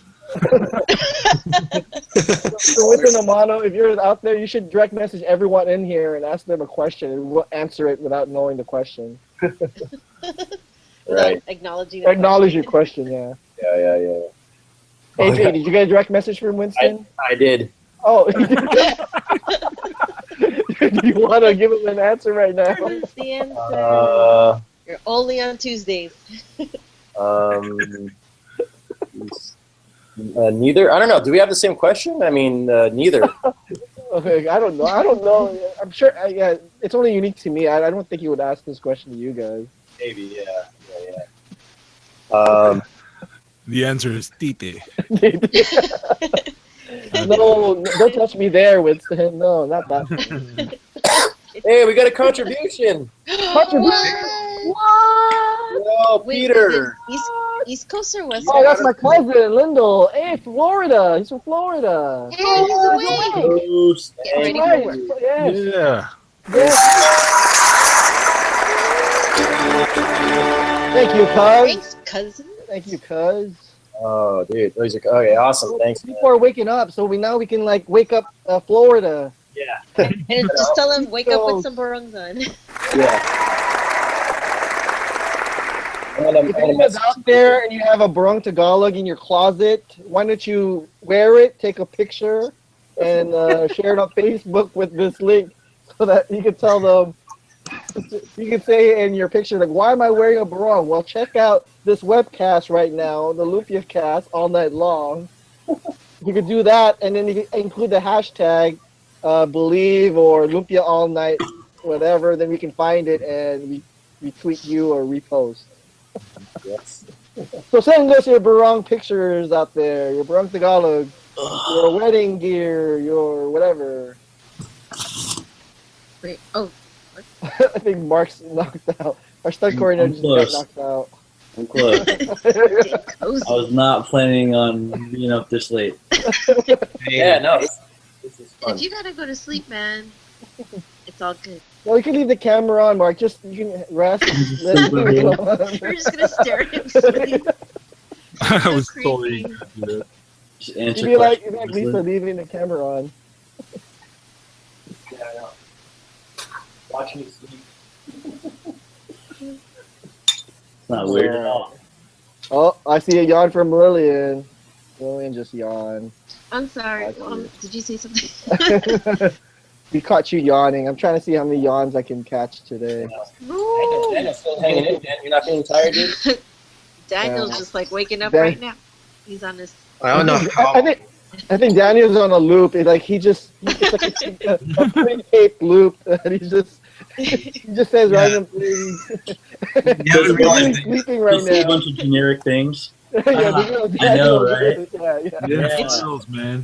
It's just a picture of a barong in front of him. It's not even like he didn't put one on. Oh man, Winston. He's like, oh, wait, I think, yeah, Winston. What's the question now? Let's see. I'm gonna post a picture of my synagogue. All right, I think this one I can. Oh. So this question, I think I can share. He says, questions for the panel: fresh or fried, sweet and hot sauce, or sriracha? Discuss.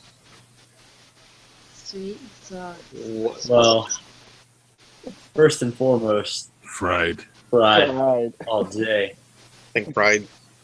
Double deep fried if possible. Double deep fried. Double wrap, double deep fried. I'm a sweet sauce person. Definitely not hot. You know, I think it just depends on the day and who I'm trying to impress at stake. Wi-Fi said no sauce, just dry, just itself. With that, Respect that. Yeah, I think that's a valid choice. That's a valid Respect choice. that. I'm actually going dry. What about the chili sauce? Thai chili sauce. That's what that's my favorite. like that's also in McDonald's, the sweet chili sauce. They have that now? Oh, I don't know if they still had it, but they used to have it. It was like sweet chili sauce. Nah, I think we still have it. You still have it?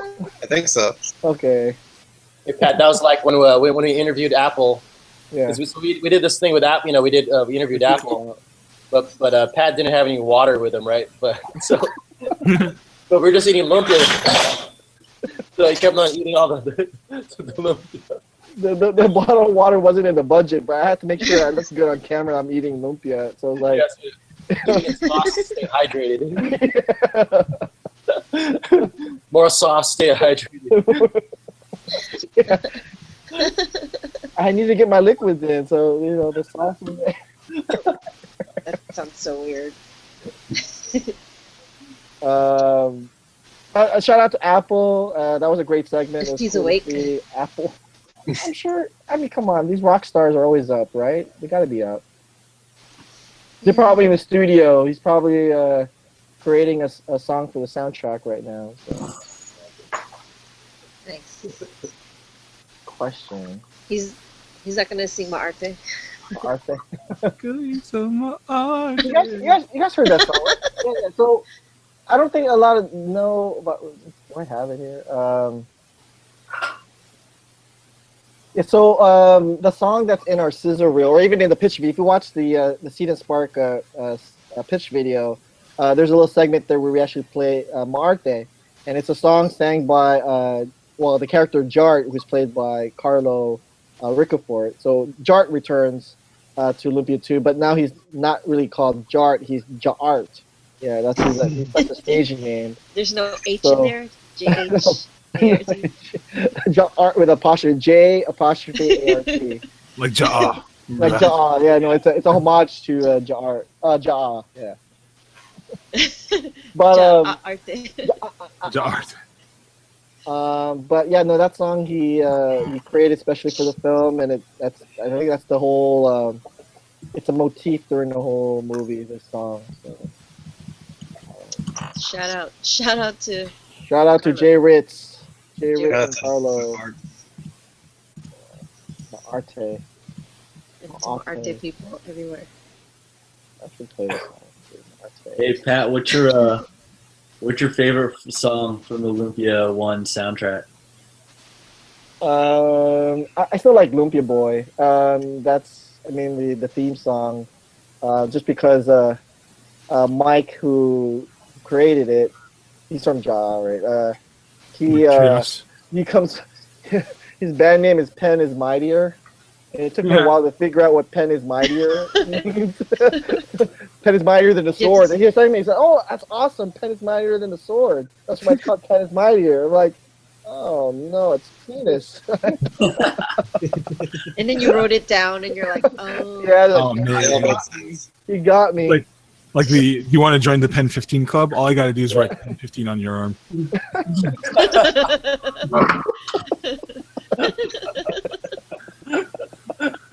That's something I would fall for probably in high school. But yeah, I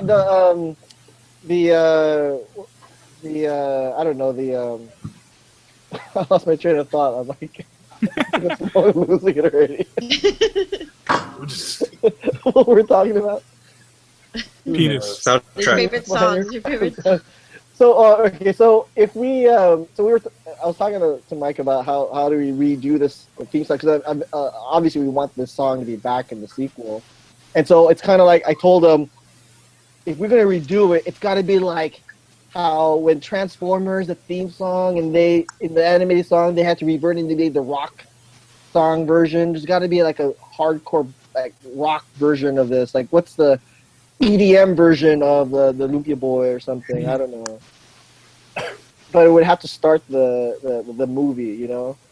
So I don't know. But Lumpia Boy is still my favorite song, only because it's original and it's pretty catchy, you know. It's like it's a fun song. So the lyrics still gets me because it says eating about the shrimp. Oh man, I forgot the lyrics. Get that stupid ass burger and get out of my face. Or like, you know what I mean? Get that stupid ass burger and get out of my face. Saying about the shrimp, about lumpia. The lyrics are just crazy. Yeah, crazy. Yeah.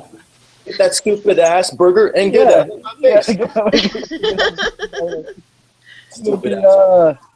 From the Bay Area. You know, so and then that song was pretty. I mean, you know, it just proves the genius. It was he just basically kind of like created that song on the spot, and now we just keep using it over and over again. So, yep. You guys have a favorite song? I don't know if you guys remember the songs of the soundtrack. What's your favorite song? I'm so ecstatic.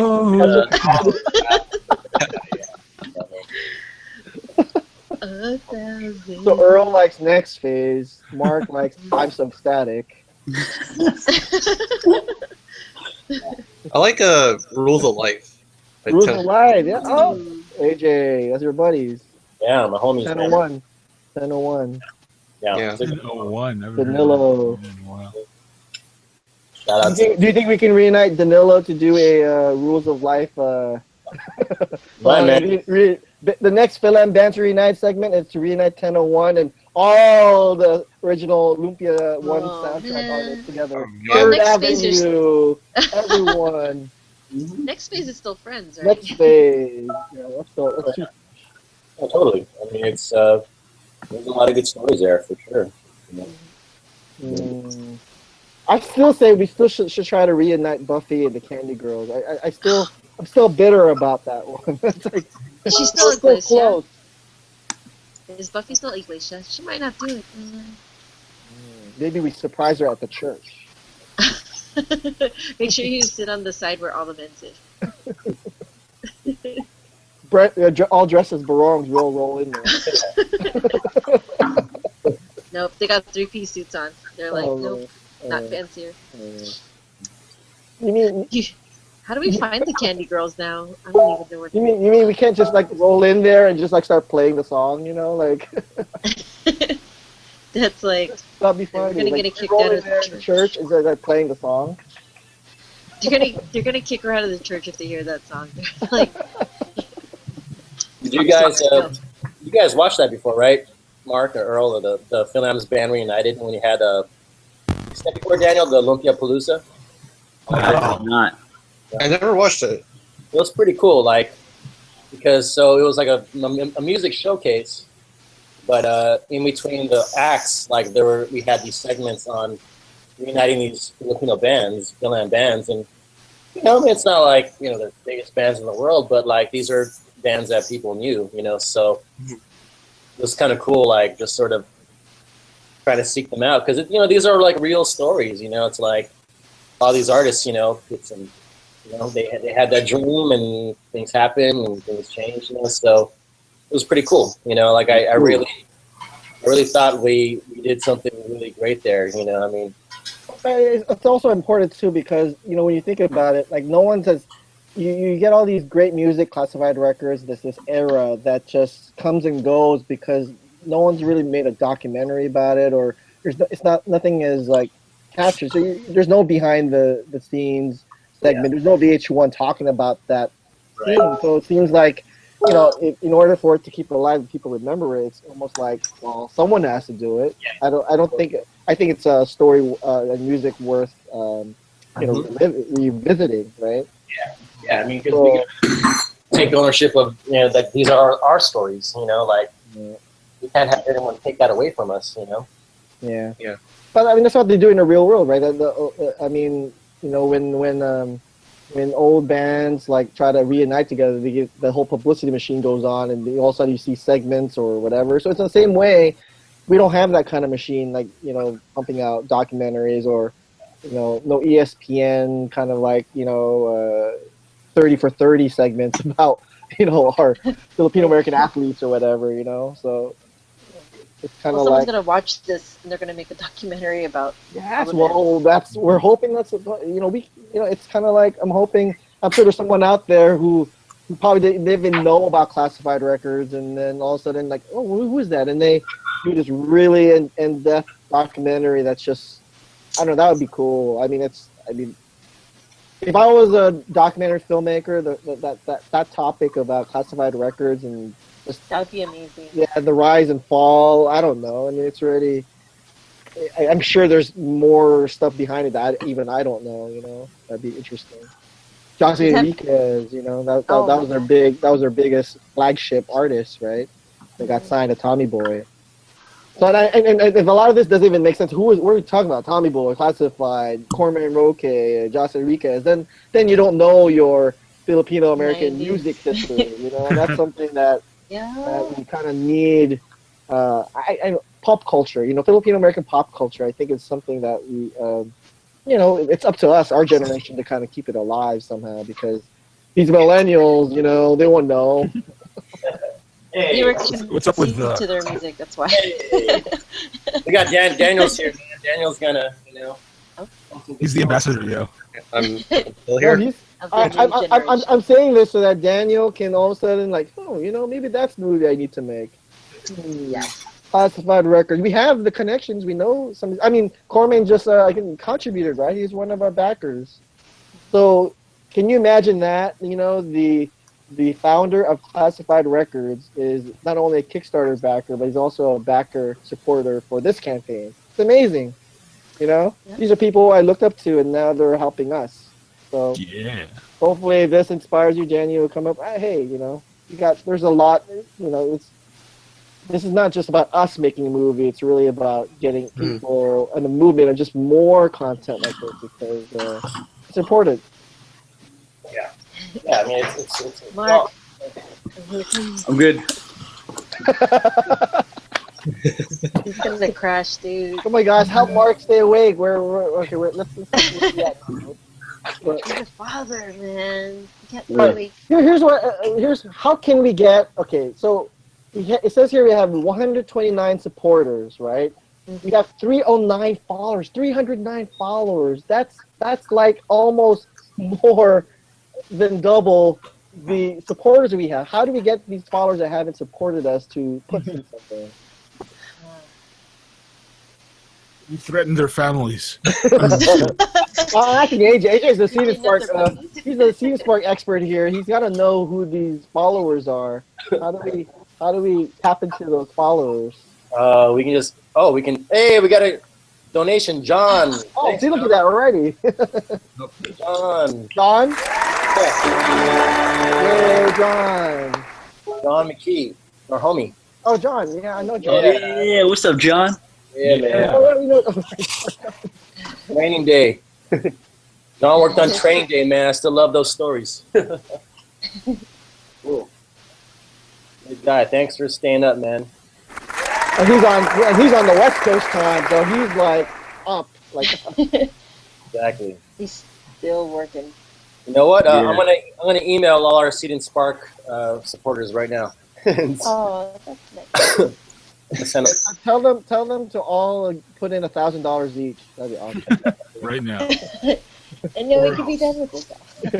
But just make sure they don't put any of them don't put a loan under the mystery Hollywood actor. Yeah. I'm just kidding. I kid. If you want to know, go ahead. I'm not gonna stop you from contributing or loaning the mystery Hollywood actor. It's got to be revealed at some point. So. All right. About it.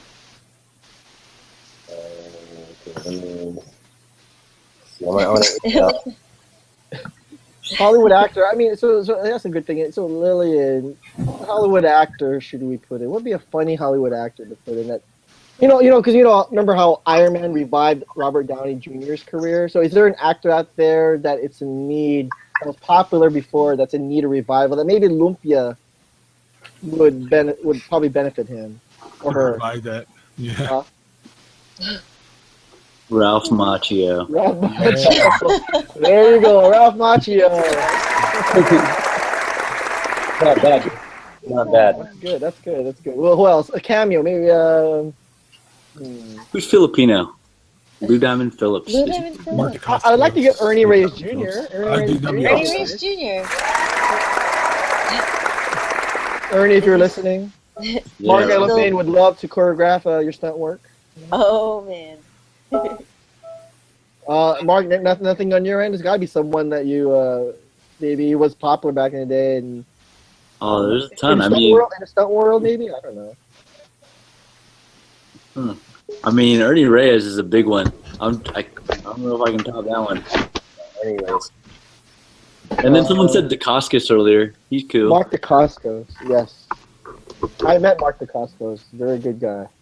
I bet he is. Winston Amano says Ape Tama. I already have Ape Tama. Abe's in everything. Double That Abe. you make. Just get Robert Schneider. He's part Filipino. Rob Schneider. He might need a reboot. Well, in the current script, there is a character named Schneider that was always. That's true. But he always showed his mom on SNL and stuff. No doubt she's welcome. Earl's down. Earl's wrong wasted. Yonder has gone beyond. Crazy. Crazy. Hey, so Earl, I didn't realize like after we did that Facebook thing there how much of the fans they got pretty excited. It's almost as if they wanted Jonah to play Jonah instead in the Lumpia instead of Water. So crossover character action. Let's just write him into the. Let's just write him in exactly. And we'll ask Square Enix later. Yeah, it'll be cool.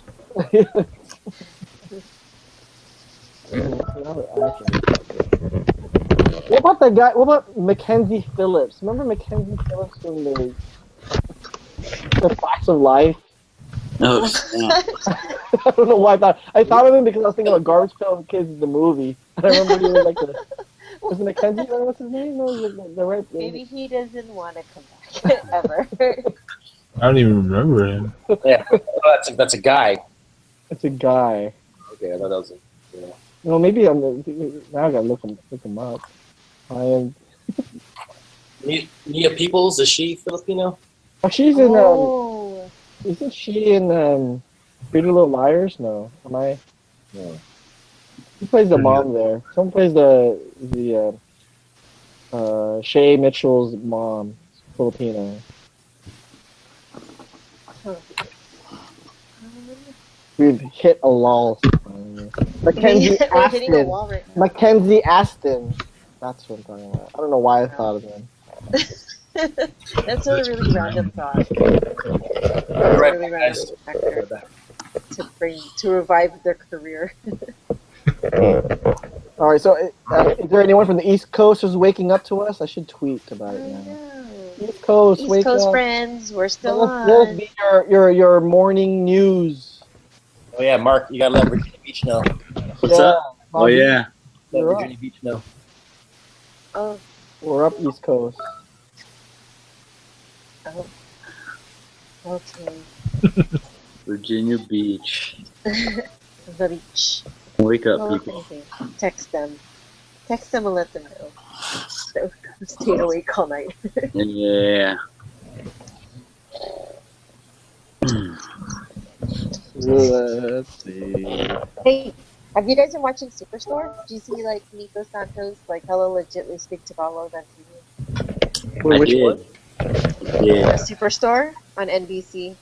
Oh, I haven't seen the new season yet. That was some legit Tagalog speaking. Well, there's only been one episode out so far, right? That Yep. Olympic episode. It's what? Oh, it's only the one episode? I still have it on my DVD. Yeah, but it got me all excited because he spoke like Tagalog, like hella like funny Tagalog. Oh, is that the one where he's undocumented? Yeah. Okay. Spoiler alert. Oh, I just see it on Facebook. It was all over The Facebook. East Coast people are gonna be pissed. What is wrong with you? No, but No. it was And 3 Bruce weeks ago. They Willis. better have seen Bruce it. Willis was dead the whole time. No. What is wrong with you? You're the worst. That's what so pisses me off today. I will never be able to experience Sixth Sense the way that everyone saw it because someone Because you knew. leaked it to me. I mean, not even indirectly. It was like, that's why I always have to watch movies, like, at least in the first week, because that following Monday, I just overheard someone in another cubicle just say, oh my God, I can't believe Bruce Willis was dead the whole time. Oh my God. And I remember watching the movie theater, just that thing just stuck in my head. I'm like, wait a minute, Bruce Willis is dead. Well, I was like on the way to watch The Force Awakens, and some jackasses were talking about it in the bathroom. No, oh my God. So the first thing I heard, and it was like the whole thing about Han, and I was like, "Are you fucking kidding me?" That's why you gotta avoid the restrooms. You know, it's like Empire Strikes Back. You gotta Don't use the restroom. don't use the restrooms. I was Stay told. away. The funny thing is, like, I saw it at the Spectrum, and then I was like, I can't forget to bring my headphones because like otherwise I'm gonna get spoiled, and I left them in the car.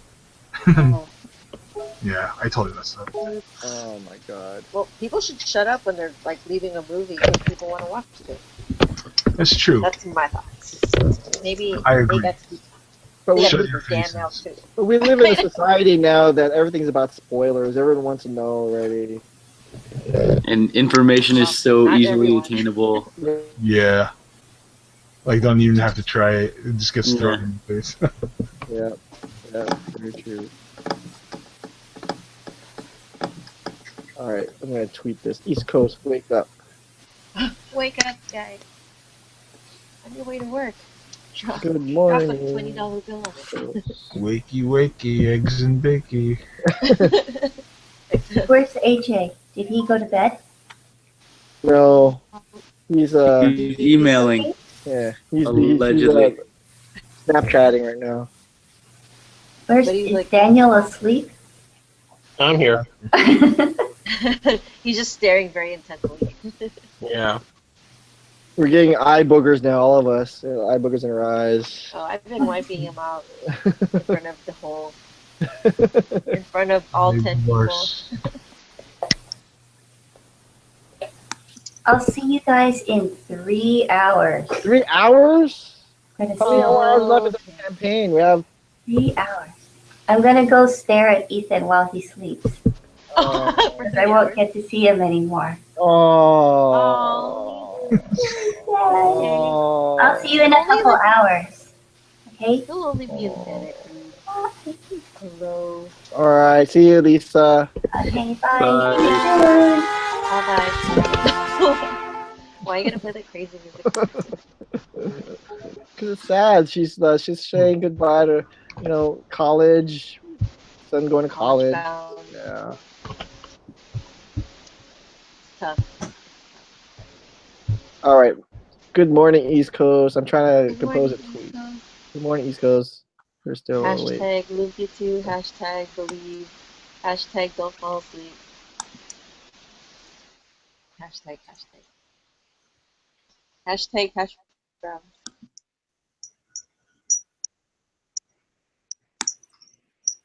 Where did AJ? Did AJ go pee? So, maybe we should, let's see. I was gonna, I don't know. I was gonna play the Lumpia movie on another screen and just, I don't know if the In the corner. While we take naps. we just, we're all gonna start falling asleep. Only cussing. Knocking out, man. It's making my head hurt. All right, so if anyone's out there, there's still viewers. I mean, I still see it's still holding steady. If you're, if you have friends, if you want to put a loan, you want to put a couple more bucks in the campaign. Still got time. Where the clock's ticking. Yeah, not a lot of time, but Not a lot of time left, and we're still down 14K. 14K. Don't have much of a. Yeah, I haven't really thought about what the alternative is. I don't have a credit card that can just charge the rest of it on my I don't have any money. Meryl Streep, if you're out there watching, that the mystery Hollywood actor is available for you to buy out. Anyone with any financial anything. Yes. I love you.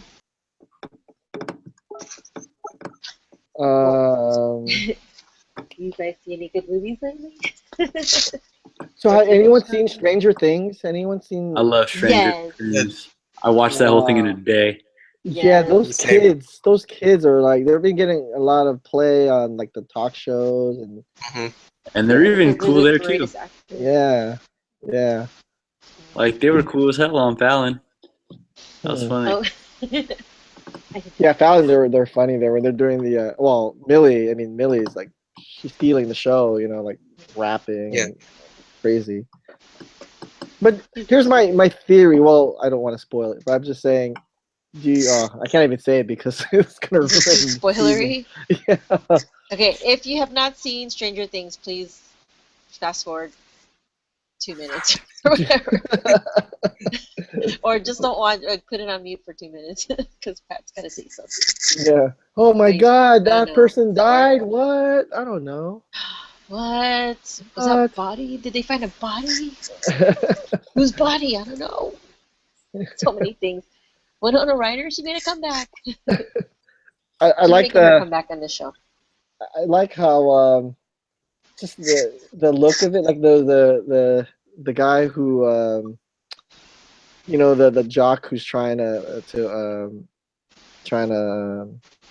go with God, I forgot her name. Is trying to You're sleep. delirious.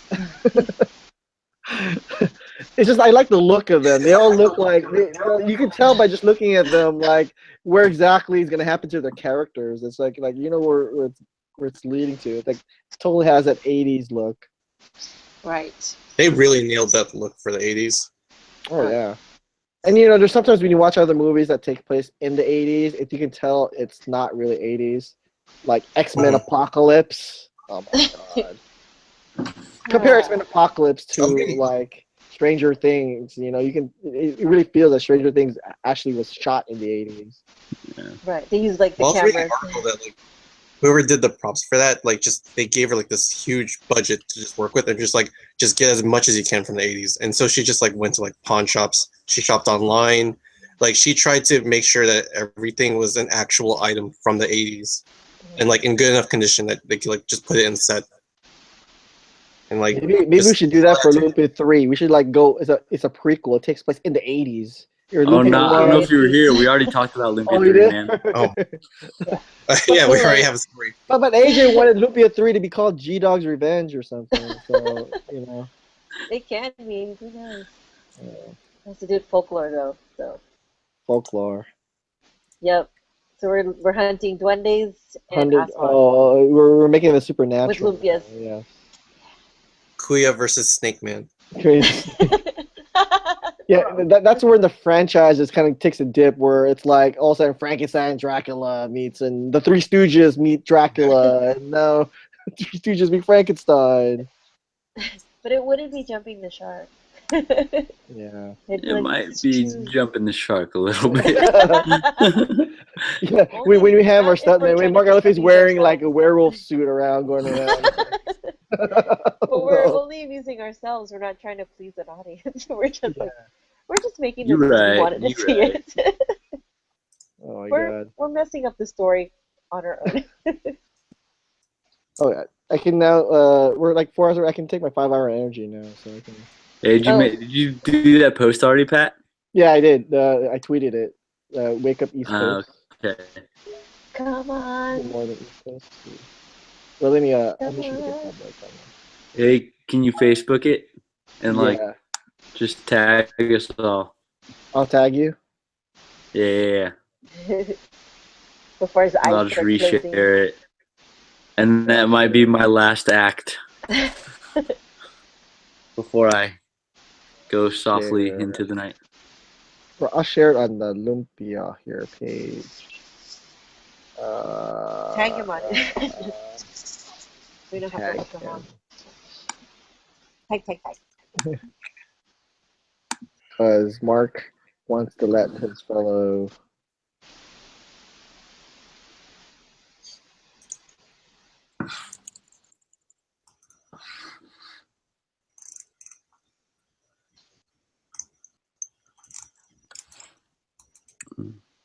Virginia Beach. Or you can just say East Coasters, man. It's more than Virginia. I don't want to leave the other people out. New York and such. New York and DC and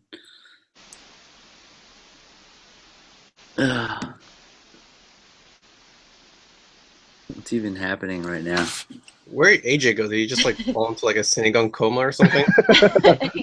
I mean, I wouldn't be surprised if he just knocked out, dude. Because I don't know if you guys noticed, but like he ate some sinigang for like 40 minutes. He was drinking too. So he was now he's all warm and toasty. Yeah. Like he made a giant pot and then just Ate it all. I would not be surprised if there's nothing left in that pot right now. Oh man. All right, did you get it, Mark? Probably. The thing is, without AJ, I don't even know if we got contributions. Oh, he's the one who finds out? It's his account. It is. Yeah, it's under his name. Yeah, it's under his name. If you look at this, it's his.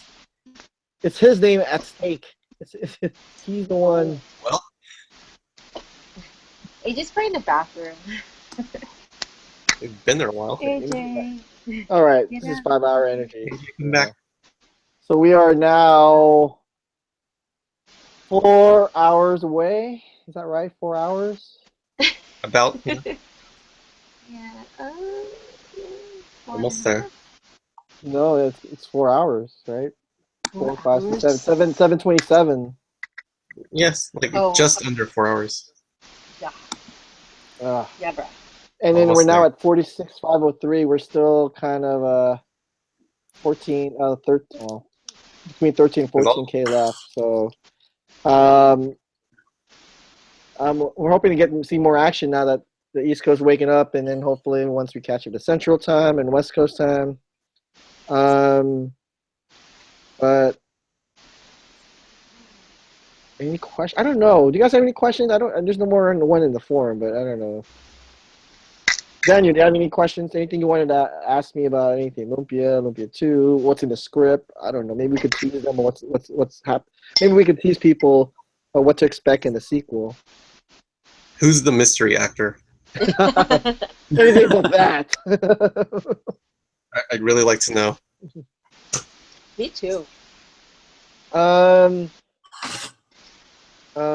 I can't reveal it. I say that only because I don't want to chance of booking this person. So it's like if I jump the gun, then it's like, okay, well, I said it. Now it's kind of like now it's not gonna be reality. So It's all good. so I can tell you. Someone who is not. What was that, Mark? Name one Hollywood actor who it is not. He's not. He's not Mackenzie Phillips or Mackenzie All Aston. That's the best we're gonna get. It is not Mackenzie Phillips. Mackenzie Aston. Because Aston. So random. I'm making up names now. Yeah. Let's see. I can tell you the mystery actor plays only in a few scenes in the movie. Okay. Definitely an antagonist to Mark Munoz. So this person would it would be cool if we had this person opposite Mark in a way where would be cool in the movie poster. Even though this person was only playing in a few scenes or so, it would look good on the movie poster. All right, you've said too much. You've said too much. I said too much? Oh. No, I don't know. I'm just. Yeah, it's Meryl Streep, right? It's a drama. It's not you. It's not you, Grant. All right, it is not Hugh Grant. Thank God. It's not. It's not Jodie Foster, unfortunately. So no one Jodie Foster. So my wife has a very interesting story about Jodie Foster. Maybe that's why I mentioned Jodie Foster. What? So my wife, she works at Crate & Barrel, and she was, so anyway, so she's in the register, and all of a sudden this person cuts in front of everyone, and she tells her to go back in the line. You can't cut everyone else here. She doesn't know who it was, and then all of a sudden it ends up being Jodie Foster. And she didn't know who Jodie Foster was. So, anyway. Wow. So shout out to Jodie Foster. I know I can never have you in my movie, but there you go. Sorry, my wife picked you at the end of the line. Hey guys, I'll be back. I want to take a power nap. All right. I'm sure my baby's gonna wake me up in like 30 minutes anyway. Oh, I should check in with Logan. Okay. So any other questions, Daniel? I mean, you could just hang out and talk. Anything about the sequel? I'll hang out. Well, how did you feel about Mark Munoz as the new Kuya? You feel that was a good move on our end? I think it's pretty cool.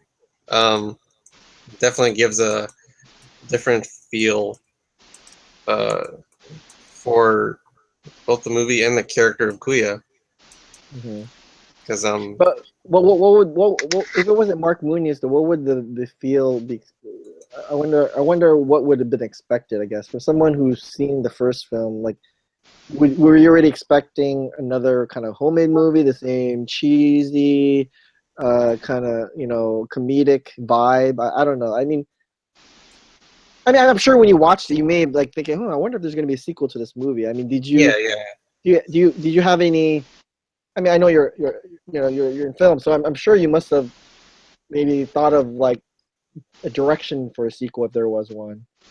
Well, I mean, when you first announced it, I was really trying to picture like what would it be, what you're gonna go for, because the first movie was very, very heavily inspired by like comics, superheroes and all that stuff. Mm-hmm. So I had that kind of aesthetic going for it. It's got that comedy in it. It's got the cool like martial arts and stuff, but then it's also got like the bit of drama. So I mean, usually for sequels, people like to ramp up the drama or like raise the stakes. So, I mean, like thinking about your casting for Mark Munoz, like I feel like it's a good direction you're taking it in, just because it's like escalation. Things are gonna escalate from here on. Mm-hmm. It draws in. It also draws in like a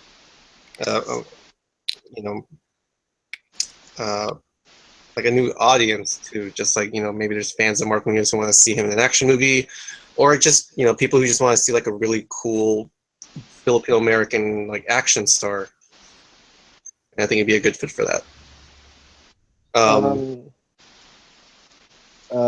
Yeah, I mean, I never really imagined ever doing a sequel to Lumpia. I think the original was such a unique movie, not just the story itself, but just the story behind the scenes of making that film. That I always thought that first movie was very untouchable. Like no one wants to see the sequel to E.T., right? I'm not calling Lumpia E.T., but I'm just saying that there's really I just don't know what would the story of that after that movie would be. But it's weird when you Well, what I wanted to ask you was actually like, how did you what got you into the idea that you could make a sequel to Lumpia? Like, how did you come to that? It was the 10th year anniversary, so we were good question. I'm trying to so political. I'm trying to figure out how much of this I can say. So there was before we had planned to do the Olympia sequel and the celebrate the 10th anniversary 3 years ago. I was involved in another project that was also a follow-up to a movie, and as we were trying to also come up with the story for this other sequel to this other movie, which I'm sure I haven't been part of many movies, so I'm sure people can figure out what sequel this is to. But when that movie fell apart, or I'd come up with a treatment for the sequel, and it was I thought it was pretty cool, but it didn't pan out. So I took what I had planned for this sequel, and I just kind of like, I think it would fit in the Lumpia world. So when I started like kind of putting it together, then I kind of rewrote it, and it fit. And it also revolves around a wedding. So it once I started kind of like, and I think it's because I was talking already to the original cast, and figure out how to celebrate the 10th year anniversary, and you get excited. Just people were just talking about it, and I think because at that point I was meeting a lot of people in my college talks who were fans of the movie when they were like in high school. So it was I guess I never really thought about just how much of a small cult following there was. So I played with it, and I got excited. I remember I got really excited about the idea. That I remember calling AJ, my brother, and Leroy, because we were like the core four at that point. Yeah. And they dug my pitch. I did a whole pitch, even though it was like a 1 hour pitch, because I was trying to go through all the beats of the story. And it still revolved around Moon Moon. Moon Moon, Mun, how you want to say it. I just felt maybe his story wasn't complete. So Okay. So it's weird, you know. It brings another point because we're talking about Lumpia. We're talking about Lumpia 2, and of course everyone sees the picture video and they see more of the action stuff. We're talking about mostly of the action stuff. We're talking about Mark Munoz, you know, throwing Lumpia. It's really funny already, but we haven't. None of our promotional videos, none of our original content, none of the stuff that we've been putting out there about this campaign or about the movie itself hasn't really talked about what the movie is really about. You know, what the story is. You know, because the action stuff is really just like the original movie. It's just, if you remember, it's really there's this coming of age story, and it's about Moon's story. And in the same way, it is built around that. The action really just kind of wraps around it, you know. So we haven't really, and it's kind of boring. I don't think, and I think that's what we're trying to go for, is that, you know, we're trying to attract people with the, oh, hey, Lumpia, you know, and here's Mark Munoz and the action scene. Here's all the, but I'm hoping that what people remember the most after they watch the sequel is really what we're trying to say with the movie. It's the heart of the film, the story. It's the characters revolving around, you know, Moon, and this wedding that we're trying to get through, and there's a villain in the piece. So, you know, that's, in this weird way, there's this theme about community that's also kind of reflective in us in trying to put this campaign together. I don't know, Lily, you know, you read the script, so I don't know if this is making sense or, you know, thematically. Kind of. I think we're just like also getting like very sleepy, or we're gonna just like, we're not sure if we like already said stuff earlier, but then I remember that when you first started writing the script, is that, and what people should remember is we were gonna cast the original Kuya. That's what Howard thought it was gonna go, and I think what was amazing is that like we actually got someone who is known in like the UFC, like the MMA world, and who actually showed interest, and it was just like, oh, this makes it so much more different. Like it kind of changes how we approach the movie. It's just like there's people outside of our circle of friends that want to be invested in it, that were interested in it and wanted to participate, and so I feel like that just like totally changed, like it kind of changed the game a little bit, like how we approached it, because we were just like, well, we're gonna cast Francis, or we're gonna go like, you know, cast the original cast, and, you know, as long as they have time, and so that was like our concentration was to work around their schedules. Now it's like, oh shoot, like Yeah, I think a lot of the original cast are still kind of, they're like saying, oh my god, am I the next to be replaced? It's like, so it's like, wait a minute, how much has the script actually changed? You replaced like what, 2 actors already?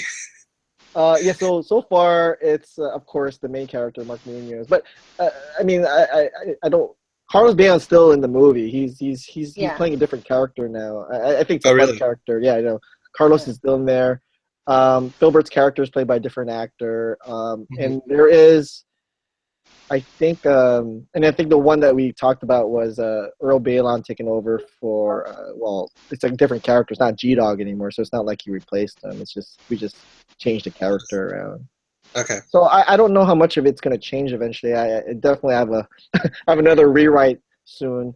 But I think your attitude towards approaching it like changed a little bit. Like it's just like, all right, I think we kind of know more about how we want the action to go, and how we want like just like the intentions of Kuya, or like I feel like have changed a little. It only took us 3 years, right, to figure it out. Yeah, it's only like 3 years to figure out.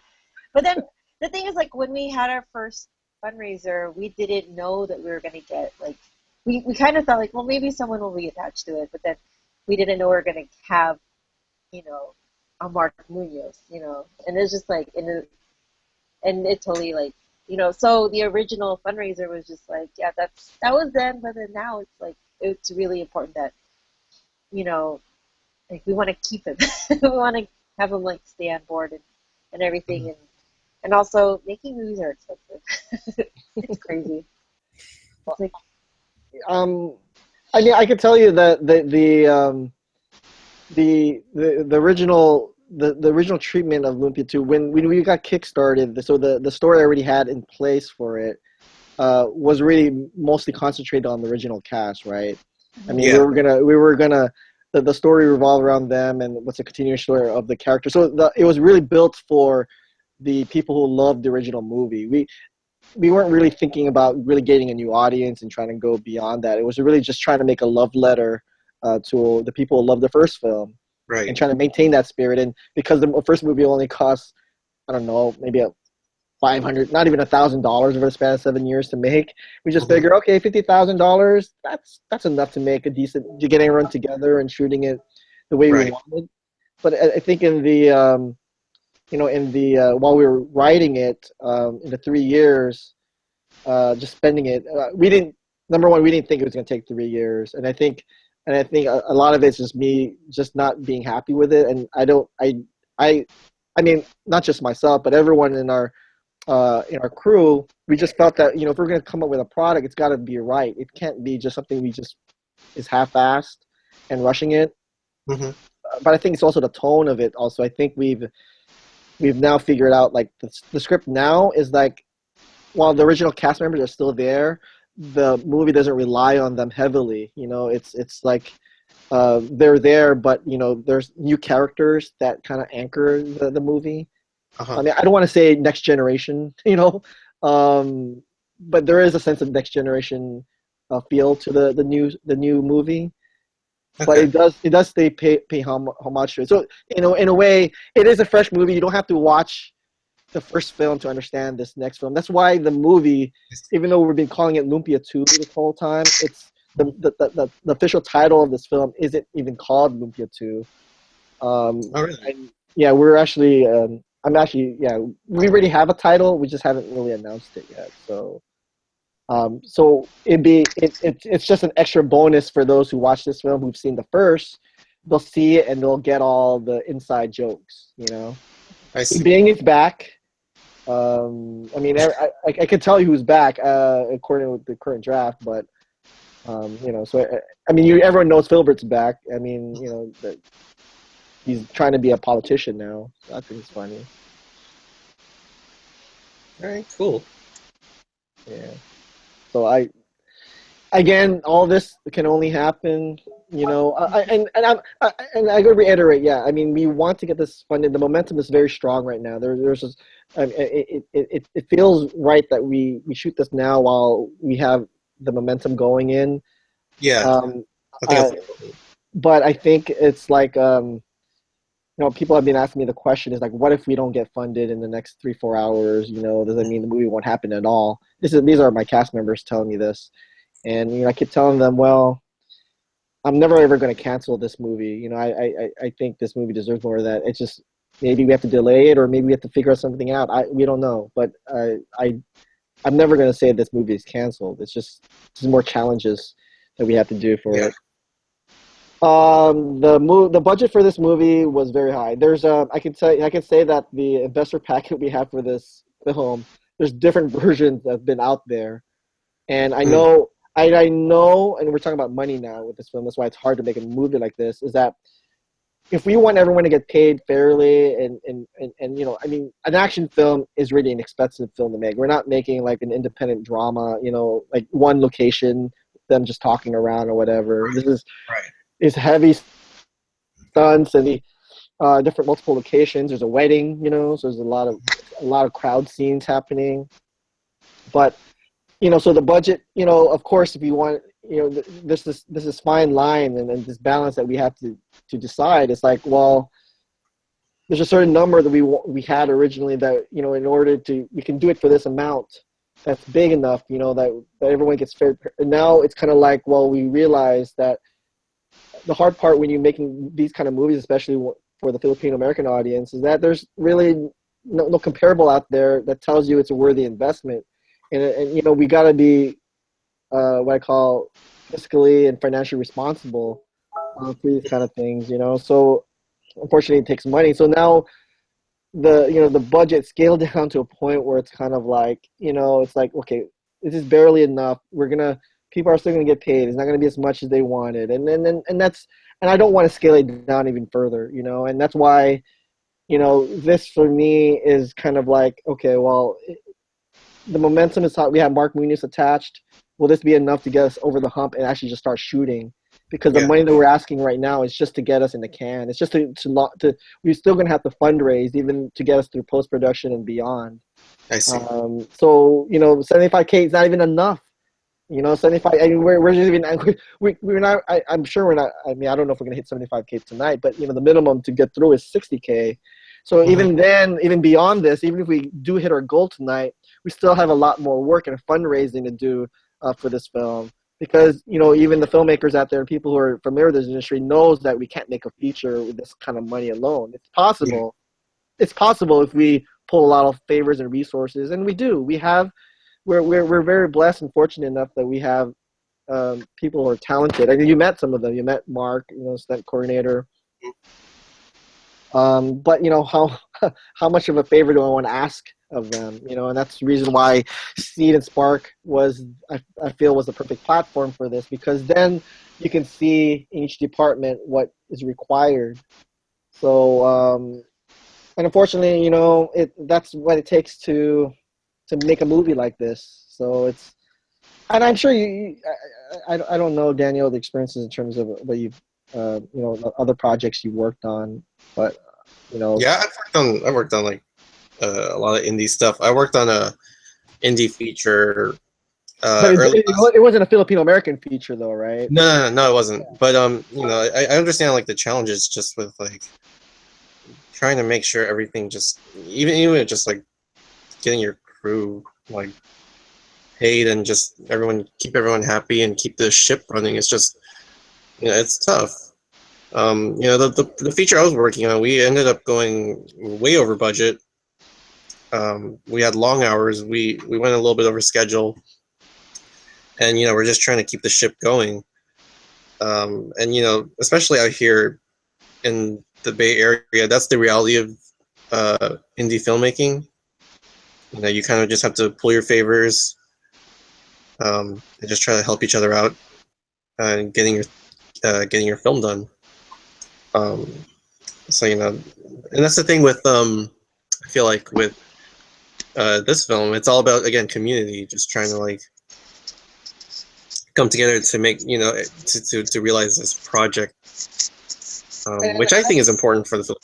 Yeah, and I think that's burden also on my end. It's almost like, well, you know, we're talking about community and getting all these people to come out, and it's almost like trying to even there's a lot of pressure to come up with a script and a film that's worthy of people's all this hard work, you know. And I think that's why, you know, I feel it, and that's why maybe that's the reason what took us so long to come up with the script, was that it just had to feel right. I hate to release something and then all of a sudden people are like, what? I supported this movie? What? It took this long and it came out like this, you know? Yeah, in a way, it's like you're also trying to meet certain expectations. Yeah, but in the end, I think, you know, you can't satisfy everyone's expectations. So for me, in the very end, it has to meet my expectations first, you know. And as long as it meets my expectation, then I'll have peace of mind, you know, that this is the movie that I feel is worthy of the support and also of the first film. So. Yeah, So I'm excited. I'm excited to shoot in the Bay Area, though. I mean, that's the thing. I mean, to shoot a feature in Daly City, I think I can't wait for that. I know. How many movies get shot in Daly City? I don't know. They did Colma, the musical. Yeah, but they call it Colma. It was in Daly City, right? Yeah. Shout out to HP Mendoza. Oh yeah. Yeah, it's us three. Wow. Maybe I should check in with the Logan cam. I don't know. I want to change out of my board. Yeah, I know. I want to that too. All right, you guys can take them off. Lily, how are you? How are you feeling over there, Lily?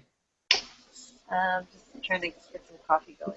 You have like the fear cam. It feels like I'm watching the fear cam or something. Yeah. Oh, where are you going? They're rich. They're doing very rich. I haven't slept. I haven't slept in so long. Oh my god. I tried to take a nap before this too.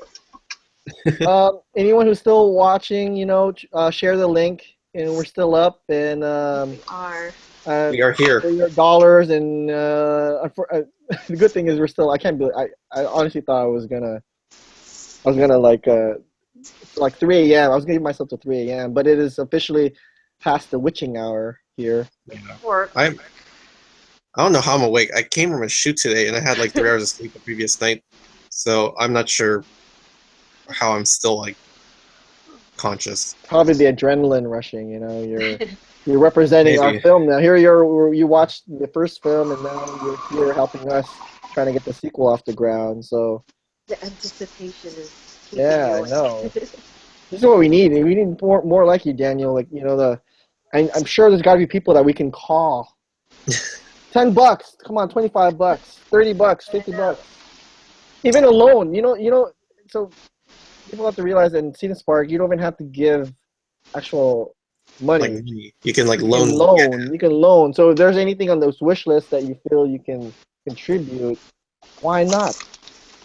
It's on our wish list. So wardrobe, we're focusing on wardrobe. $25 to go. Is it just to buy all the Barongs? Agent still has media management here, $400. So there's $400 there. The Lumpia Wrangler got fulfilled pretty easily. The Lumpia Wrangler in the first movie was my wife. She's probably paid for that one. She's the one who funded that one. Let's see, meals and craft services. That's me. Fulfilled already. Location fees fulfilled. Is there a location, Daniel, you think that in Daly City that we have to showcase in the sequel? I'm not sure. Like I don't really live in that area. I used to live in Daly City when I was like a toddler. Like I was there until I was like I think 2. And I haven't really gone back much. I would walk around a little bit because SF State's near Daly City, so I just kind of walk around when I had free time. But I don't know. I mean, what are the landmarks in Daly City? We have Saramonte. We have we did ceremony in the the Hilly first one. Hill. Well, I know for sure. Train. I know for sure what I'm going to do in the sequel is really capture the fog of the we went through the whole first film, but I was never able to capture any scene with fog in the backdrop, and so I really want this to like Fogtown has to look really foggy. So I know there are a lot of people. I know there are a lot of people still mad the fact that we're calling this Daly City Fogtown. No one ever calls Daly City Fogtown, but that's not my intention. So it's like I know people don't call it Daly City Fogtown. I couldn't call it Fog City because that's San Francisco. So. Yeah. Well, if we do end up shooting in like January, there's gonna be plenty of fog for you to like. Yes. Get that B-roll up. No, I know that's what we're going for. Yeah.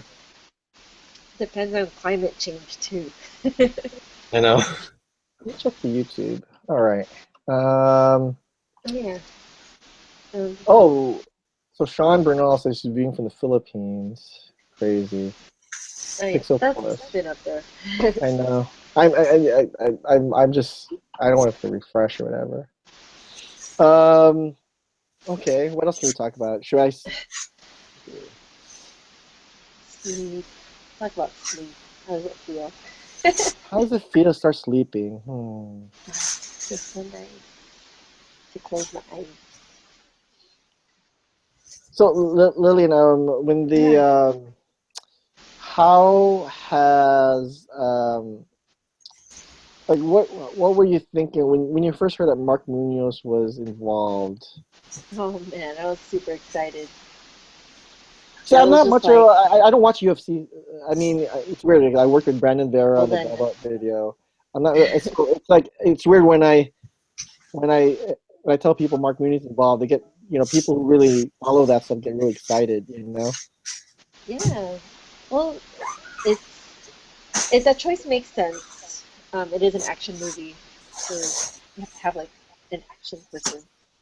But then also like, well, because I know that he's a fighter, like because I have brothers, and so that and I was just like, he's like one of the few Filipinos in MMA, so I was really excited. I was like stoked, and then when we met him, he was really cool. He was like a really nice person, so down to earth, super chill dude. How'd you feel about the test shoot?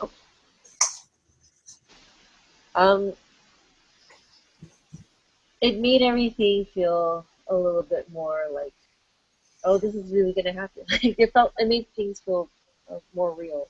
Like, yes, things are this is gonna push everything forward more. I don't know. I got excited because I knew it would like help the movie. Yeah. And he's like, I think the cool he part really about does. Yeah, I know he does look. I think what got me excited about the test shoot was just the fact that Mark Munoz stayed longer. He got really. He was like a little kid, you know. He enjoyed being on set, enjoyed working with us. Yeah, definitely. And that for me was, you know, that was probably the best feeling. It made me feel that it was the right choice and the right decision to fund this test shoot. That was the hardest thing to do. Was should we do a test shoot? Like, what for? Yeah. No. It was totally necessary. I think. Yeah. So but yeah, Daniel, when you saw the teaser, you know, seeing Mark Munoz and stuff like that, I don't know. I mean, and definitely it wasn't homemade looking, right? Mm-hmm. Legit.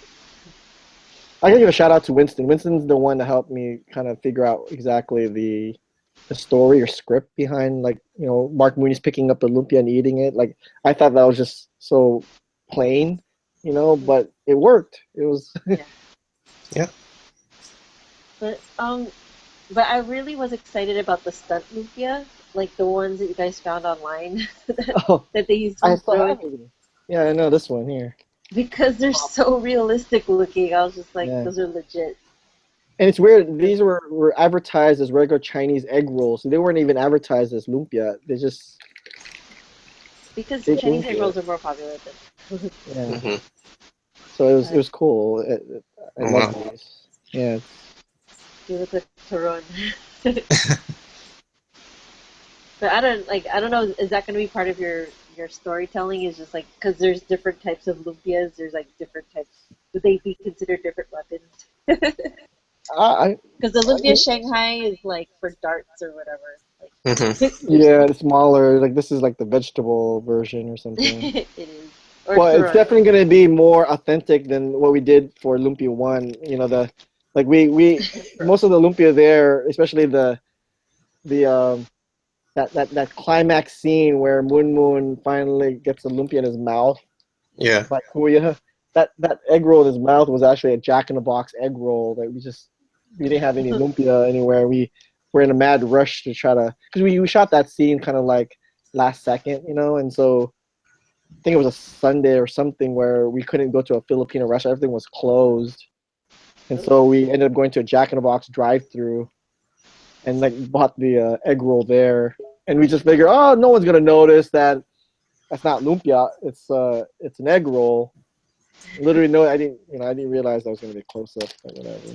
Didn't you guys also make like lumpia with like rice in it or like Vienna sausages in it? Yeah. So early So, on like, in that initial summer shoot when we first started shooting in '96, we would you gotta understand, a lot of our shoots were just very casual. We'd be like, hey, Carlos, let's shoot something in high school right now. We were all over free.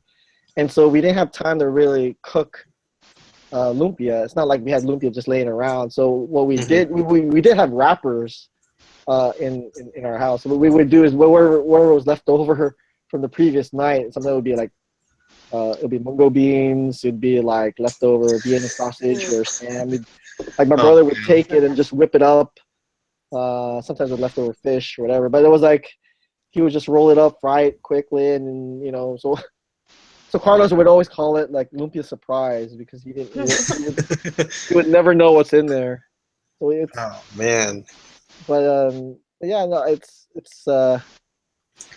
I don't know. Maybe I might do that to Mark Munoz. I don't know. Just slip one in. Just slip like a Vienna sausage lumpia in the middle of everything. Yeah. So what do you think should be our new lumpia surprise? What should we trick him inside? I don't know. Maybe just fill one with sriracha or something. What, like just all sauce inside? Just all sriracha's not even like meat. Hollow one. Hollow lumpia. Yeah. That might be. That'd be really salty. Yeah.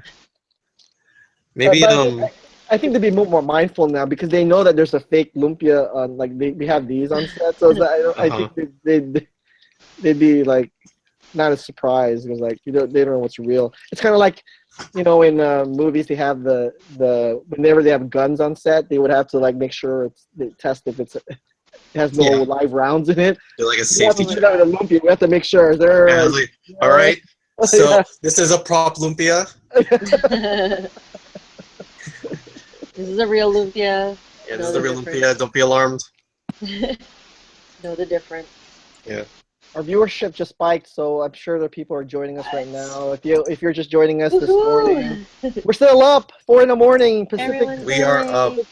Standard time 4 here. 4 o'clock in the morning. We're less than 4 hours Share away. a little donation if you can, if you're watching us. Yeah, if you're at work or in the car on the way to work. Yeah. Think about we could donating. use your donation. You could share the link. Anyone who still wants to see Lumpia and us shooting on schedule this winter, they don't even have to give us cash. They can loan us. So, go to bit.ly/Lumpia2 or cinaspark.com. Look us up. Put a contribution, and we'll give you a shout out here in our webcast. And AJ's not around, so I can't even tell you if we're getting a contribution. I'm just refreshing the page and trying to figure out if the number has changed since I last seen it. Can you tell the difference? So just remember, 130 supporters, 310 followers. 130 supporters, 310 followers. I don't know. I mean, I don't know. I'm not even thinking about it. I don't know if average we have to.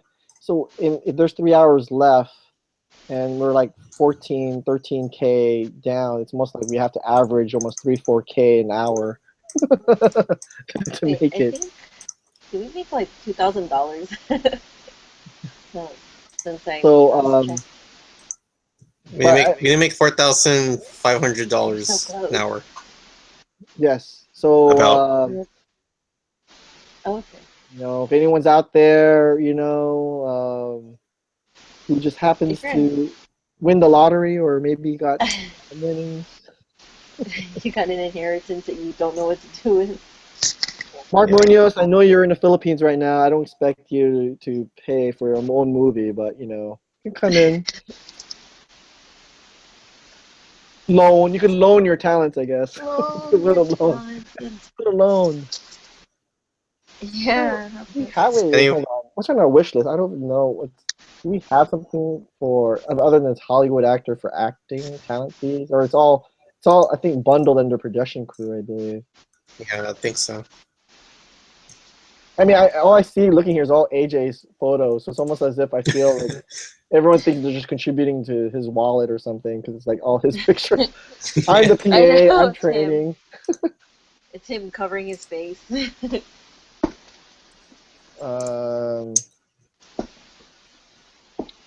see. So maybe we have a chance to talk about rewards. So rewards-wise, there's a Lumpia Wrecking Machine T-shirt that we haven't. We're supposed to put a photo up, but I think what we're gonna do for the $75 reward is that if we get funded, we'll have anyone who's part of that reward vote for their favorite design. So that's why we don't have a photo for that picture. So our first campaign for the Kickstarter, we had the Back the Lumpia. That was our motto for the Kickstarter campaign, and everyone got a special Back That Lumpia t-shirt. So for this campaign, it's going to be a special backer, but the Lumpia Wrecking Machine. So And anyone who follows Mark Munoz is the reason why it's Lumpia Wrecking Machine, because he's known as the Filipino Wrecking Machine. So we kind of twisted it a little. That's our original way, I guess. That's how you make it work with the story. Yeah, yeah. I feel like I should do some editing while I'm here on a webcast. I should edit a segment. Still have one more video to edit. You got time. I know. Sure, we'll just sit here and watch you edit. In your Barong Tagalog. You know what? Maybe we should watch maybe we should watch this new thing, the Geeking Out While Eating Lumpia. Let's see if I can put this up. Let's watch it with you. It's pretty funny. Wait, who was it this time? It was. Here, I think I know how to do this. I'm gonna switch cameras here. Camera 1, camera 2. Camera 1, camera 2.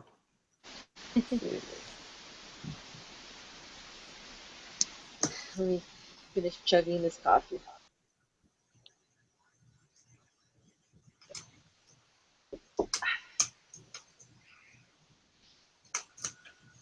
So does anyone have to go to work tomorrow? I'm supposed to be somewhere at noon. Okay. You have plenty of time to take a nap. Yeah, I'll take just a 2-hour nap. Good to go. Hour naps are good.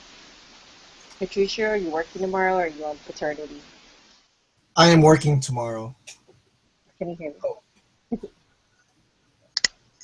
Can you hear me? Lost AJ. You did fall asleep.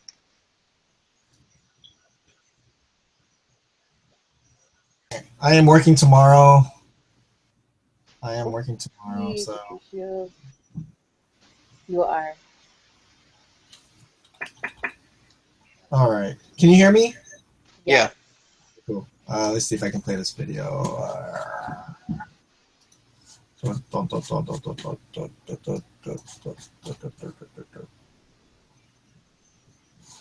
I'm gonna mute this.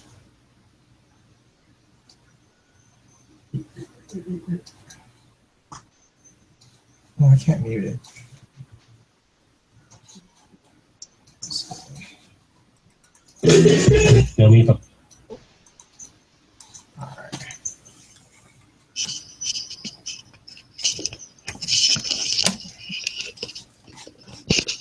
Whoa.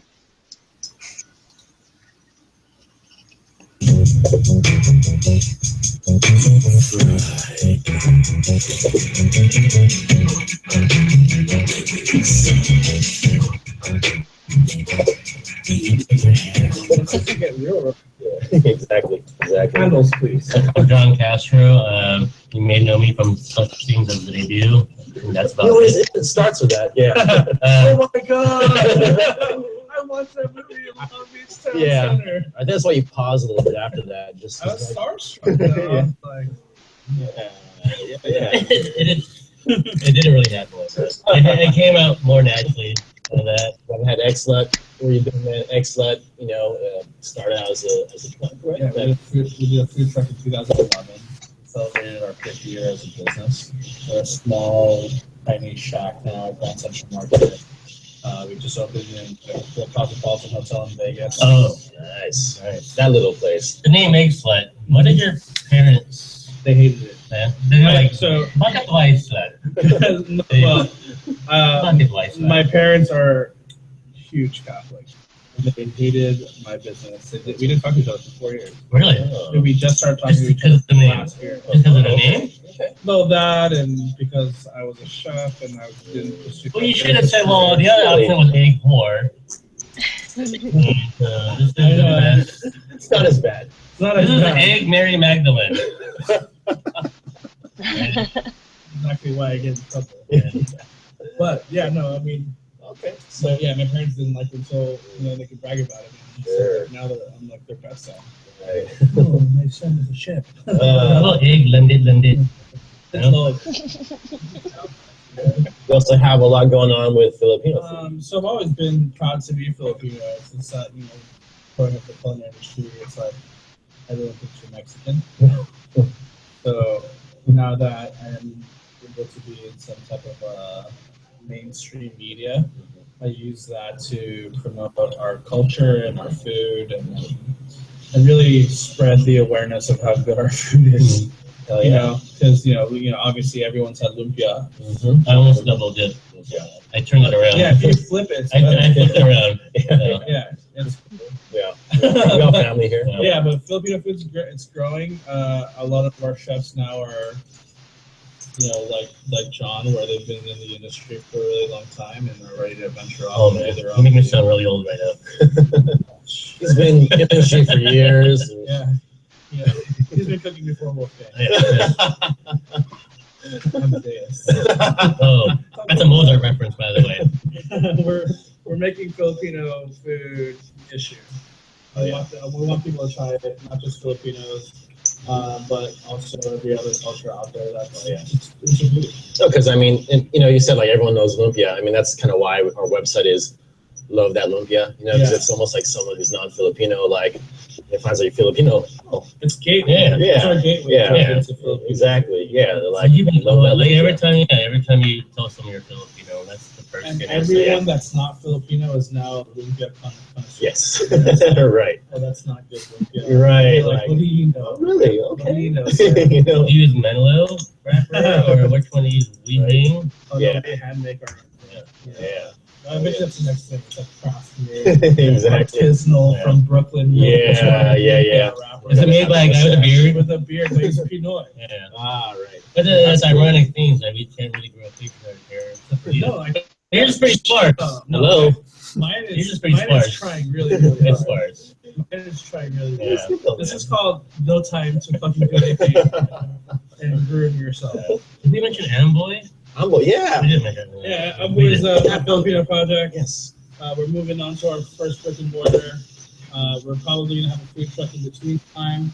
Look for that. And you have a lot, other there's other sort of like an incubator here in a way, right? There's like, tell us about. So this is my baby. Unit 120, the space that we're in right now, is a place for industry professionals, or culinary industry professionals to examine whether or not they want to venture out on their own. Do they want to be a restaurateur? Do they want to be a chef of their own restaurant?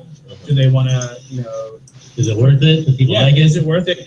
Do I want to take my mom and dad's $500,000 and open a restaurant? Right. You know what I mean? But without doing that, they can do it here on my dime and see whether or not it's worth it. And to me, it's a worth investment. Yeah. It's paying it forward to the industry. Sure. I made a lot of mistakes in this business, and if I can prevent people from making the same mistakes that I have, then I'm doing a good thing for sustainability of food in LA. Yeah. Because I love this city. Yeah, well, for sure, man. Tell us where you're from. Yeah, I grew up in East LA. I hung out in East LA a lot. Typical Filipino upbringing. Thought I was a gangster. Didn't we all? Sold some things that I shouldn't have been selling. Or drove cars that I shouldn't have been driving. Did you have a Dickies outfit? Or I sure did. A Carhartt outfit? No, it was Dickies. All top to bottom? Frisco Benz and Ben Davis. Yeah. Ah, nice. Did you crease them? Or crease your Levi's? I had an iron mentor. Ooh. Who showed me how to iron my pants. Oh, damn. So that I could stand them up. They were so stiff I could stand them up. I'll show people pictures. Were you crouching in any sort of crouching? With a cigarette in my hand and on my lips. Right. And one in your ear too? And one in your ear too? Yeah, pager on the overall. Yeah, my pager with the chain. Yes. Right? AOL chat rooms, like an I-21 and up. Yeah, 560 Yeah, Stephen Avenue. Cerritos Malls. Yeah. Come on, let's go. It's like I got a GIF like. Cerritos Mall? Cerritos Mall. There's a chat room called Cerritos Mall. Oh wow! And then Really? Yeah, you go in there and it's like easy empty. And you're like, yo, meet me there. I always in front of Aeroplan 7. I'm looking for a scrunchie. I need a new scrunchie. Yes. Clear, preferably light blue. That's why, like around 2001 when the debut came out, it was something that. By the way, I wrote that. Did you really, John? I heard. God. That's the movie with Rufio. Yeah. You have a funny story about your experience. Yeah, Yes. so you guys filmed that Can't Roll Say Goodbye to Mary in Montebello. And I was in a club at Don Bosco time. Don Bosco. And we heard that you guys were filming a car scene and we all wanted to flex our cars on that movie. So we drove as fast as we could. As soon as like that rumor hit, we drove, and you guys closed the gate. And we were watching you guys film shitty cars. And then You didn't go to the tryouts. You were all pre-chosen. I was a 16-year-old kid. You had auditions. I don't care about auditions. You had a car audition. I was like, we drove our car where you guys didn't let us in. Which was fine. And then so we, like the entitled brats that we were, drove up and down, revving our cars, trying to disrupt shit. Blasting like Stevie B or Ghost Sound DJ. Nice. What were you driving at the time? I had a 92 Honda Civic SI. Okay. Hatchback? As a hatchback. Okay. And it was Serial Blue BMW M3. Looked cooler than it actually ran. I actually had a 90 Civic hatchback. Brown. Automatic. We lost me there. We lost me. Yes. Can you imagine how life could have changed if I was on that movie? I think we like you wouldn't be interviewing. Yeah, there would have been like 7 kids. I'd live like a. What was cool, man? No, but you would have opened. There's a raceway there. Yes. True. You would have opened like muffler sweat. Oh yeah, muffler sweat. That sounds so much more like muffler slut. Muffler slut. Do you have oil here? No, just muffler slut. It's called muffler It says slut. muffler slut. Yeah. Debut was once a part of the debut. Feel free to shit. Right. Fish that out, man. Oh, that's a great outtake. I have this question I have written down, but I want to ask you now. All right. I'm going to tell you then. Yes. If X-Slut was a superhero, what would it look like? Or she, or he? It would definitely be a dude, because men are more slowly. It's not bad to say. Like now that we're in gender society, you know. It would be a man though. The secret is out. We're sluttier. He would look like Razor Ramon. Well, you got the mullet. Yeah, he'll look like Razor Ramon. He'll have a mullet stored in a egg medallion that wears around his neck. And his superpowers would be, making really great food for people. Oh yeah, that's a basic power. No, it's terrible. You can poison people. True. Yeah. Let's just make an X-Slut movie. There you go. Hey, we can make it. Dude, See, you can be known for John Castro. I did the X-Slut movie. Oh yeah. Is there room for an action comedy in our genre of Filipino movies? All the Filipino movies that are out there, There's so many. I know. I mean, so many to choose there's from. there's so much room for anything Filipino. I'm a big proponent for everything and all things Filipino. Yeah. We need it. Like the more we come out in droves, the better. The more support we have, the bigger our community supports us, the better. And so I fully support a crowdfunding situation. We need to know our community. We need to back on our community. Yeah. And we gotta see whether or not what we're doing is awesome. Yeah. A year ago, we all talked at Next Day Better. Yeah. That's where I met Chad and Chase from NASA. Right. Charles Zalalia did something there too. We decided to make it a mission to bring Filipino food to the masses. For sure. And I think we've succeeded. Yeah. Charles is top 50 best new restaurants. Yeah. Jonathan Gold just got Awesome. Yeah, it's awesome. Gave him rave reviews. Yeah. Shanghai's a Barbara right now. Bad Saints got Bon Appetit. Yeah, second best. Bon Appetit. Yeah. Bad Saints, Washington, never been there, but I heard about it. Yeah, we've been really pushing it. We've done a few things for Bon Appetit, Silver Magazine. We're doing a 5x5 Filipino dinner in the mainstream for Bon Appetit in September. Awesome. Representing Filipino food at the Taste this year for LA Times. So we want to be, the food that people are eating on TV. Yes. Instead of saying, let's do Chinese, they can go, with the chopsticks, like. Let's do Filipino. It'd be really cool to see, like someone eating an adobo bowl. While they're watching TV. Exactly. And then you're watching and you're like, oh my God, Ross from Friends at the Friends Room is eating Filipino food. Like, honey, shout out to Friends. Honey, what do you You're like, honey, what do you feel like today? Yeah. I feel Filipino. Yeah. I want Or that scene to happen. Or it's like when the PA walks in, he's like, I got Filipino food. Yeah. Hey! And the girl streak is like, Like that's where we need to be. Yeah, being able to take criticism is also, Yeah, we should be which is very hard for Filipinos. I can't take it I at love all. it. I love it. People tell me like, yo, man, like you're kind of funny. But at the same time, it's like, okay, Yeah, maybe something not really do. You know, I get that a lot, especially from my mom. Like, that's not.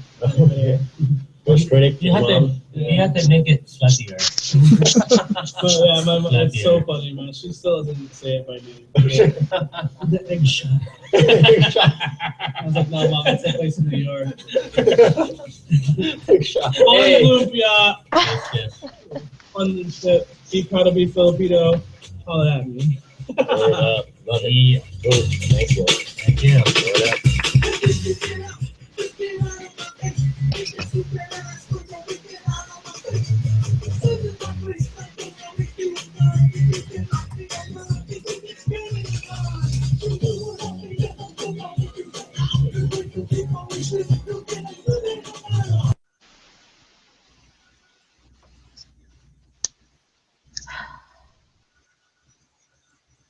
So hard to stay awake, Pat.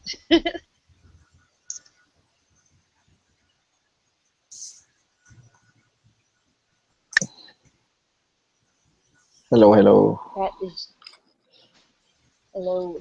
Pat, is your mic muted? Okay, can you hear me? Yeah. I do. Wow. Can you tell like how much stuff I edited out?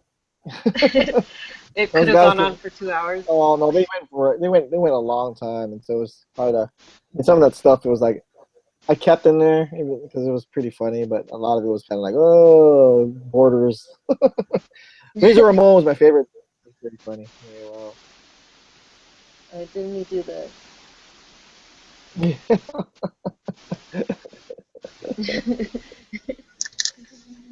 Exlet the movie, huh? Maybe we would have to do that. I wonder how long that would take though.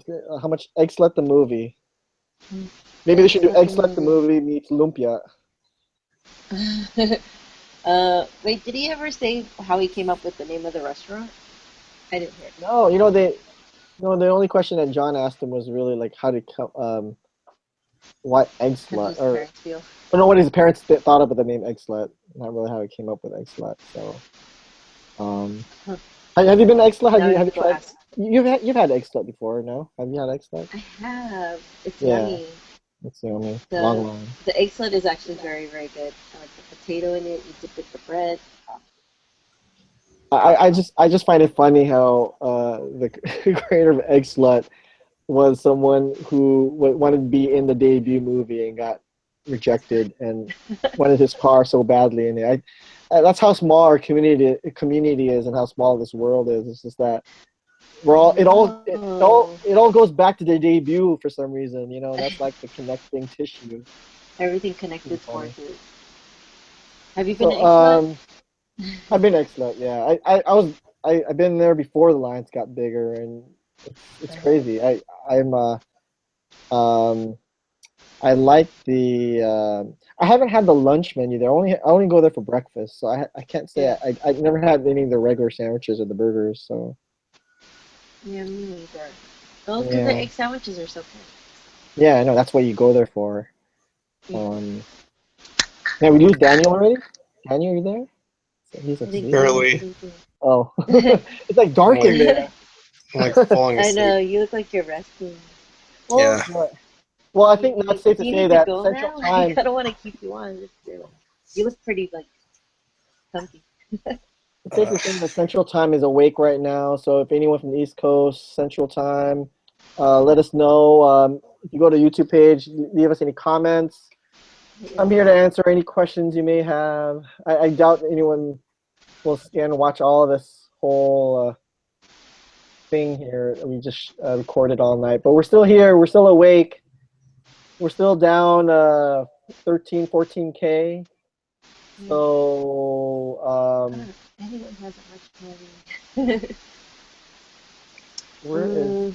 And we still can't find AJ. Yeah, AJ lost.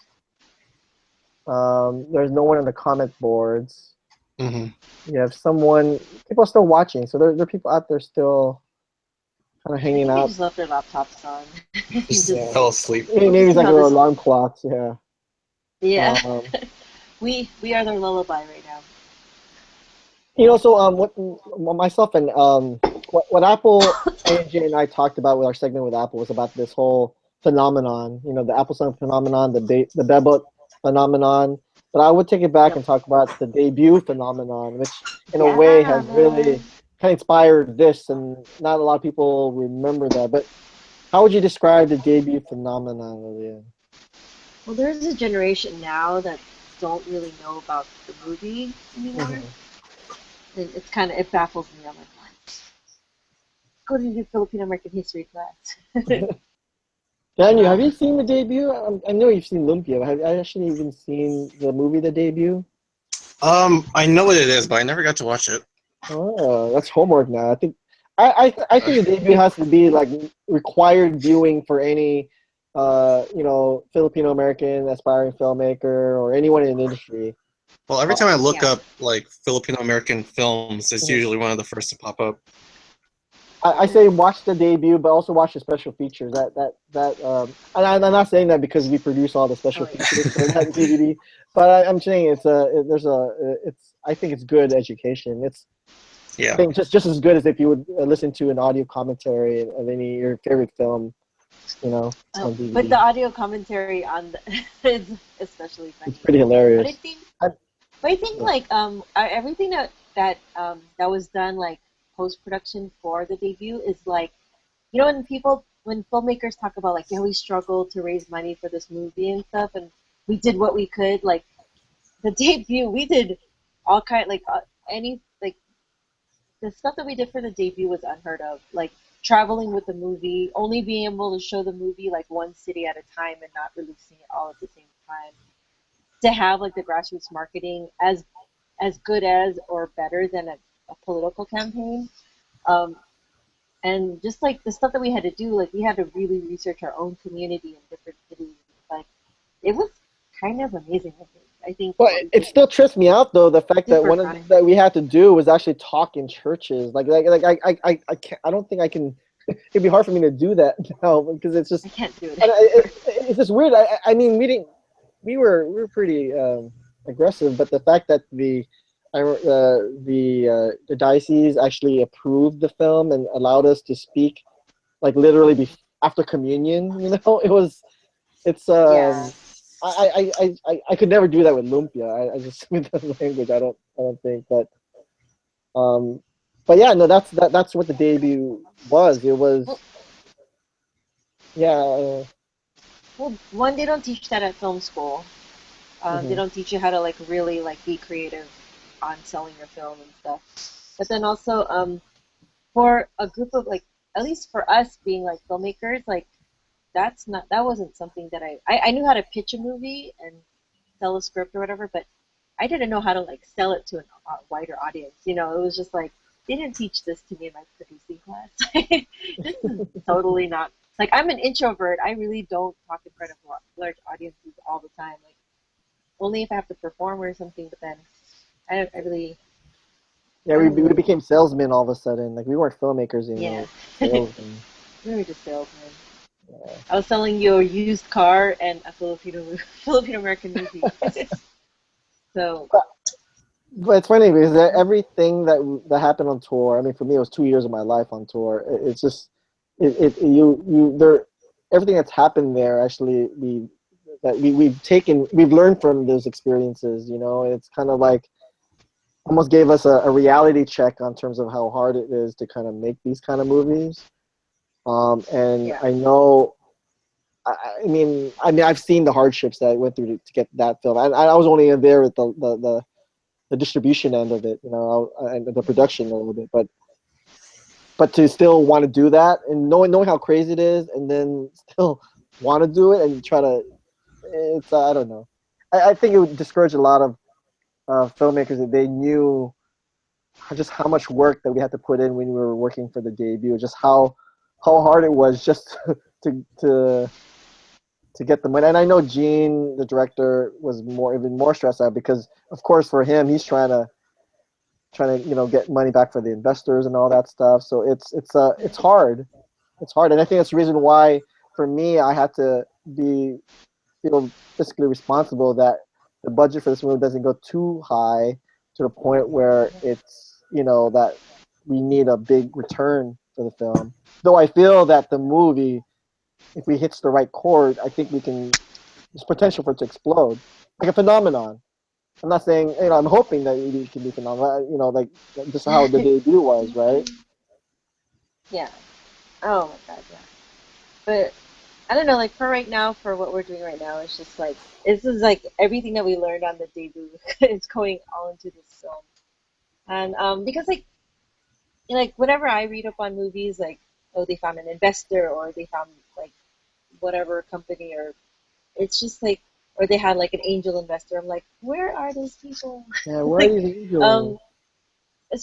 Especially for the Filipino American community or even Asian American community. Like I was reading up on how Bollywood movies got funded and stuff, and part of it is from like the tech companies that started out. It's like tech companies here in the United States are helping fund the Bollywood movies, and so and no one could say like, well, there isn't really an audience for it. Like, well, they created it through the help of other industries that are helping them like fund it and stuff. So I don't know. I think our community can benefit from actually like really giving things a chance, or just letting artists be artists and not having the artists be like salesmen and activists. And we're trying to add so much titles to like one person that wants to be an artist.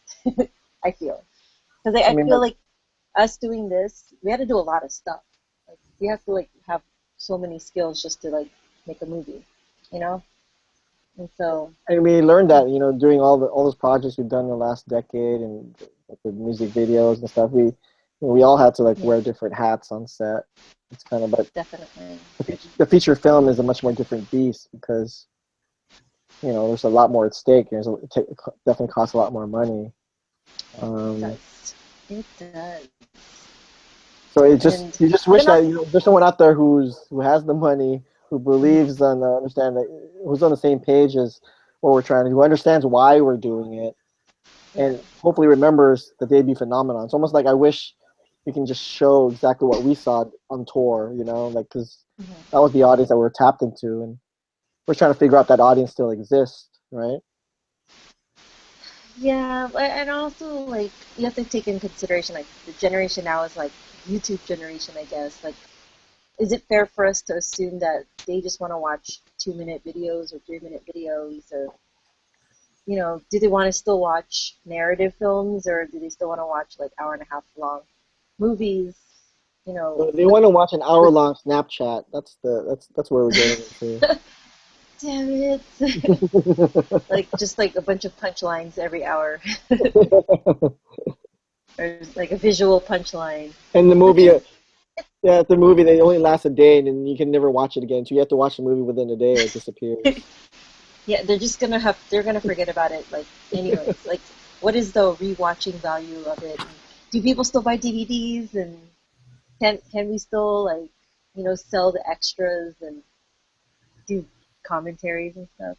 It'd be like because like I know, but then I feel like, but then people do watch like all the Marvel movies and all the superhero movies, and it's like we're used to that. So are they going to be used to seeing like a movie like that, but with Filipino cast? Like is our brains and our eyes used to seeing that, or is there a need to like support that? I guess. Yeah. But I don't know. I can't even watch YouTube videos all the time. Like people can only get hit in the nuts so many times. I mean, that's why I feel movies will never. I mean, it's the community aspect of watching a film in theaters, right? That's why we're always trying to emphasize, especially with the release of LUMPIA 2, that we gotta have some sort of theatrical release. There's always something that I'm always trying to add numbers to these budgets. Like when we release this, they can't just be dumped straight to on demand. I feel that part of it is really seeing the movie with the community and seeing the audience, and that's that's what I feel this movie deserves. Now, I don't know.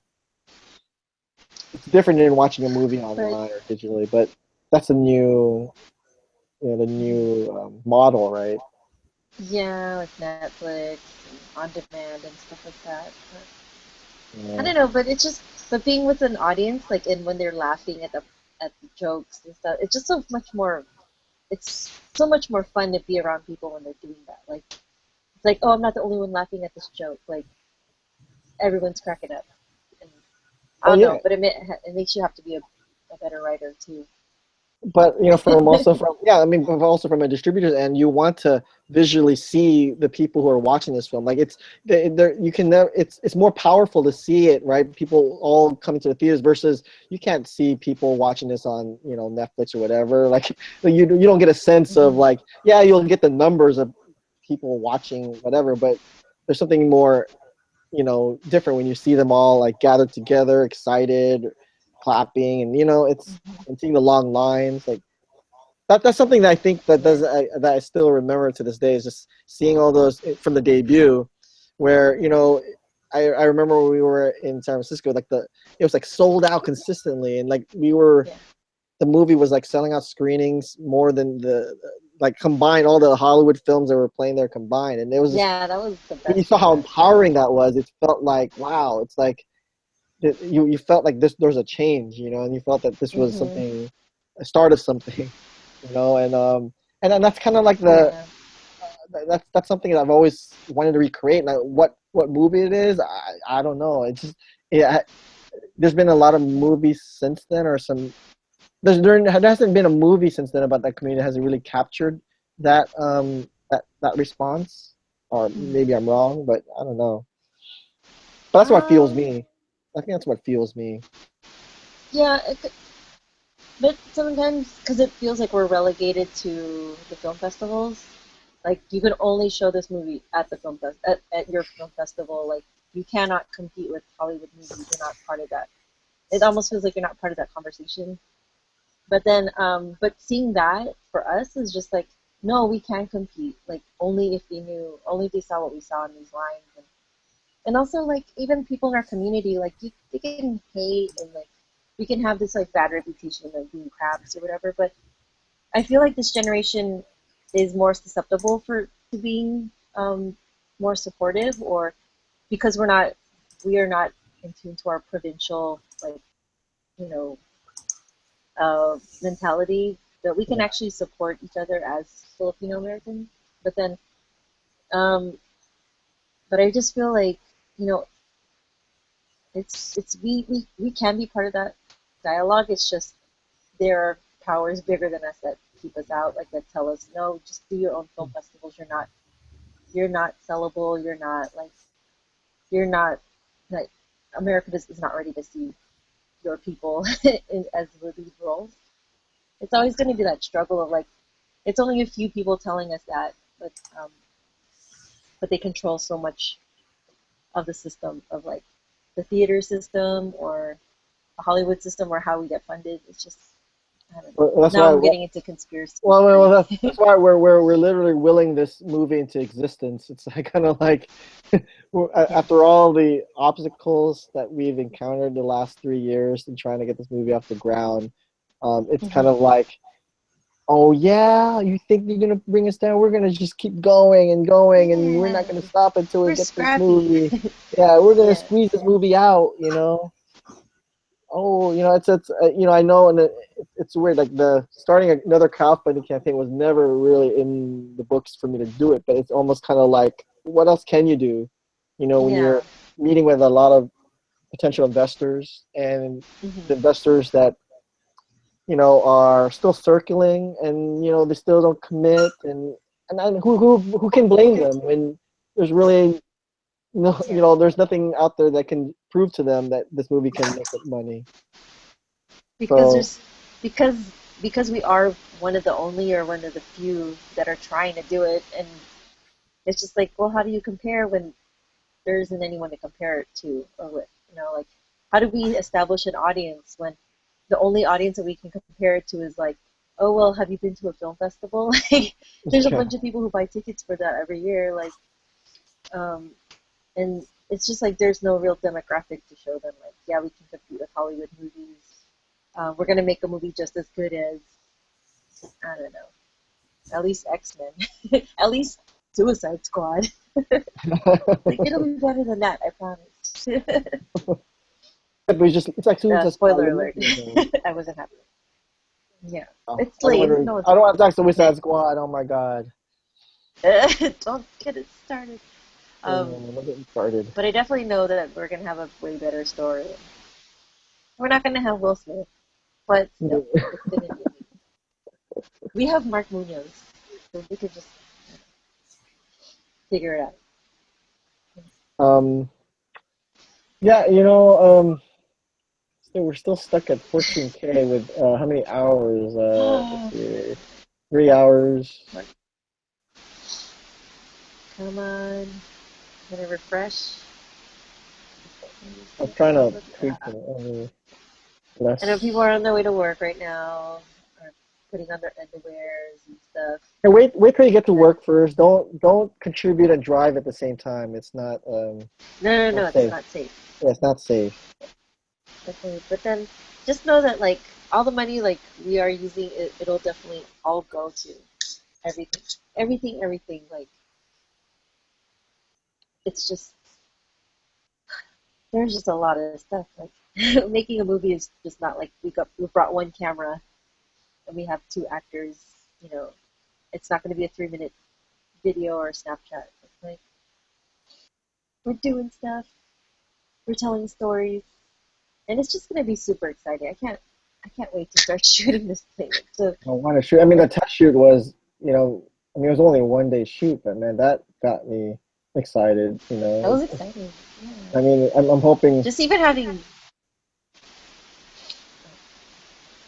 I mean, just having the crew there and just seeing the, everyone kind of like, I don't know. It's just always weird when we had some new people on board, but we also had some of the people who've been there on our shoots, but just always collaborating together. It's always nice to see it like come together, Yeah. Well, our sets always have a different feel. Like we're pretty cool.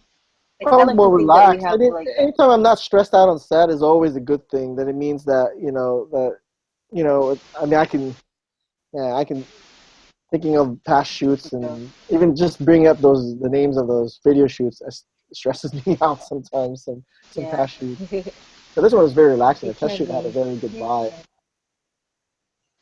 Yeah, I like it. I want the arts or the props department to get funded, man. They want to add lasers. Yeah, Sorry, so I'm looking at all this stuff. Yeah, no, the one thing in our props, the lasers, is that the one thing we couldn't do for the test shoot, that's where we haven't really revealed, is that we have to get a coin dispenser, because really what we have to still create is they're portable deep fryers, basically. That's part of this utility belt, but we tried not to show it too much because it was just basically a stand-in. Those coin dispensers that we bought were just really stand-in to where we want these deep fryers, and we still need the funds to kind of get someone to design them and to build them. So that's under the, is it props and lasers? Is that what it's called? Props and lasers. Yeah, so 2,000 there. So again, anyone out there who's watching this and wants to contribute, it's not just for reward incentives. There's also, you can pick which department you want your funds to go to. We already fulfilled some of them. Oh, I forgot to do that. I did. Yeah, wardrobe is nice. I mean, you're talking about props. That'd be nice to get prop department add lasers, but one of them would be the portable deep fryers, which I was hoping not to spoil too much, because for me it's a big reveal in the draft, but in the current script. But yeah, I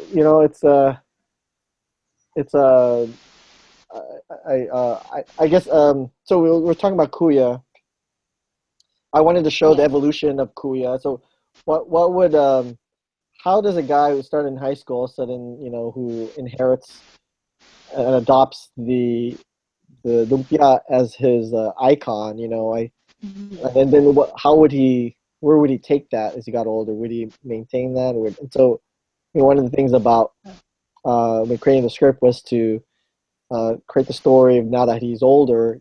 What's happened? Is he now an official superhero? And what kind of a superhero would he be? You know.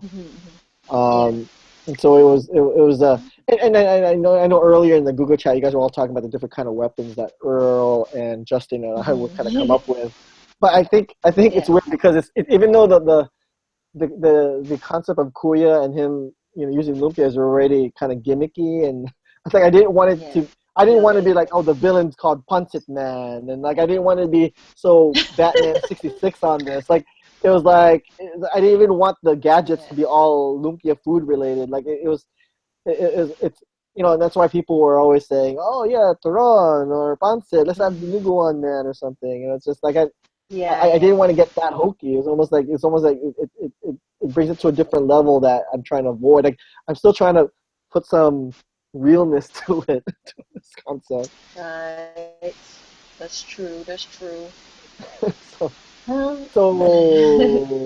So if the villain also if Kuya all of a sudden has this rogue gallery of like villains like Pancit Man or like, you know, the Cine Gang, you know, coming out The Cine after Gang. him. Yeah, the Cine Gang. I don't know. Mungo beans. No, that's Kare, or it'll be Care. care. No, I don't like that. That sounds horrible too. Yeah, so I mean that's I'm why. good.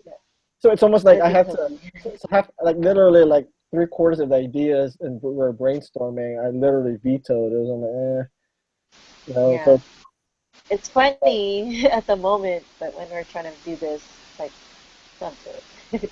I mean, I always Keep compare it to people- like Batman. It's like it's weird. Like people keep forgetting that the guy's he's running around in a bat costume. He adopted the icon of the bat. Is the bat cool? I don't know. You know. So why not the guy who adopts a Filipino egg roll as his icon? You know. Yeah.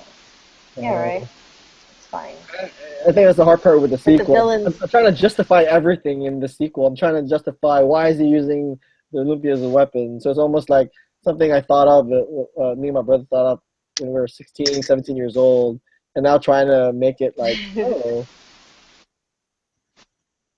trying to make it like, oh yeah, this was always the plan. Yeah. Oh. It's gonna How are be you feeling? happy. How are you feeling, Lillian? Yeah. Are you hanging in there with me? Me? Yeah, I just Yeah. wanna go pee. Do you wanna show another video? No, go ahead. I can. I think I'm going to. Let's see. I'm gonna check in the Logan cam upstairs. Okay, give me 3 minutes. Yeah. Go ahead. I think I'm gonna go take a nap. Go ahead, take a nap, Daniel. You're doing good, man. You're doing good, dude. Thanks for joining us. Let's give her an applause. I'll be back. I'll be back around like a little before the campaign's over. Why don't you bring some contributors while you're at it? I'll see what I can do. I know. At 5, 6 in the morning. Yeah, just like, hey guys, who's awake? Hey, can I get your credit card quick? Yeah, I need to borrow something. All right. Yeah, I'll be back around like 7. Okay. Check in. Okay, hang out with you Daniel. guys. Thank you. See you in a bit. So it is just me and you. And the viewers out there, if you guys are waking up, I'm trying to tweet everyone. If you can, please share this post. I'm hanging out with you, man. I've been here. I haven't slept. It's 5 a.m. I'm kind of like the last man standing right now. As it should be. I'm the one. It was my idea to go do this crazy all-nighter. But I'm awake. I'm here. And if you got any questions or stuff you want to ask me, just type it in the link. I'm there now, and then it's pretty. There's nothing going on. So no typing, but it's myself and Lillian out here. Hey. So let us know. What do you think? We're still down It is 4:55 a.m. You have about a little bit over 2 hours left. 13. 5, 6, 7, like 2.5 hours left in our campaign. Come on, look at this. We are happy still thing. short around Look at 13, him. 13.5, like, yeah, 13,500, 13.5K. And I'm out of tricks, so I don't have no more bags of tricks in there. No I rewards know, I'm where's giving out. Logan? We're sorry. Yeah, so all I can tell you is that if you're watching this, thank you for joining us. Thank you for clicking on the link, however you got here. Thanks for waking up with us. You're probably wondering why I'm wearing a Barong Tagalog. Just rewind it, you'll figure out we were kind of cosplaying, Barong cosplaying. Barong wearing contest. Or Kuya cosplaying. We're trying to do our own version of Kuya It was cosplay. Kuya cosplaying. Yeah, right? It's really funny. And we got the story of like why people wear Barong. First I thought it was a dog. Puppy it was podcast. talking. Or it's the puppy web. Yeah. I know the dog is talking. Go look at that. Look over there. Hey. This is my child. Okay, I'm sorry. All right, now talk to yourself for like 3-4 minutes. I'm gonna check upstairs. You have to go pee? No, yeah, You're well, gonna check that on your and also child? that I'm just gonna check it on Logan, make sure I don't have to change his diapers. Okay, should I play a video or something? I don't know. All right, well, just keep talking. Yep, we don't know where AJ is. We we lost him. He's in a sinigang coma. Let's see. This is my dog Drogo. Drogo, look. Okay. We have a couple hours left. We are delirious and have not slept yet.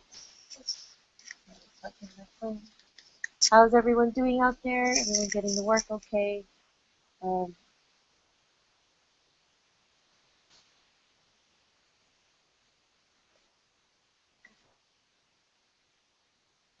It's that time of the morning.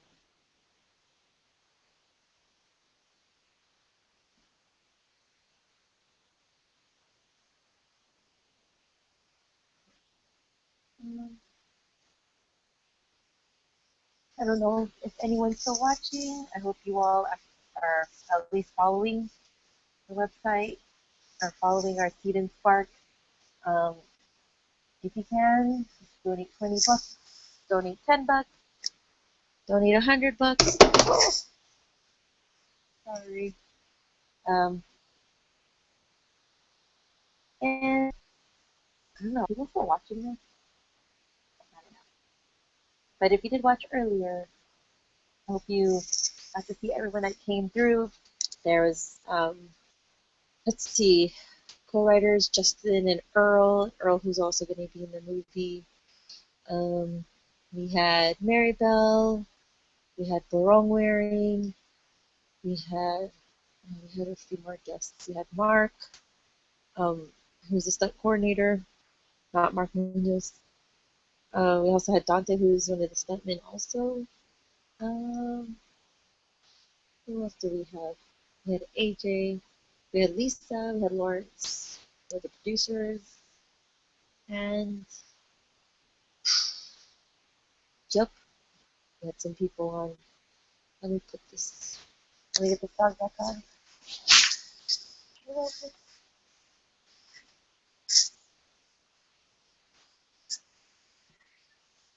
If you did contribute, thank you. If you contributed to the last Kickstarter, thank you also. If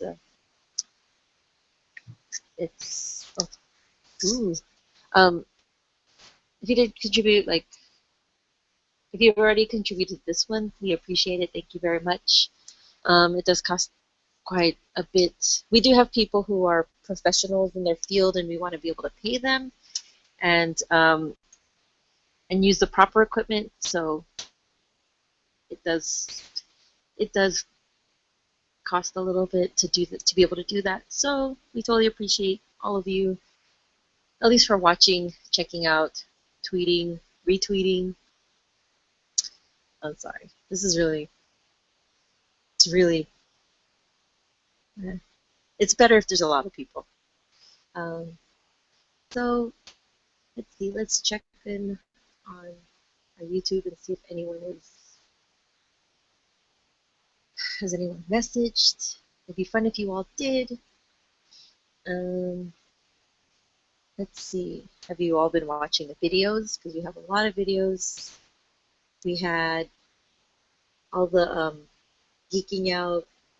We had a webcast like a little bit ago. What else?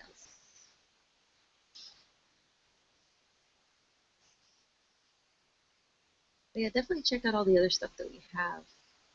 Or follow our Facebook pages. You could follow Are you talking to Lumpia, yourself again, Lily? Lumpia Movie. Huh? Are you talking to yourself again? I am. I'm trying to talk to people. No, I don't think anyone's on. Well, just keep talking. I'm trying to. I'm gonna try to like post stuff here so that people know that we're still up here. So. All right. We got let's like see. about an I'm hour my and a half second left. Yeah. Woo. Let's see. Did Good you hear morning, what I was saying? everyone. Good morning to people out Morning. there. Good morning. And we're back. There's a little bit of traffic on the bridge right now. It's 40 degrees along the coast with a little bit of fog. It's gonna be a great day here in Daly City. I mean Fogtown. Fogtown, California. Right next to Daly City in Colma. Okay, let me let my dog. Okay, put your bed. Off. Let's see. What's the link here? Good. You know, this is why we need our own social media person. Oh, I know. Instead of you and AJ. Yeah, I mean, AJ A just. picture of you and AJ. Imagine Just if trying I to figure it was, if I did Snapchatting a lot and verse, we'd probably killing it right now. If I did. I don't even want that many people to know about me. I'm too shy. I don't want you knowing about my loser lifestyle. Let's see. So what we have, we are frozen at what is Like it? around 14. $46,503. I don't know if we have any more loans left, but contribute what you can. It'll be totally helpful. There's some fun ones. Gold. For the wardrobe, we still need $925. That's because Barong Tagalogs might not survive some of the action scenes. We might need to, buy a couple extra ones. Did Maribel mention like how many Barong Tagalogs we went through? I think so. Yeah. I don't. Well. I know he tore up a lot I think of she dark did. ones. And I know we didn't have any dark ones left. So some of those scenes, there's a hole in his. Just like me, there's a hole in my Barong. I know it's just too much punching. Is it because ninjas attacked you too? Yeah, exactly. You gotta find a way to stitch those, but then also just wardrobe is just like general, like everybody's. Which is like $3,000 is not that much, like considering all the people we might have to. Well, I know what I could do. I could loan my directing fee. I could do that with production. I haven't. I could do it under production crew. Under production crew. I haven't put my own money into it, But how much are you worth it, Pat? I don't know. Maybe we should ask the people out there how much am I worth since I wrote the screenplay now and I'm gonna direct it. I directed the shoot. How many days should we going for? Symbol? Can we put an infinity symbol? but knowing that my autograph is only worth on a DVD on Amazon $2, so I think maybe if my autograph on a Lumpia DVD that's sold on Amazon's worth around $2.50, I would average then around $2.50 per day rate, including some overtime. I'm assuming we probably have to go overtime some of these days shoot. So let's see. But when we come out with a movie, we're gonna have their own like Lumpia dolls, and you could sign those, and that'll be worth like what? $20. Someone mentioned to me what we should do instead of like, I mean, of course, Lumpia action figures and vinyl figures would be awesome if we could do that. But what about like plush toys? Maybe like Lumpia plush toys. Really? Lumpia plush toys, like plush. Someone saying, those plush. Lumpias. Like Lumpia. Oh, maybe I should make. But then plush. Should I make some like? Oh man. Maybe it should be like. Can we make Logan a Lumpia costume? It's kind of like that burrito. It's like the burrito. Remember how we were in one of the festivals we're promoting that we wanted someone to dress. We wanted to rent a burrito costume so that it seemed like someone would walk around in a we would say it's Lumpia. It's promoting Lumpia flyers. Of course. Yeah, just hide the lettuce or whatever is in there. Cabbage. Yup. Oh, that'd be amazing. Let it be known though. I want to let it be known though that AJ totally knocked out. He like just. Did he really? I mean, he's not. He's disappeared. His camera's on, so I just want to, for the record, know that I could hang. I hung longer than he did. Well, because you have a child and your child won't let you sleep. My body's built for this, you know. Well, remember we used to do like 12 to 18-hour days shooting. Oh yeah, the days. Those are good times. Oh. And for shooting like for the music videos and stuff, and you're like, oh, it's only been 12 hours. We're good, you know. We could go on a couple more hours. How late is it? Let me see. Yeah. 2 hours left. I still, you know. So a part of me is kind of like, what does happen though in a 2 hours? I mean I don't. It's weird. We had some good momentum earlier, and now we've stalled around the 13K.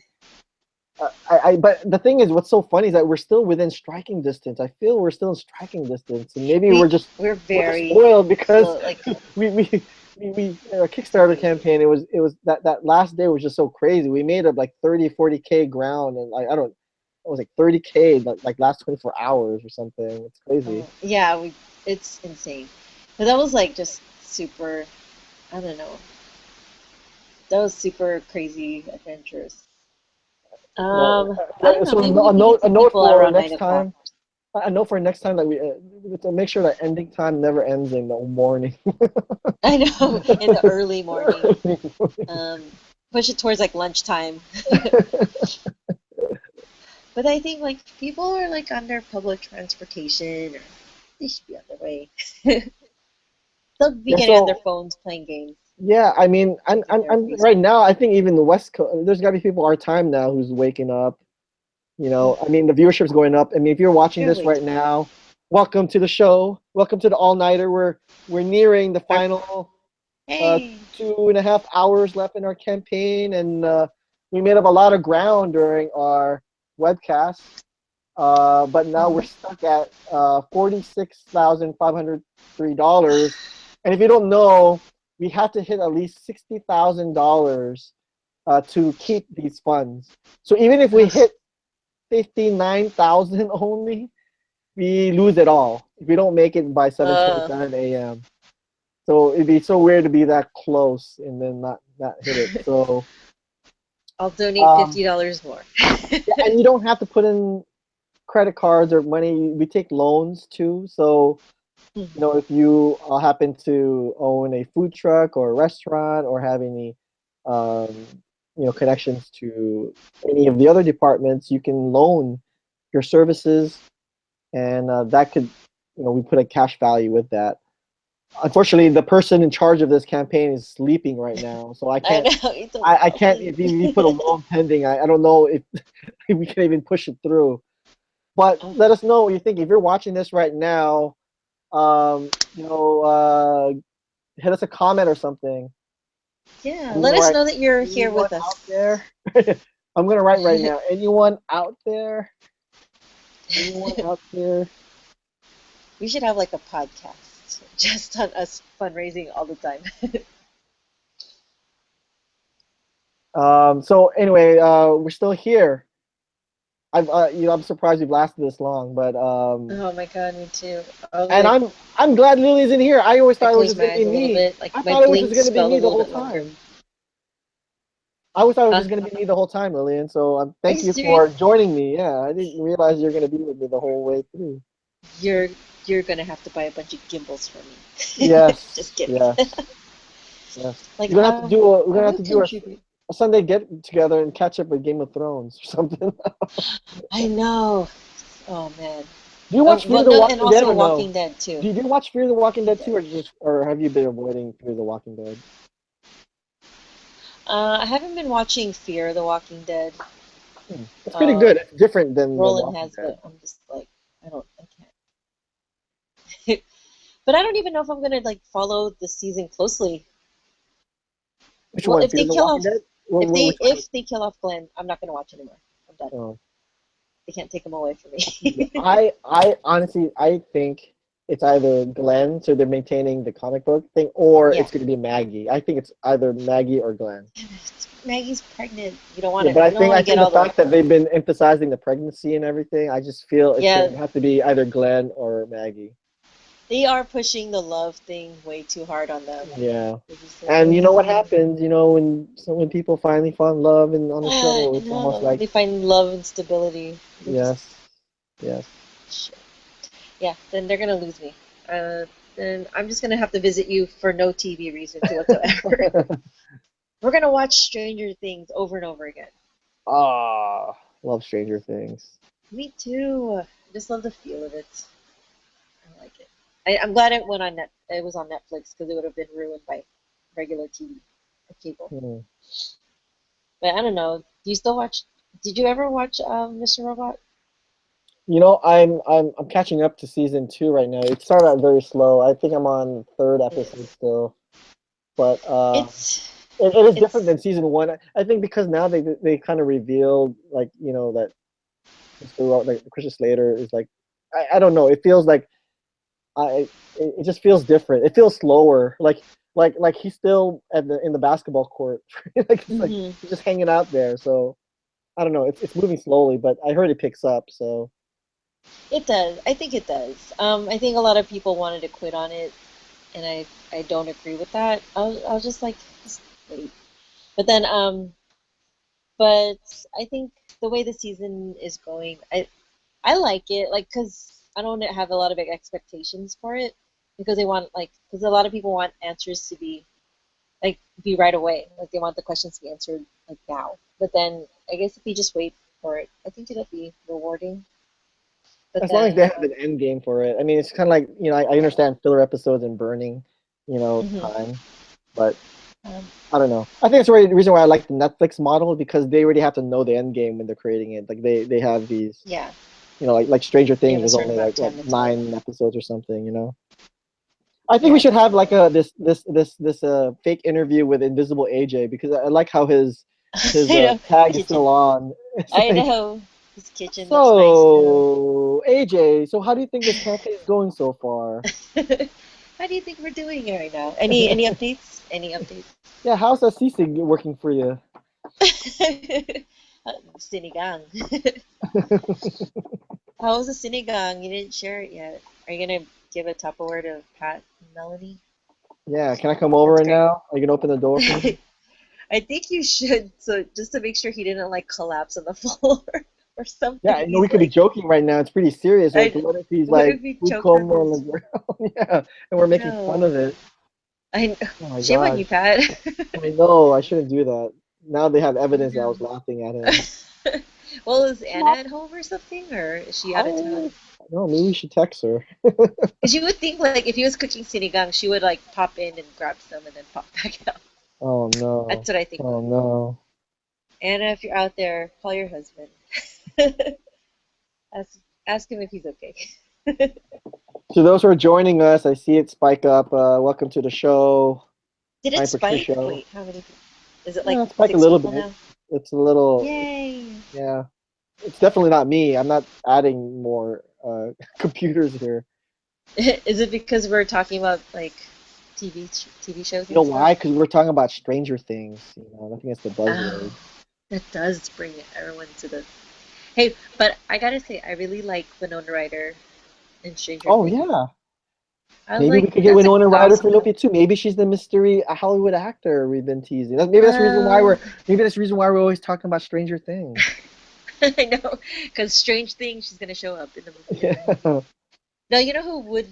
Okay, now I think about it, like the person whose career we can like try to bring back, who's actually Filipino American. Mackenzie Aston. No, he's not Filipino American. No, Phoebe Cates. Phoebe Cates, yeah. We could bring her back. I gotta look her up. Like, What's the last thing that she has done professionally? Let's see. I have no idea. We gotta IMDb that. But she's married to Robert Klein, right? Kevin Klein? Kevin Klein? Oh, I could totally Oh, I look this forgot up she right was now. in I have a Gremlins laptop in front of too. me. Yeah. Phoebe Cates. What is she? She But I hasn't think she worked as could. an actress since 2001. Holy. So Phoebe Cates, if you're hanging around, If you you happen know, to they're be still on the wish list. They're still. You can pick a category. mystery. You can pick props Yeah. and lasers. Prop department add lasers, $2,000. With just a $2,000 charge to your credit card, Phoebe Cates, we can fulfill props department add lasers. No.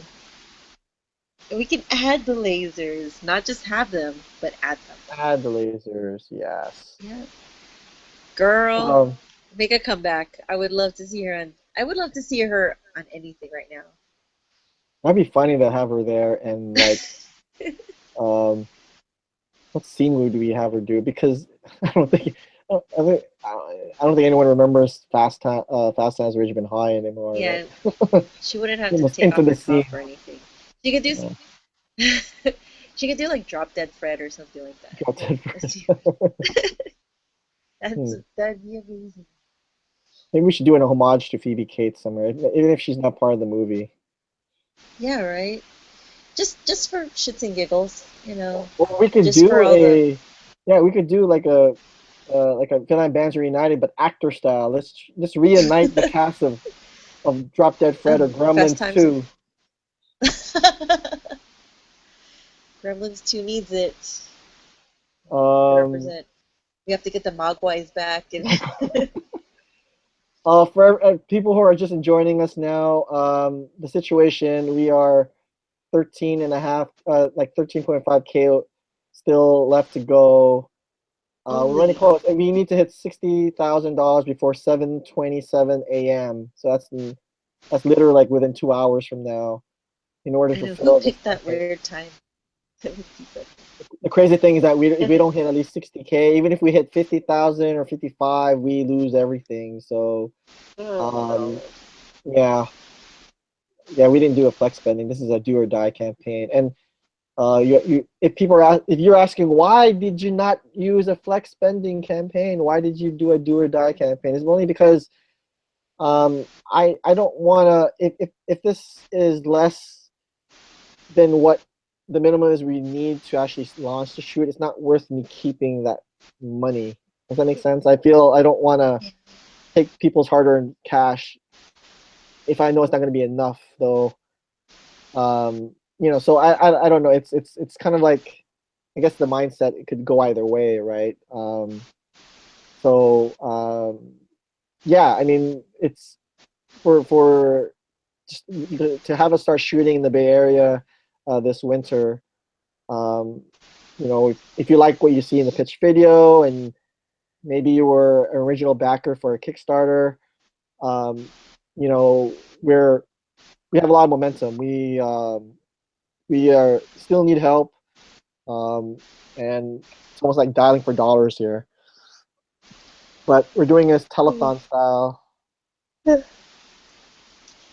Pat we're will not take off that Barong till. I thought we're still doing cosplay. I thought we're still doing cosplay here.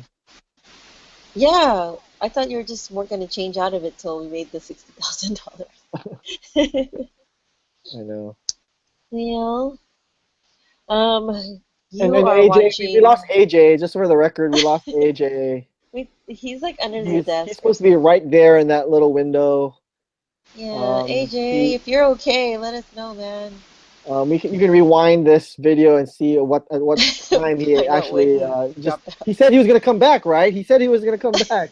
That's what he said. He said, I'll be Yeah. back. He didn't say goodbye, so it's almost like something happened when he Yeah. left when he left the You know what? He's robbing a bank right now and trying to finish this whole thing. He's like staking out a bank. He's gonna rob it in a couple hours. No, I think we're not Gonna giving get the AJ enough money. credit. No, I think we're not giving AJ enough credit. I think right now he's on the phone, he's making some calls, he's trying to get some friends and relatives, say, hey, can you please donate? And I mean that's how this works. Yeah, I mean, pretty much. you got more viewers coming in, so it's morning time, 5:21. Good Oh, morning. yes. Good Good morning. morning. Good morning. Welcome. Are you to our wondering Lumpia why I'm cast. wearing a Barong Tagalog? Well, rewind it. Watch the early. Well, no, if you donate $40 right now, we'll tell you why. Oh, that's a good idea. And then Really, if maybe you should do a quick recap, a 1-minute recap of what's happened in the last 8 hours. the past like 3 minutes.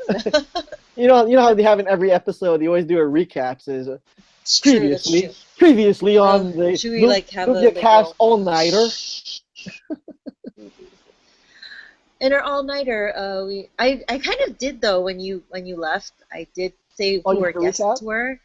You memorize Yeah, what I kind of happened? recapped our guests, but then like I kind of recapped a little bit, but like we had the costume, we had our wardrobe mistress, Maribel.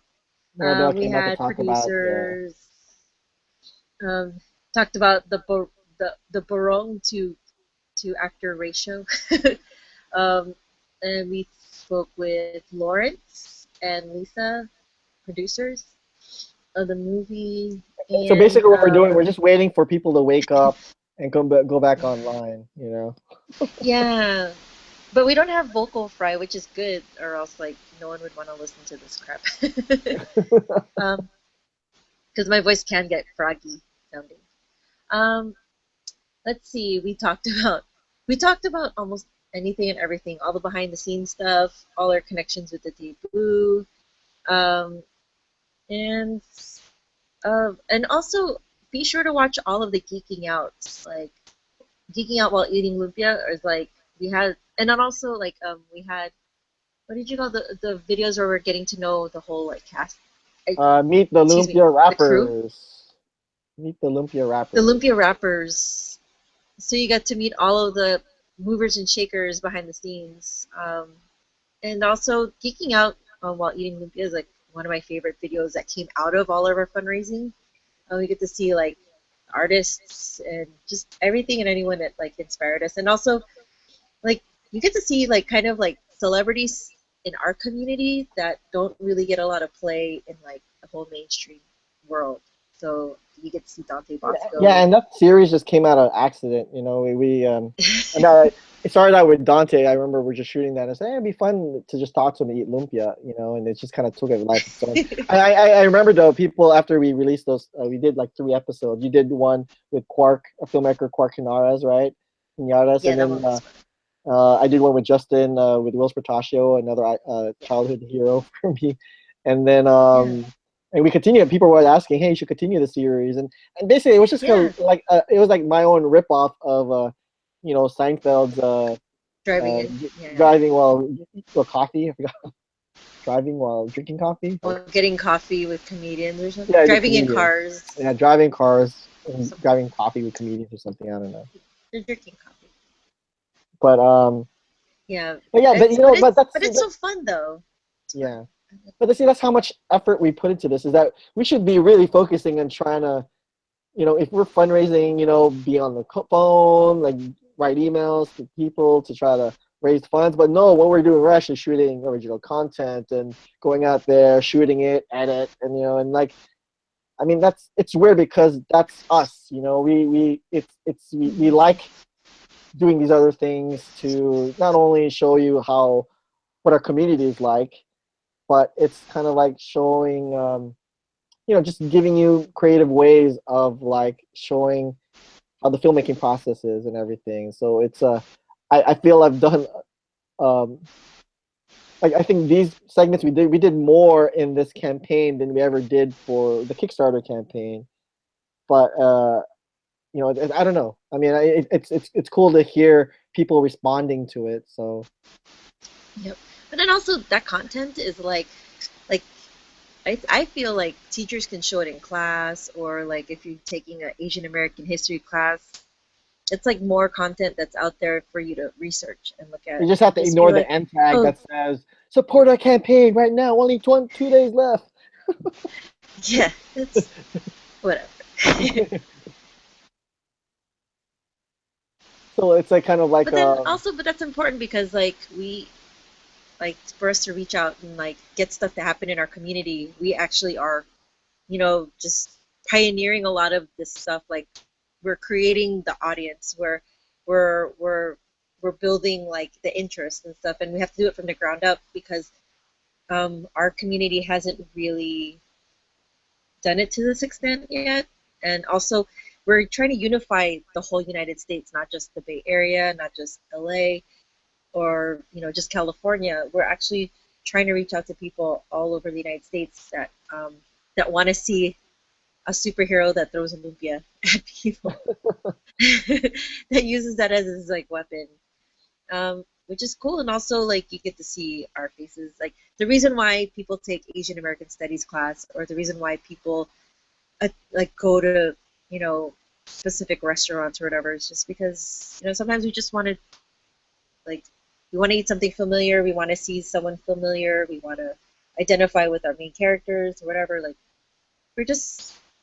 we're like, for ourselves, doing all of this is like laying out the groundwork for like future like filmmakers to be like, okay, so we can compare, or we could use us, like this group, as an example to move on with their projects or whatever, which is the hardest thing because we're doing it with no examples, or we have to apply it to our community, and it's just, well, a lot of it's really just thinking outside of the box, I guess, and trying to I don't know. I mean, technology's changing now. Yeah, there's no manual to doing this. So. No, well, because like, how long ago did you start making lumpia? Like about 20 years ago or whatever. Exactly. Like the technology was way different back then, years ago, yeah. And now. Oh my God, you're so old. But we have to keep adjusting how we're promoting and how we present ourselves, because doing this creating content, like making these little videos and stuff, is what's working now that probably didn't work back then, because it was just there was no platform to put it on. But now that we have the platform like YouTube, that's the technology that's happening now. And whatever's happening in the future, we got to send holograms or whatever. I don't know, whatever it's going to be in the future. It's just, we're pretty much going with the times. Back in the days, we would we would like page each other. Now we could text each other. Now we could send pictures to each other. Like, that's so crazy. I don't know how this is happening. I want to send smoke signals to people. That's signals. Just go back. It's funny because it's with the Geeking Out that we just released earlier today. They're all talking about AOL chat rooms and all that stuff. It's just crazy how technology has changed literally, right, in the last 20 years. Like now, like today, I can tell you today when I was editing, I was trying to upload the Geeking Out earlier today before we started going live, and the internet crashed. It was kind of like I was so mad. I was like, why is the internet not working? And it was like, I felt like this, like I was mad at someone. Who do I get blamed? It's almost like it's kind of like that commercial you see where it's like, oh, the internet's gone, you know, like Yeah. 19 hours without internet. What? So it's almost like I was such in a hurry to try to upload this geeking out so that I could share it to people and try to before we started this webcast, and I was having such a problem just finding good internet connection until I got home. Oh, ugh. Why? Why tinapay? So I was just like looking at all the geeking out videos. So we are stuck, and I'm calling for anyone who's out there, crew or cast, who can join us. Let's build some more momentum entering our last 2 hours here. Only 2 hours left, and we're still down 14, almost 14K Wow. left. Which we're close. Sounds like we're close. Close if you're putting in $5,000 each, but yeah. If you have that. But I don't know. It's the crowdfunding thing it's crazy because it feels very trendy. Someone was telling me how crowdfunding campaigns aren't as in as they used to be when it first started. Yeah. You know? People are just getting jaded, I guess. Yeah. Oh, so going back to the videos. Yeah. Tell me about how you got Joey Gia to be part of the campaign, or to be part of the movie, and then to make this video. Because I was like, he is like on my Facebook page. I put like, wow, this mayor looks like he's an old R&B singer from the 90s. But he's so young looking for a mayor. What's funny? I mean, I already casted Joey 3 years ago. When I first thought of the character of Mayor Ronaldo. Oh, really? It was already I already knew it was going to be him. I wrote as if Joey Giel was going to inhabit the role. I don't know which way he would go, and so when and I wanted something fun to announce him in the part of Mayor Ronaldo, and I figured, would it be? Is it possible for? And remember, this is all happening after my baby was just born, you know, and like, and then there's only a few weeks left in this campaign, and but JJ came out and he helped me shoot it, so it was a matter of writing something, and I wrote literally his whole speech. So what he says in that video, I wrote that whole speech, but I did put directions for him to improv stuff. Yeah. So you know, there'll be a line that says, "Oh, the mayor sings here." So, you know, I mean, and the way that Joey took this, and I mean, it was really jumbled. I mean, he said the lines exactly. I think that's what impressed me the most, was that he was able to, and it's a long monologue. It's a long, like a page and a half, I believe, of things to say.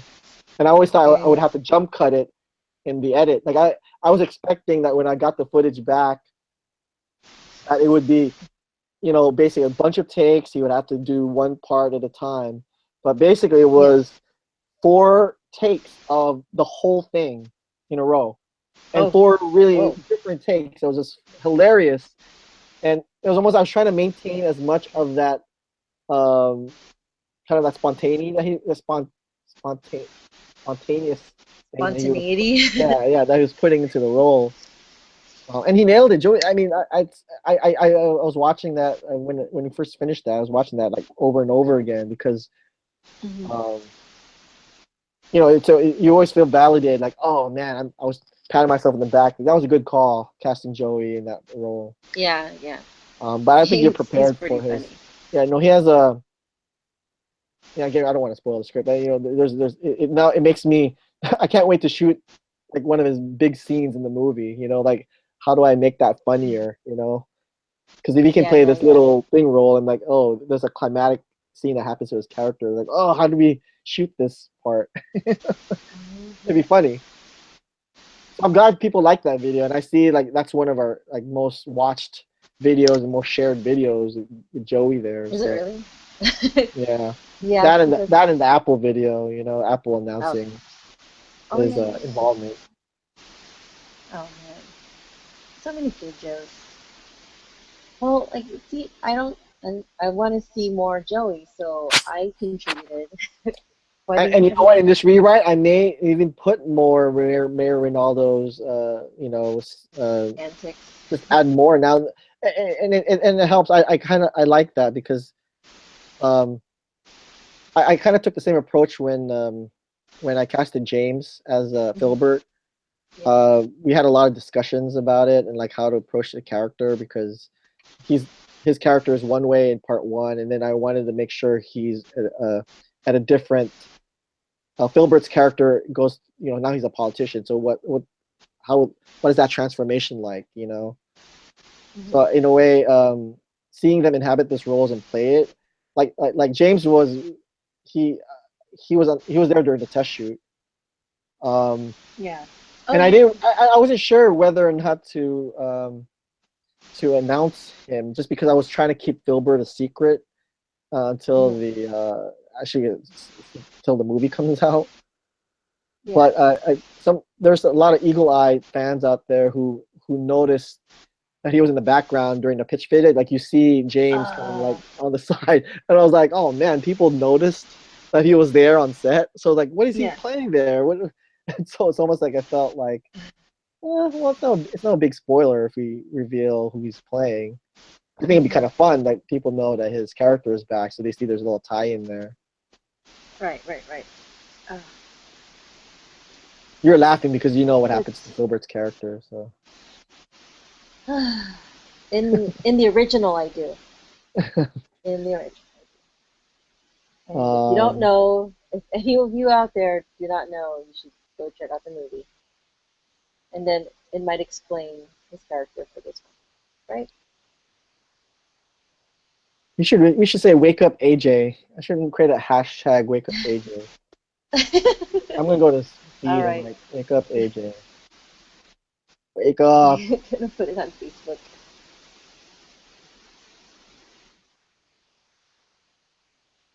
Wake up AJ.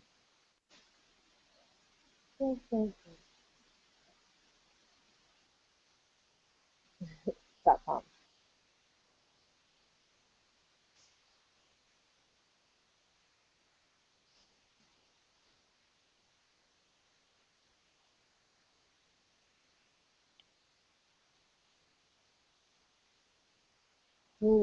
Delirious. Wake up AJ. Wake up.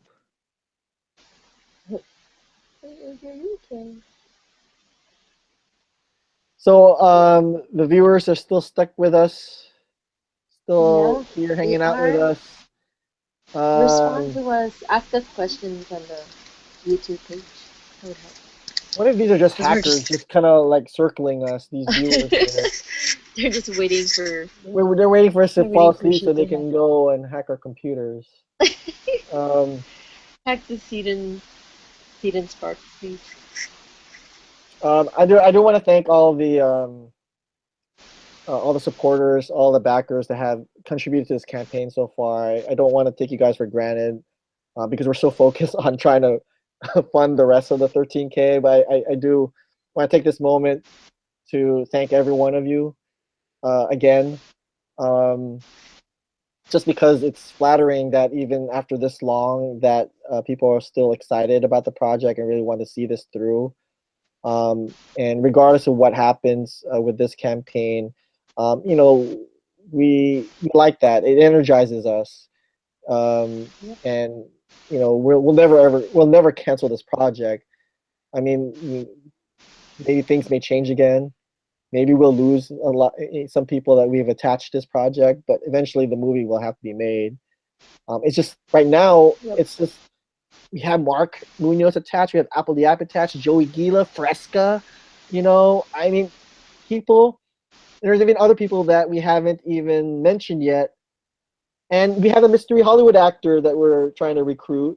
So stop it's like, me with that. I know, but the momentum is like at an all-time high. And it's kind of like, if you know anything about, if anyone knows about how, not even with movies, but any project, it's hard to just stop when the wheels are moving, it's hard to just stop it, and it's hard to regain that momentum again. So, if you're watching this, help us out. If you forward this to a friend who may appreciate it, and back us up. Anything, even if you put in $10, we're appreciative of it. Because for us, we're also trying to increase the number of followers to this campaign. It's a long shot to reach the 1,000 followers. That was like a one goal that we had. Reaching 1,000 followers. Also, though that wasn't our goal for this, there was an incentive, I guess, that we would get a special prize from Cedar Spark, but that's not even why we're doing this. Why we're doing this is really to fund our winter shoot. Now, how much we raise here, I'm hoping we can fund most of the winter shoot and get us started. But that's what we're aiming for. And if you're wondering why, just ask us a question. Ask us. We're here. I'm here to answer any questions you have. Except I'm not going to answer who's the mystery Hollywood actor. That's the only question I'm not answering. Even though Lillian really wants her to tell. I could whisper it to you. I want to know. You're going to whisper it through Google. Hang on. It's going to be da, da, da, da. It's like, who? What? Hulk Hogan? Is he going to come back? Mackenzie Aston. Why do you keep thinking about him? Or I don't know why I'm not picking on him. I'm a big fan of Garbage Pail Kids, the movie. I have really great taste in movies. Oh, I could tell. And then as a child, that movie has stayed with me because there's a shot in Garbage Pail Kids, the movie. I mean, seriously, there's a shot when they're walking in the streets, and then they're literally you see the shadow of the camera on them. It's like as they're walking down the streets, you see the silhouette of the camera on their face. So it's kind of like, they allowed that to happen. You need to put a light. Put a light there, but oh well. What but see, I understand as a filmmaker. I know they probably said, "Hey, we're running out of time. We need to get this in one take. It's either we have to relight everything and take another, hour to do that, or we just go and shoot it." And at some point, someone said, "Fuck it, let's just shoot it." The people in the costumes are about fuck it. to collapse. It's called Garbage Pail Kids, the movie. Who cares? No one cares. It's almost like the people who collect the people who collect the trading cards or stickers aren't going to care about a shadow on the actors' faces. They're here to see the snot off the face of the Garbage Pail Kid. This crap movie. And speaking of terrible movies, imagine all the terrible, ugly, horrible movies that get financed and get into theaters. And this one would not be one of those movies. It would just be so much better than... I haven't seen some crap. Well, I didn't watch it because I know it's going to be crappy, except for one movie.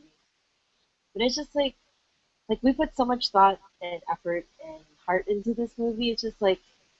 And then I see all these other movies that just get by at the theaters, just and they're the subject matter is garbage. It's just remember, garbage movies, bad movies is a genre itself. It's like they can get funding because they can get sold, and it's like a genre in itself. But for more than $60,000, man, that's all we're trying to raise. Those movies get a couple $1 million, and it's they didn't even make any money. They lost money. They lost so much money, and it's just sad. It's so sad. How I know is because I listened to a podcast called "How Did This Get Made," and it's mainly about 3 comedians watching bad movies, and then they go through the history. They even talk to some of the old filmmakers that made it, and one actually interviewed Mel Brooks about a movie he made a long time ago, and it was called Son, Children, or some stupid movie like that. And so he talked about how much money he lost and how much money he threw into the movie just to finance it, because this person said it was going to be really good, and it wasn't. It was a horrible movie. But these are scary stories. These are gonna freak you out. Yeah, these are always the But then, risky things you go through when you're making a movie. It's like you're trying very hard to make sure the movie doesn't suck. You know, and then logistics. Why? I mean, I think that's the reason why. You know, it's like, oh, maybe we should have. I mean, why couldn't they just shoot the movie already with the original Kickstarter funds and 50K? It's like, well, I was scared it's gonna end up like that. It was a shitty garbage movie because we didn't have time to get the right resources and pay for it. It's like it's a difference between just getting the movie done and then coming up with hopefully a high quality film that can help us get our other films, because it's not just about this movie. It's also trying to get a slate of other films about a community out there.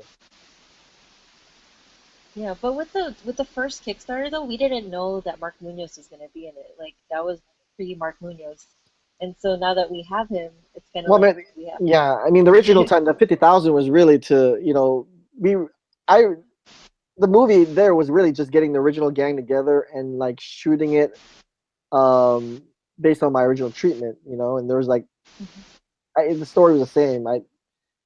But everyone would be doing it for cheap, and we didn't really have much of a villain in it. Really, it's crazy, but yeah, now with Mark involved, we're trying to prove to people that the vision we have for this movie is much grander, and bigger. Not like Michael Bay big, we're not, we don't have explosions in the movie, but we do have a lot of lumpia food in it. So we got to make the do a lumpia lot of slow food motion look lumpia. good. Yeah. We have a By lot the of way, slow motion flying lumpia. yeah, I mean, I got to thank Joseph Huggins for doing all the visual effects for the test shoot. It's there's always this fear of like making the special effects too cheesy, and he really did a good job with the scenes that we had to play for a short amount of time, and he also helped me with the Native Elements video we did. So it's that's why we need to fund some of this wish list stuff here. We will. AJ's not awake. AJ, are you okay? Lauren. As far as I know, the needle hasn't moved or the number hasn't increased yet. No, and I don't get any notifications. Have you texted him or anything? No, I mean, I'm hoping they stay here for the stretch run, but I am prepared for anything that happens here in the end. I'm prepared for the worst. So, I don't have any speeches all planned either way. It's just, it is what it is. Well, we do believe it. It is. It's weird, with social media. Yeah. I'm trying to I don't want to. I don't know which. It's like there's so many windows open anymore. I'm like, and my eyes are kind of like. All this is becoming one big blur. It's like, oh crap. And I see, I checked in with Logan, and he's like asleep, and it's like I don't want to go up there because if I see him, then I feel jealous that they're all sleeping, and I'm still. You're just gonna crawl next to him, and you're gonna do the same thing with as AJ, just disappear. It's almost like we can't lose sight of our goal. It's like we're almost there, and I'm trying to resist. Like, come on, let's just get to the end so I can go to sleep. It's like I know, me too. It's like, oh my god, I'm just sleepy. I'm sleepy. Like, oh, come on, let it end already. Let it end. But part of me was like, give us more time. Give us more time, just so that we can squeeze up till past 9 a.m. so people are awake. Well, we won't be able to extend it without AJ if we can or not. So. Well, even if people put loans, he has to approve the loan, so it's not like I can't approve the loans. Yeah, me neither. Come on, AJ, wake up. So AJ, I know there are viewers here watching. Please. Yeah. Are there people watching? Share, spread. Unless we're just watching ourselves and we're just been talking to ourselves the whole time. I know that my laptop is watching it right now, so that's one. Or maybe the people upstairs in your house are watching. Yeah, I know. Logan. Oh man. I want to keep this going, but I could just blink for a really long time. That would be amazing. Well, we're down to the last hour and a half, right? Hour and a half. No. 90 minutes. No. So 90 minutes left. All right, gang. 90 We know you're minutes. getting to work. 90 We know minutes that you're on your left. commute. You're on your public transportation, but as soon as you walk into your office, you need to just real quickly, like, if you have a contribution to give, like, it would totally be appreciated. You gotta, like, keep this going. We want to make sure that the movie, and especially, like, the people that are starting to get more involved in it as we continue, like, working on the script and everything, we want to make sure that they stay on because they're really important and really great people, too. So let's just keep this going. Like, if you have $20 that you're not attached to, if you have $100 that you're not attached to, that you want to put towards a big cause, I think definitely, like, consider us. Consider donating. Um, or if you look on the website, like, check out the loans, if you can loan something, and, like, look into that. I'm babbling because, man, I'm half awake. And part We're of me feels talking. like I am We're sleeping. talking to stay awake.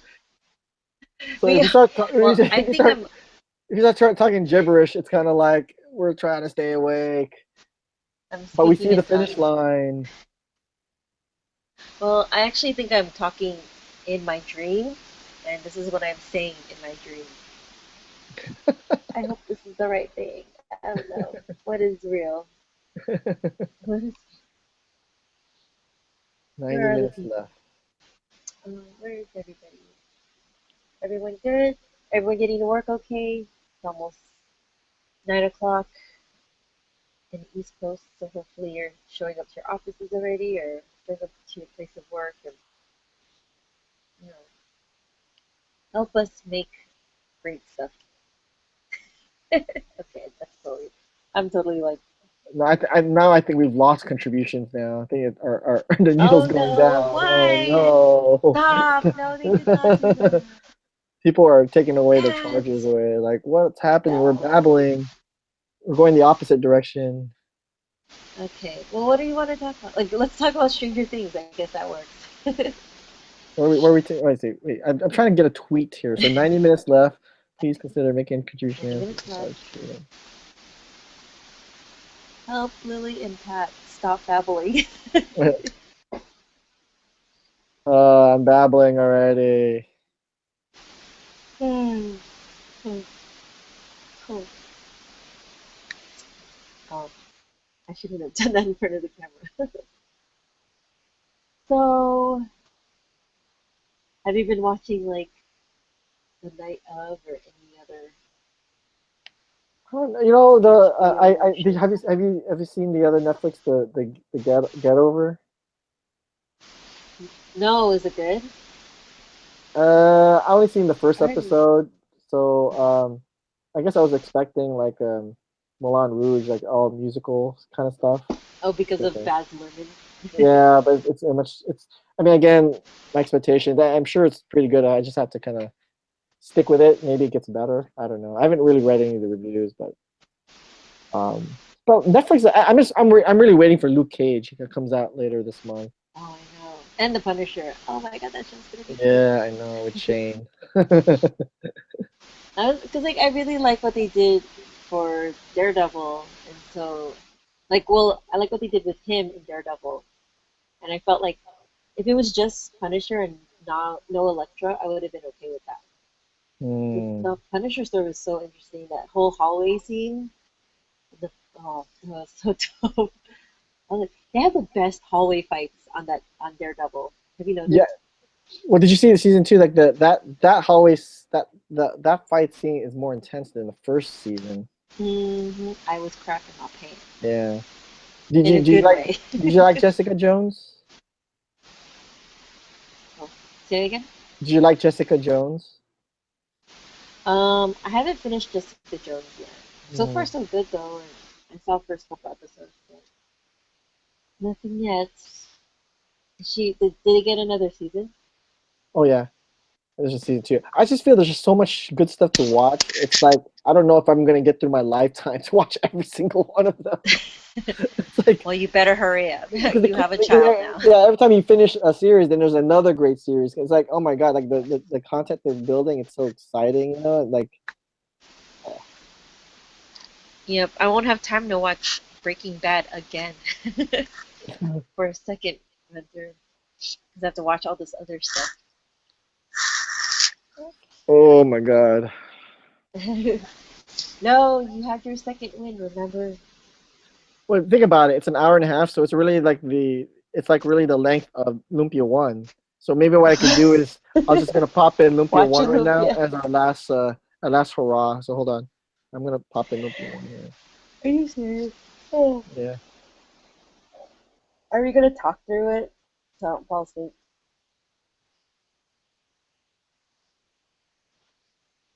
Oh, I don't think I know what's going on. Is anyone with us? Can you see how many people are on our YouTube page or anything?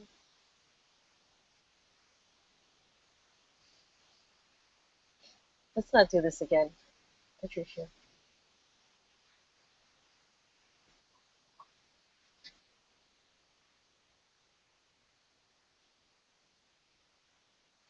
Well, we're back. I didn't know he was going to walk away. um, so what's happening right now is, I guess we're getting a copy of Lumpia to watch, just to kind of like finish out this last 90 minutes of this fundraiser slash attribution thing. If you have anything to share or contribute, please contribute here. I'm so sorry. I'm about to start slurring. The sun's about to come out. I'm still awake. I've been doing this for the past 6 hours. So, anyways, how's everyone doing this morning?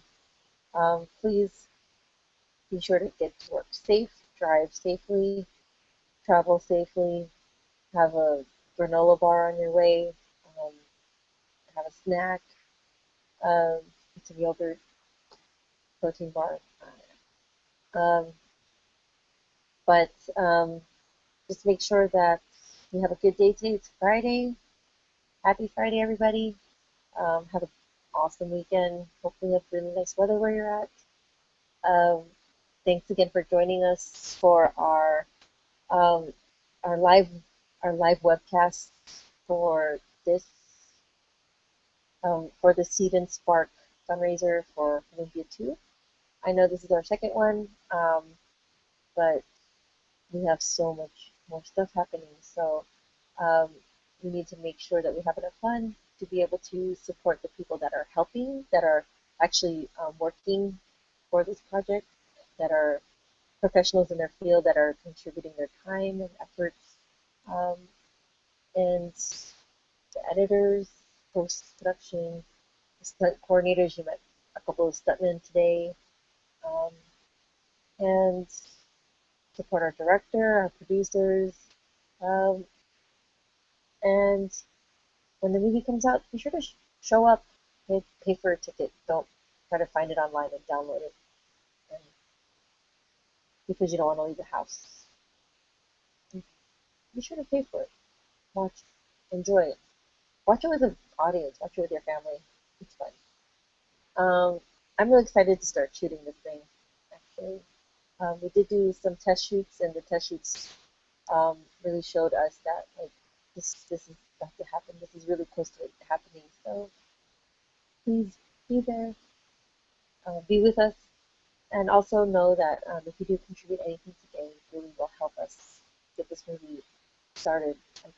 Um, there are other fundraisers that raise like $1 million really easily, or raise like money pretty quickly.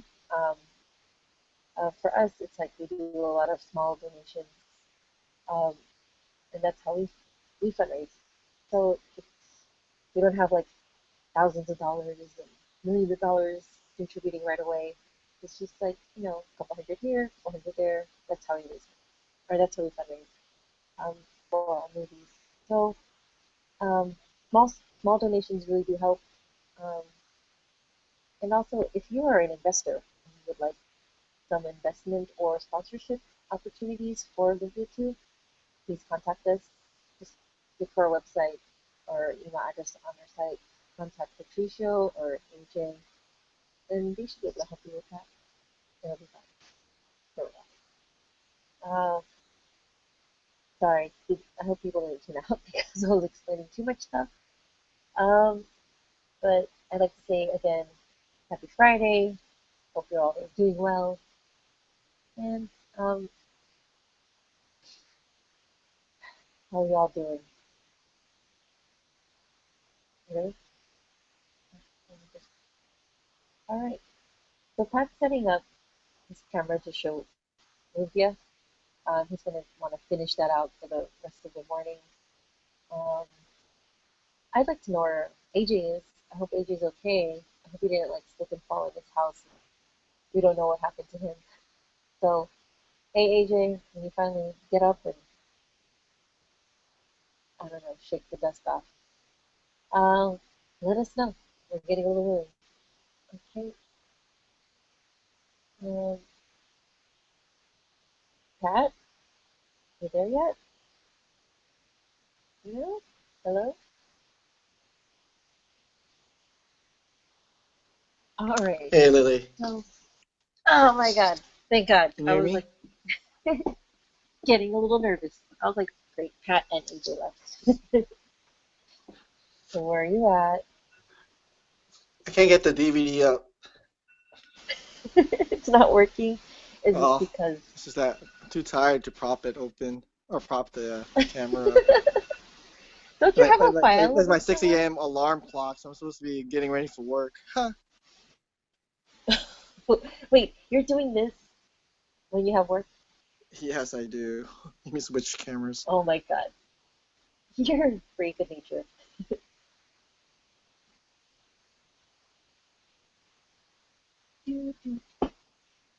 What time do you have to go to work, Pat? I don't start work till 12. I'm supposed to work at 9, Alright. but I asked for a half day. Does he know that you're online all night? No one knows I'm online. I'm always online. They know I'm always online. You're doing something. Yeah, well, do you have anything to do in this morning, or are you gonna just sleep all day and Friday? Sleep in. No, we gotta go to our office in a What few time? hours. In a few hours? Maybe about 10, 11 o'clock. So it's in Antioch. So, or I don't know if I told you, I work with where Roland works. Oh, in downtown? Oh. Oh, no, I know where. Oh, yeah. No. Okay. Wait, so you work? He works in. Yeah. That's cool. Yeah. Yeah. So are you enjoying life in North California? I love it. I missed it so much. Nice. So I'm grateful to be back. And Let's see. how's fatherhood? It's rare. I always get asked that question. I don't know how to respond because it's like the best feeling in the world. It's not. I don't want to say it's not as hard as people would make it out to, but I don't want to jinx it. But it is. I do find myself like when I'm at work, I always have to FaceTime, Logan, just so I can. But it's I don't know.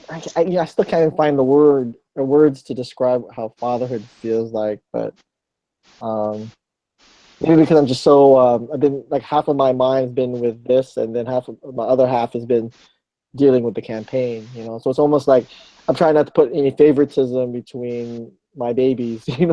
Between Shopao and Lumpia, it's like I'm trying to treat them equal. And I don't think people would understand that, like, well, Logan is your real son, and but I mean, we've been raising this Lumpia baby for so long. It's almost like you wanna, Yeah. you know. So it's, I have to. I mean, if I treat this, if I start acting more half-assed with this, then we're not gonna succeed with the film. So I have to take the mind.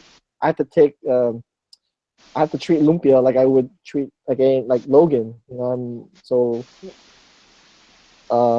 But it's funny though because it does kind of ground me a little bit with Logan because if I'm very much a workaholic person, so like every time I feel I'm working too hard or I'm editing too hard, he'll cry and then say, "Hey, it's time to change my diapers. Don't forget me. I'm over here." So you know, all good things. I am still in shock though. I don't think it's hit me yet that you know that Logan is even real. I'm a dad, so I think we're still trying to get used to it. Yeah. But yeah, it's gonna be 4 weeks already. 4 weeks. 4 weeks old. Crazy. Crazy. Already? I haven't even gotten to see him yet. Well, I know. I mean, you know, yeah, it's just one of those things that we're ready. I mean, it's kind of like other than family and stuff, it's just been he's not as fragile like before. You know, when he was born, it was almost like I was scared to touch him because I didn't want to break anything. You know, it's like, right. But he's filling up pretty quickly. It's weird. Yeah. It's like it's like everything that now I feel more comfortable like holding him. Now you're making me want to check up with Logan to see how he's doing upstairs. Usually around this time I'm gonna have to. Let's see. So the viewers who are watching, because we spiked up in viewership, is we are down 14K. We haven't got any contributions for the last feels like 2 hours or something. We had some good momentum. I mean, we've reached. Wait. What? Like I said, my broadcast will be terminated in 30 minutes. Huh? It says this broadcast will terminate in 30 minutes. On my Wait, thing. So I guess there's a what? limit to this. I guess there's a limit to this Google Hangout. So, What? yeah, maybe you So can't you go have to more start than. another one? Yeah. Throw Should a we new stop link. and then start up again? Huh? No. I mean, how could they like terminate this? Let's see. I don't know. Well, okay. Well, I mean, I could start a new one. I mean, maybe I might as well do that now. Like it's terminated. Okay. But anyway, if you guys are watching right now, We'll be right back. we are still $13,000 away from our goal. We'll stay on this for another 15-20 minutes. But we'll post up a new link. Hopefully we can wake up AJ. He got knocked out around the. What time do you think AJ got knocked left the chat? Was it like 4 or something? Like 4, like 2 hours ago. Yeah.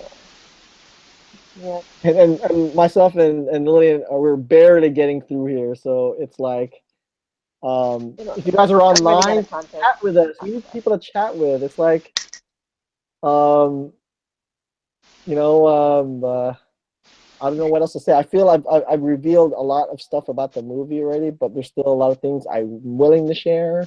Just people just have to ask me. But they have to watch the videos too. There's so many videos that came out for everything. The mayor's video, Filbert's video. There's the geeking out with Lumpia, all eating Lumpia. There's the unwrap the Lumpia wrappers. With the rappers. The rappers. Even the announcement of Mark Munoz's video is like pretty cool too. So. Yeah. But that's the kind of the stuff that we're bringing to the table. You know, we're trying to make our stuff, you know, top notch and high quality, and we're doing this free. You know, a lot of these videos we're really doing it on our own. A lot of the guests, Alvin and them, but they've done it from the kind of they're volunteering. So you know, it's again asking favors and using your resources is part of the game when you're making low budget to no budget kind of stuff. But we don't want that for this film. We want to make sure that we produce a high quality film, make sure people are paid decently, and that can't happen without funding. Now I will mention this, that there is the Kickstarter and the Seed and Spark campaign have all been reward incentive campaigns. We also have another there's another thing called Slated. I don't know if you've ever heard of Slated, but we also have that's really also meant to raise funds for investors who are interested in equity. So equity investors. So if you are a serious investor, you can head over to our Slated page, and that's another way we're trying to raise funds. Probably kill it all in one stroke. But anyway, reward incentive wise here, what's cool about Seed and Spark is that not only can you get a reward incentive for your contribution today, you can also go under the wish list and you can choose which department your funds go to. And it doesn't have to be cash value or monetary value. It can be a loan. So if you happen to, say, be a food truck owner or whatever, you can loan or the value of that food or meals or whatever you're doing, and that will go into the total. So we've got a bunch of loans. So we were able, the loans helped us increase our help us get closer to our goal. But we're so close, like 13K left. With now, like we're about to enter the last hour. We're about to enter the last hour, which is scary to say. The very last hour. So I'm gonna have to tweet this here. And we're, myself and Lillian, we're the last crew members standing or sitting, hanging out. Sitting. And this hangout's I haven't talked to you in a long time. And this hangout's gonna end soon, so I just got a warning that we're gonna this thing's gonna hang out. So, so it's we're nearing the end here, but we still have an hour left. So, I do want to thank the people who did join us for hang out while we're here. Who do we have here joining us other than AJ, who knocked out early? AJ. We had Lawrence on board. We had Justin here. We had Dante Fernandez here. Maribel came out. I'm forgetting someone already. Justin was here. Lawrence. Mark Elephane was here. We had Daniel. We met him for the first time. He was here. Yeah, I don't know. It's crazy how this whole process of making the movie, like the things that we do to do this, like the theme of it is really to have fun. We're having fun with this. It's yes, we're trying to fundraise here, but we're always trying to do it at a way where, as crazy as it sounds, doing an all-nighter, it was a way for us to kind of like, have fun with it and meet some of the supporters who are supporting us. And we're still here. I don't know what I'm talking about now, but we're still here. Supporting supporters support us.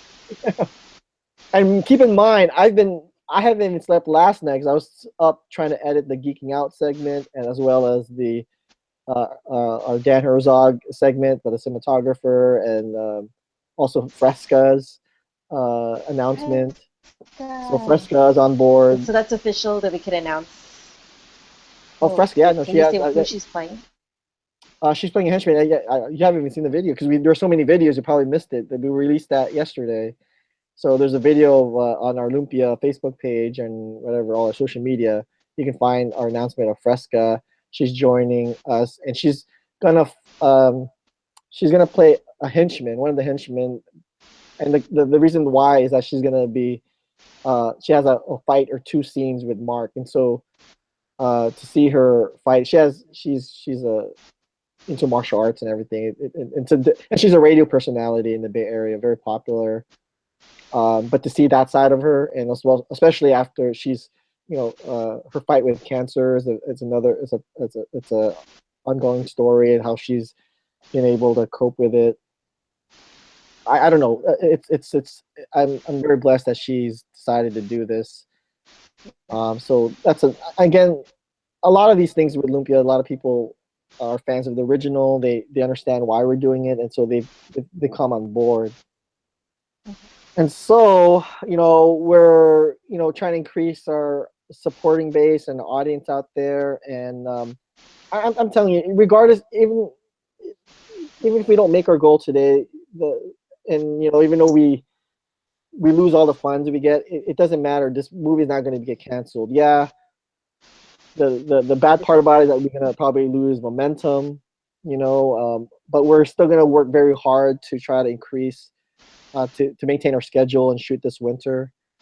But it's not over yet. We have now an hour left to raise $13K. And it'd be easy for us to kind of just gather 5-6 people, put in 2-3K, 5K our own money just to save it. But I think that'd be cheating, and so we're trying to, we want to make sure that we do this right. So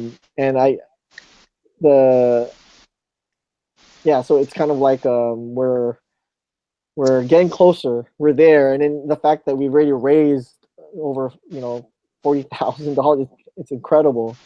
But we're gonna lose it all if we don't hit 60K. So, any questions? Anyone online? Lillian, you have any questions? No one's here. I asked all of the questions I had to ask, I know. even then some. I don't know. Is anyone watching still? Yeah, we have viewers. You have viewers? Like how many? Yeah, we have probably we have. It definitely went up a little bit. So. 5? Yeah, we may this thing will end soon, this hangout. So just stay tuned. We have an hour left. Okay. Lily, are you still gonna be there for if we do change? It's gonna be. Yeah. What's hard is that it's gonna be hard to get everyone back together. So anyone who left thinking they're gonna come back, they're gonna be like, oh man, where did everyone go? Right. Well, but then you put out the invite again, right? The same invite, or to all the same people. Yeah. I just have to remember who. Right. It'll say. Well, did you want to cut this out real quick and then hop back in? I'm gonna try to start it off in my other. Okay. Well, you know what? I'm just gonna stick to the very end with this one, just so I can just run it out. Cause I have to restart. I can't restart it while I'm on this. You have to restart your computer? Well, I have to turn this off and restart it again. I don't know. Let's just stick to the very end. See how long? Maybe that warning was a fluke. I don't know. Maybe it'll let us stay longer. Maybe it'll have mercy on us, and then Google will give us the 13K that we need. Stupid computers. No, of course they're not going to do that. I know. That's our. That's always been the story of our life. We always have to do it the harder way. Well, nothing's always easy. I mean, it's again, if it was easy, then everyone would be doing it. Sure. Well, sometimes everyone is doing it. Yeah. Sorry, I'm getting cynical. I know. I'm trying to keep doing what though? I don't know. Stuff. The gross things. So we lost AJ. I wish there was a way to move the camera. Wake him up. Why don't you pan text over? me? We lost Daniel. So Daniel, myself, and you were the last 3. Yeah, but I thought Daniel excused himself or something. Yeah, but Daniel was cool. I mean, it's. He hung in there. You read his email. It's just amazing to see that kind of impact on someone, a movie, a cheesy homemade movie. And Yeah. I guess he was there. I think you met him at the Kickstarter celebration. Was he there? Yeah, I think he met you at the booth or something. Oh, Um, but yeah, no, he wanted to talk to us, but he was too shy. But I don't know. It just I'm always yeah, maybe I shouldn't say anything because then this I get this warm feeling. It's like it's just yeah. I feel old, of course, but then it's just it's nice to know that you made some sort of difference through filmmaking. yeah. Some kid looked up to you and said some nice things about your movie. Some kid is That's a watching good this thing. right now and saying, you know what? One day Let's I'll see. do exactly what they did, but not do the No, same don't do mistakes. it. Don't do it overnight. Don't do it overnight. You got time there, Well, especially in a webcast day. better. Yeah. Well, especially in a day where you're working too. Yeah, imagine if this was during the day. Like I'd be at work and then I still have my like Google Hangout going on. Oh, hey everyone, we need some contribution right now. Oh wait, and then your boss calls you and like, oh I gotta do some more quick. I got. Hold on. Just give me 1 second. Wait a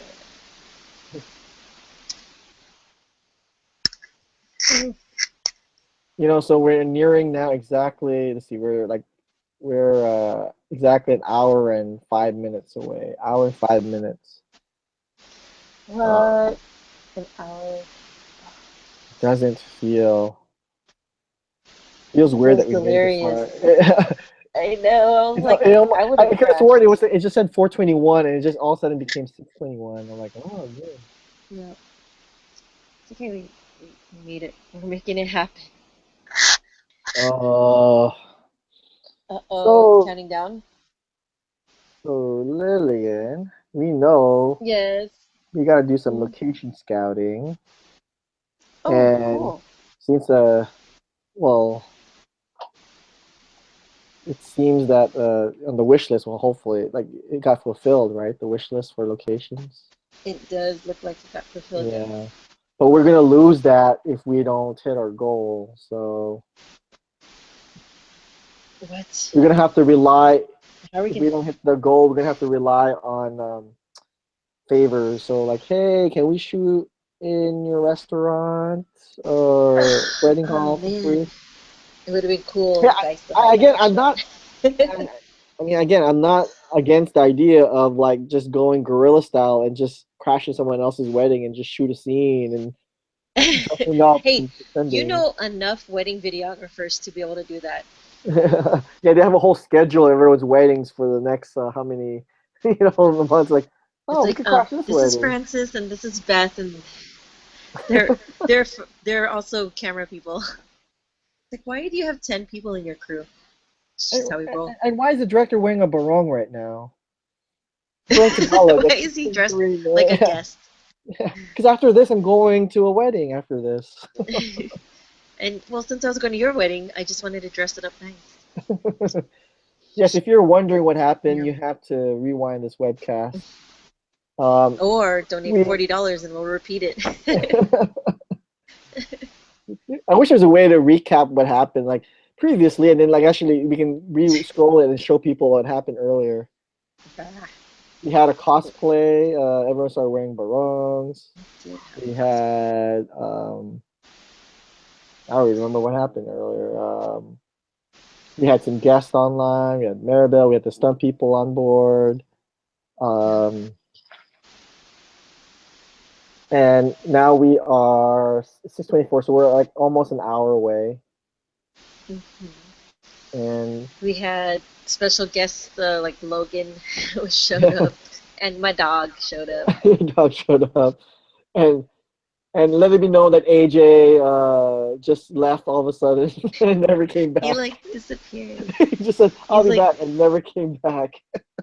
He's making the longest Snapchat ever. Maybe he's on Facebook Live right now. We don't know it. Maybe we should check his feed. I know. Maybe he is. No, I didn't see anything. AJ, we need help. I need to know if we got contributions. What about pending AJ, loans? where are Pending you? loans. AJ, wake up! Oh my God, he's not gonna wake up. Oh my gosh. Okay, so it doesn't seem like they're gonna expire this Google Hangout, but All maybe right. but anyway, so you guys, we're now is it an hour yet? We're like 2 minutes away from an hour. So please share, spread the word. I'm gonna tweet my 1 hour thing left Countdown. here. Countdown. Okay. I gotta go pee again. I'm so sorry. It's okay. Can you talk? Before we hit the All right. hour. Let's see. Huh. All right. Oh, let me talk while Oh, you're. yeah, no, go ahead. Oh. Or Alright. just bring your computer with you. I'll be right back. All right, guys. So we're close to hitting the hour point here. If you're watching this, we had pulled an all-nighter Lumpia webcast. As crazy as it sounds, but this was our crazy fun way of trying to end this in the same manner we've done everything from shooting all our original content and videos and promo videos for this campaign. We're just having fun with it. And so if you are awake right now watching this, please spread the word. We are still like $14,000 away still, with an hour left. So if you and remember, we're not just looking for monetary contributions. You can also do loans. So check out the wish list. A good one right now we're trying to fulfill is the wardrobe.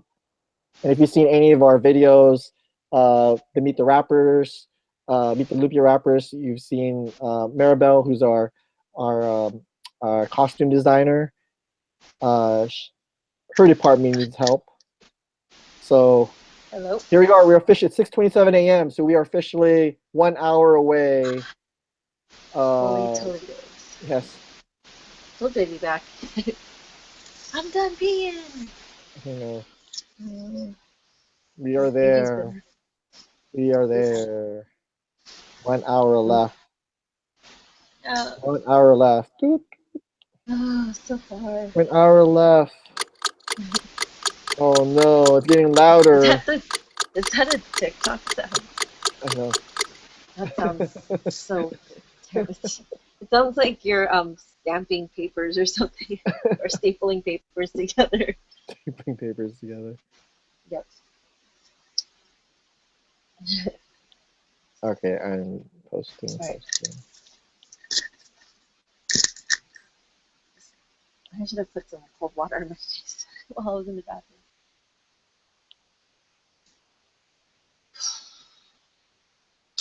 So, Pat. So, any final questions? What haven't we covered in the last 8-9 hours we've been online here? Let's see. It has to do with the movie, right? We're still awake. I know. I'm like, wait. We're still going. We're still going. This message that Google gave me that they were gonna cut me off hasn't happened yet. So. Well, So because there's welcome. someone. Yeah. Well, we'll see if there's last minute. Where are we? That's the problem. AJ is in charge of all this, and I can't. I know. Where are you, AJ? Does he even have his phone on him? I don't know. Let's see. 1 hour left.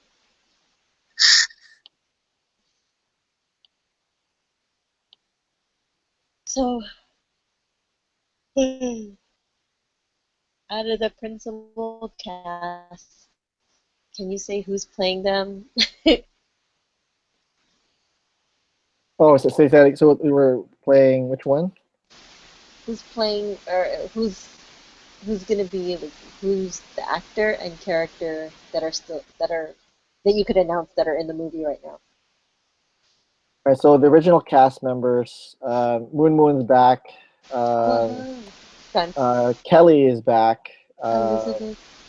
We have Costancio is back. We already mentioned Jart, aka Jart now. is back. He being everyone's favorite. Because I got your back, Jack, because Jack is back. You're right. But is it still his voice? His Old school voice.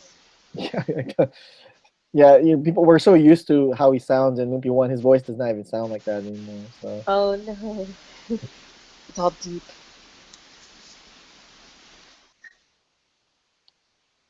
We're nearing the last hour here, guys, and it's been I'm just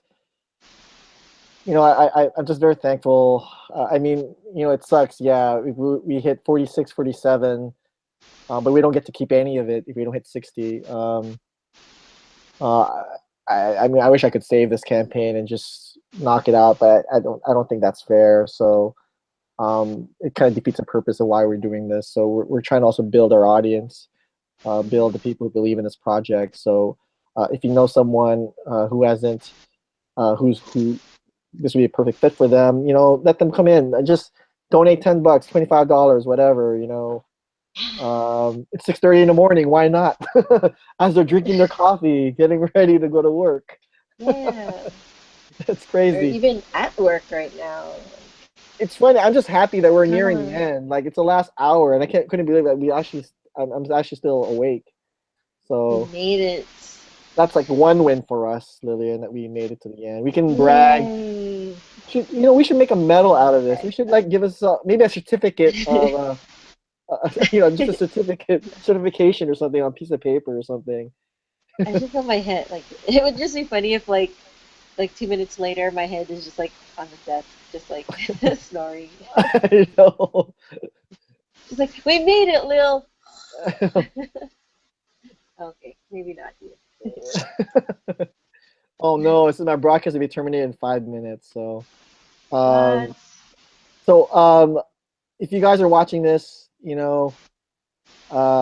back us up.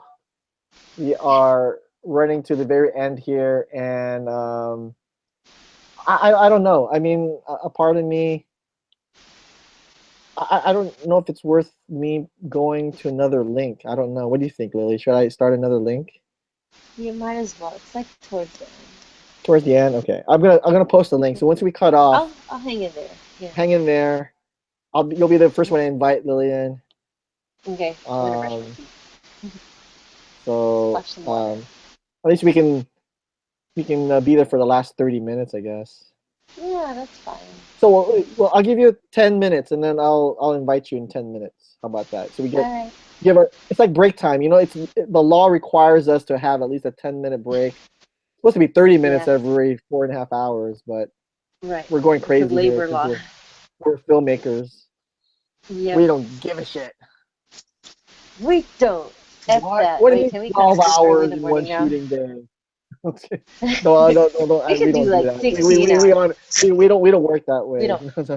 We don't like to work like that, but sometimes when you're in the mood. All right. So just cut this one out, and I'll be back at the computer in a few minutes.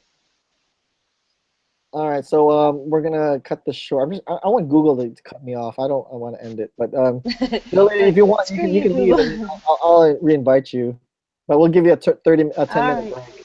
So maybe it's 34 right now, around 45. 6:45. I'll put the new link up. 6:45. All righty. And see if we can get some backers there. See if we can get some backers. I know. I think so. We'll just put up the new link, and then we'll be all good. And we'll just get the 7th inning stretch. I know. Or 9th inning contributors. Did someone message? I thought I saw someone message. Yeah, I think Dante is up, so I have to get him in the last. You woke up. If you guys are watching this, share it. Share the link right now online. People are up, awake, drinking coffee on the West Coast. People on the East Coast are already at work. But we are short still $13,000 still, 13 or like almost $13,500. With less than an hour away. Yep. Google still hasn't cut But me off. So are actually going to be changing.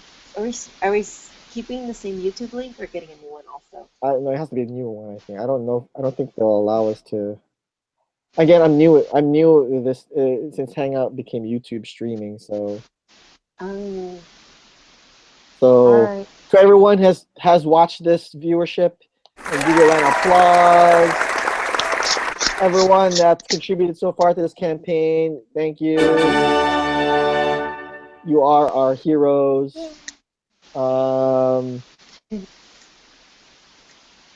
Thank you for knocking out AJ out of into food coma. Oh no. His lights are even still on. Poor Yeah, I thing. know. They're wasting electricity. They say electricity. Remember, people, Alright. always turn off your lights. Don't waste electricity. Right.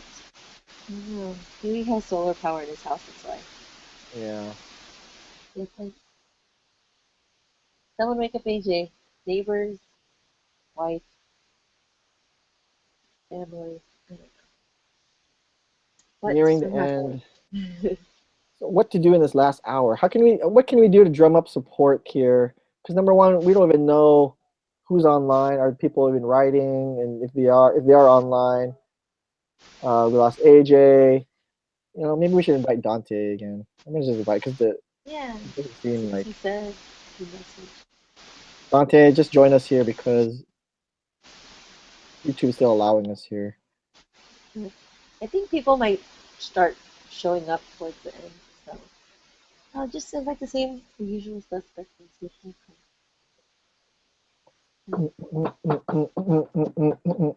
So what else? You're thinking who else is in the movie? The original cast. When we read the script yesterday, the first 3 pages, we did reveal that the villain is Ninong. We have a Ninong, so Godfather. Yeah.